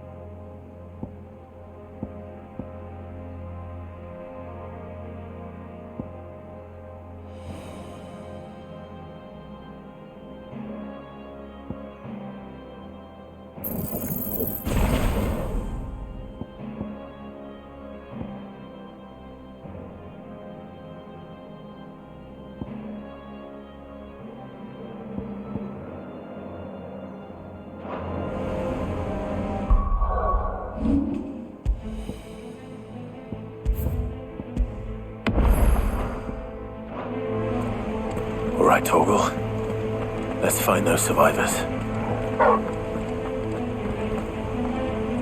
They don't stand a chance against those things.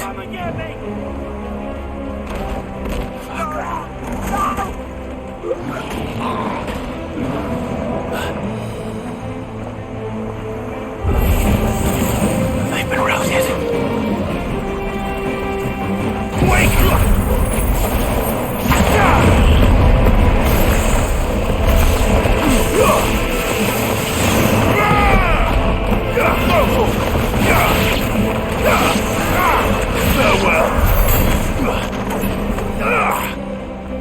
They're wearing Waluta armor.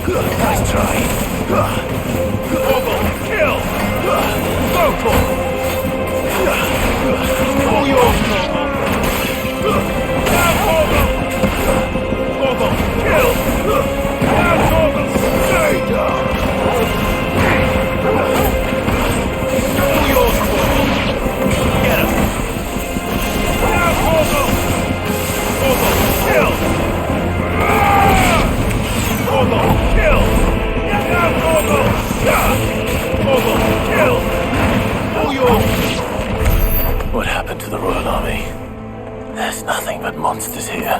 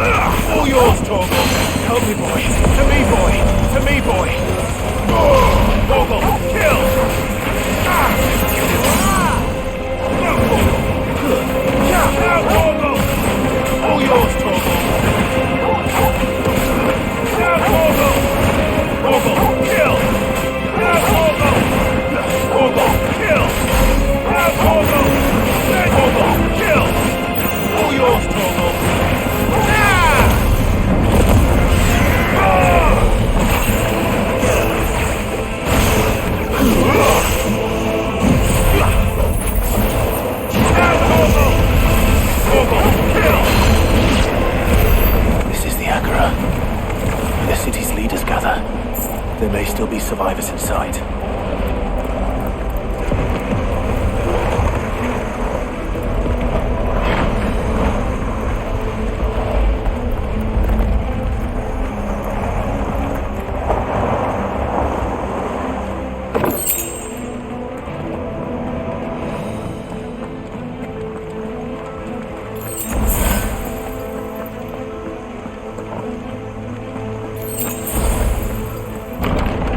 Where are they?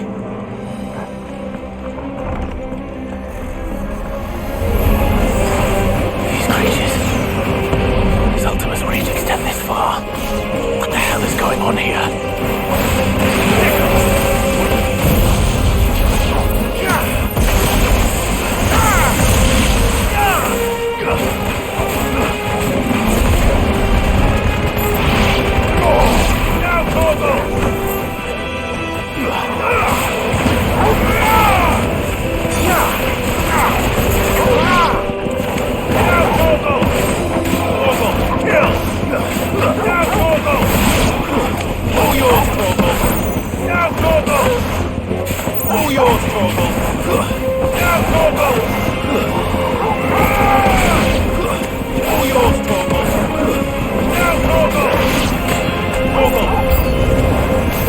Where is your master? What does he want? All yours, Torgal. Now, Torgal. Torgal, kill. Stay. Torgal, kill. Torgal, kill. All yours, Torgal. Now, Torgal. All yours, Torgal.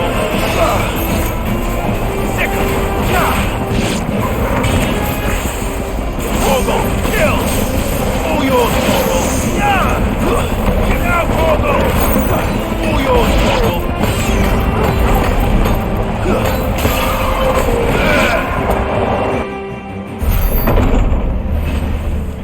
You've caused quite the commotion. But then I would expect no less from you, Muthos. You again. I don't believe we've been introduced. You were in my family's crypt, and now you're here, with an army of Akashic thralls. Manners, Lord Rossfield? They are men, like you and me. Albeit ones unburdened by the wills that drive our kind to madness. They are pure. They are divine. What?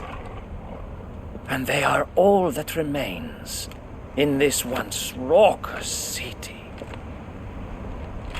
You'll pay for what you've done. As you wish. I confess I have been very much looking forward to this. Pardon me this indulgence, Your Majesty. The vessel shall not be spoiled.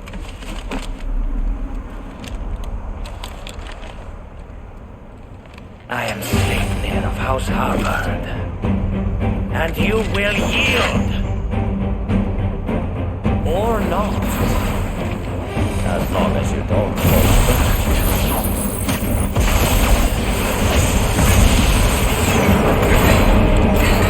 Over here! Torgal, kill! All yours, Torgal! Torgal, kill! Now, Torgal! Torgal, kill! All yours, Torgal! Now, Torgal! Torgal, kill!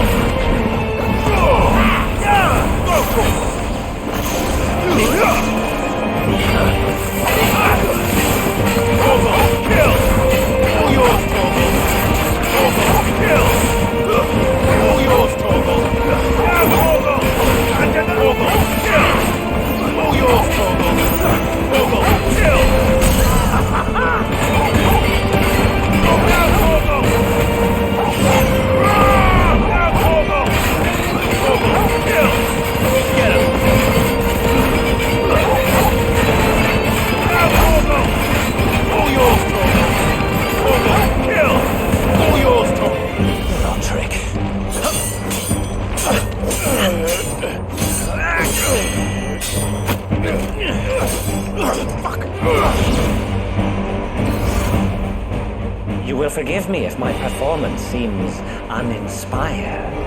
It is just that I expected so much more from our chosen one. Perhaps this will kindle your flame? What now? A gift from my liege lord's armory. Gungnir. Watch closely, Nilfos.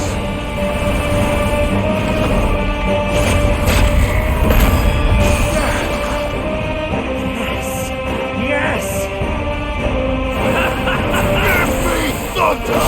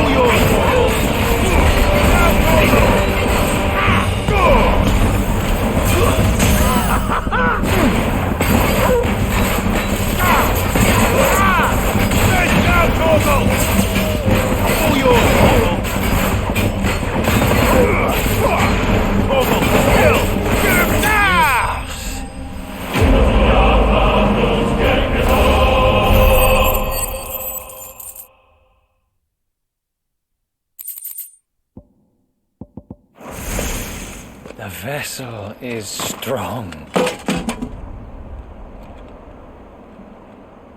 My liege.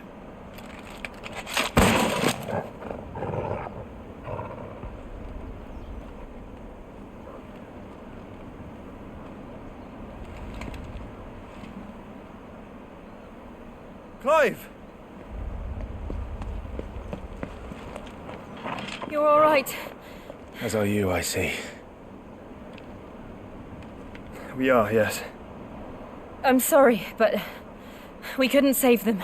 It was over before we arrived. Well, you did what you could. I fear we were all too late. What's wrong? Nothing. I hope.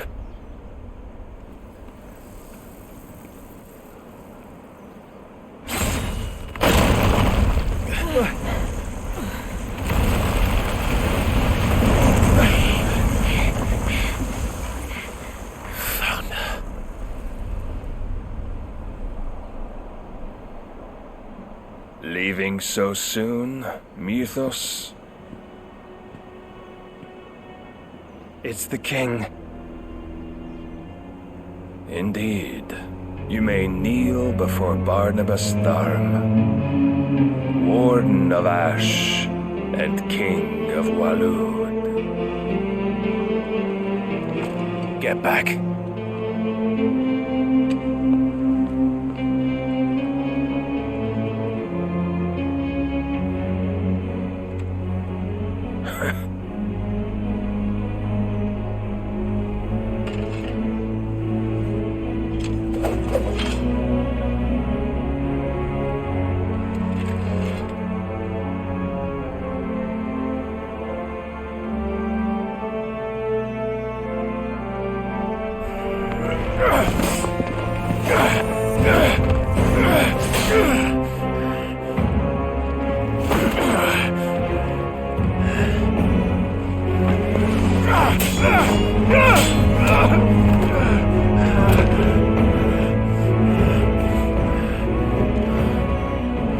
Wild and impetuous.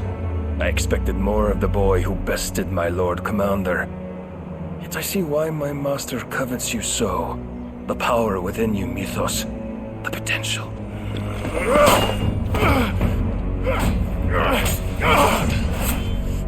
Stop calling me Mythos. But Mythos is everything. The cornerstone of all creation. The Lord's vessel. Your purpose. My purpose? To surrender my mind and body to that thing.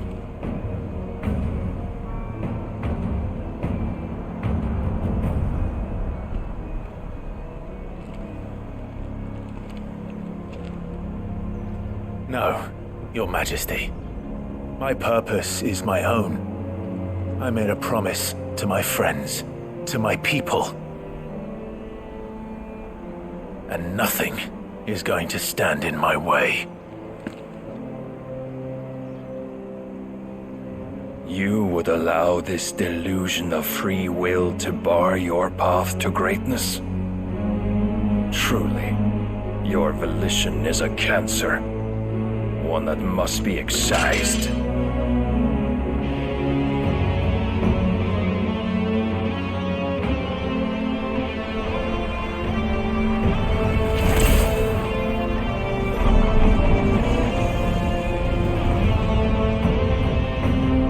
Try it.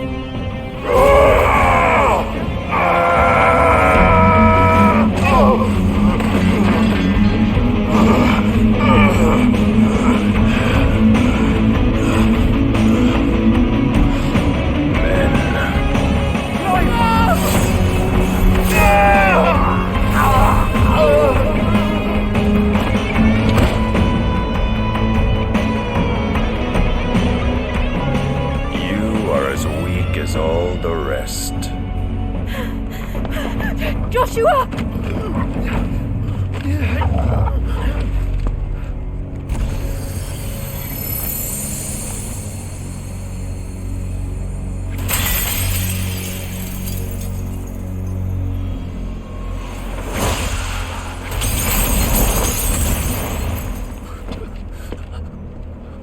Oi! Oi! This way! Hurry!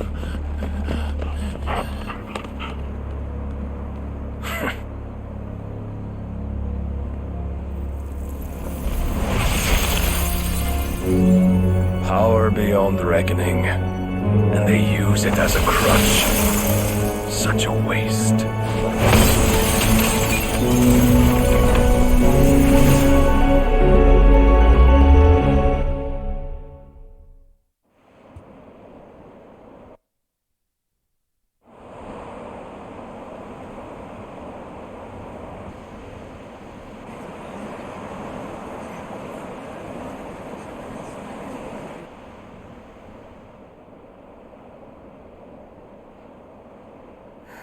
Will you be all right?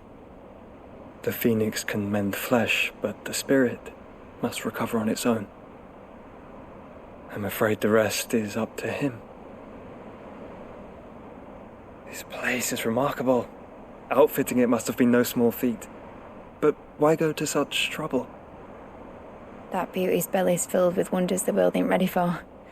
If the guilds caught wind of what we were up to, they'd all want a piece. All right? And how is he? Do not blame yourself. He was barely breathing when you brought him here. We would have lost him if it were not for you. No. Barnabas may have severed nigh every sinew in my brother's body. But he made certain the wounds were not fatal. Nigh every sinew?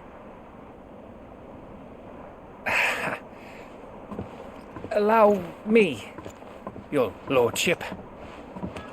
Don't know what I was thinking, putting you to the trouble like that. 'Tis no trouble carrying comestibles to my ailing nephew. I know, but you've already done so much for us. Pouring your gil into the hideaway and now the ship. I don't want to take the piss. You risked your life. And for what? Some girl you hardly know. Why'd you do it? You not mad or something? I wouldn't go that far. Clive! You're awake, my boy. Oh. All I want to do is help. And the world won't save itself. It was Sid. Your father, who taught me that. Sounds like him. Don't you dare do that again. What of the Royalists? Fucked off, the lot of them, along with the galleon. With the king on board, no doubt. The Iron Hair wouldn't sail without him. Clive. Jill didn't come back. What do you mean? She kept the king busy while the others dragged you out. It's all right, Mid. Jill is fine. The ether of her icon endures. And as long as it does, we can be certain she is alive.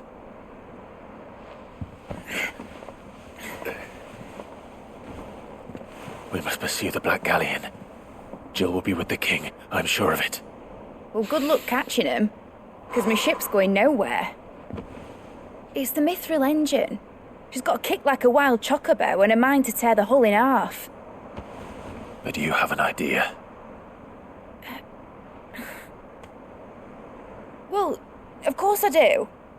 My dad'll have seen this coming a league off. If I had his old writings...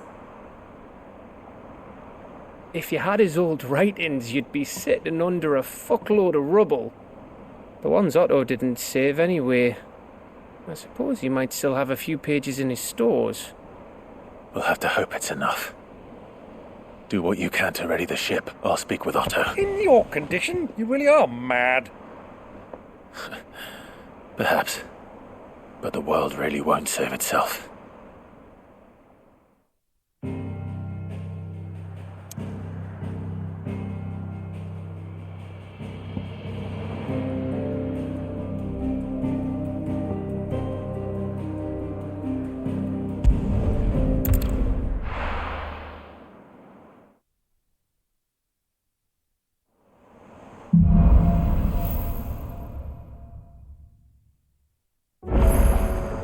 Right.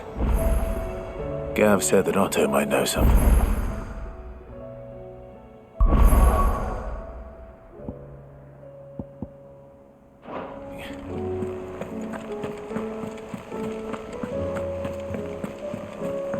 Cole said it was an army of Akashi.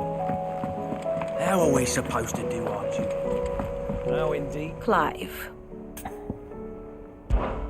Allow me to educate you.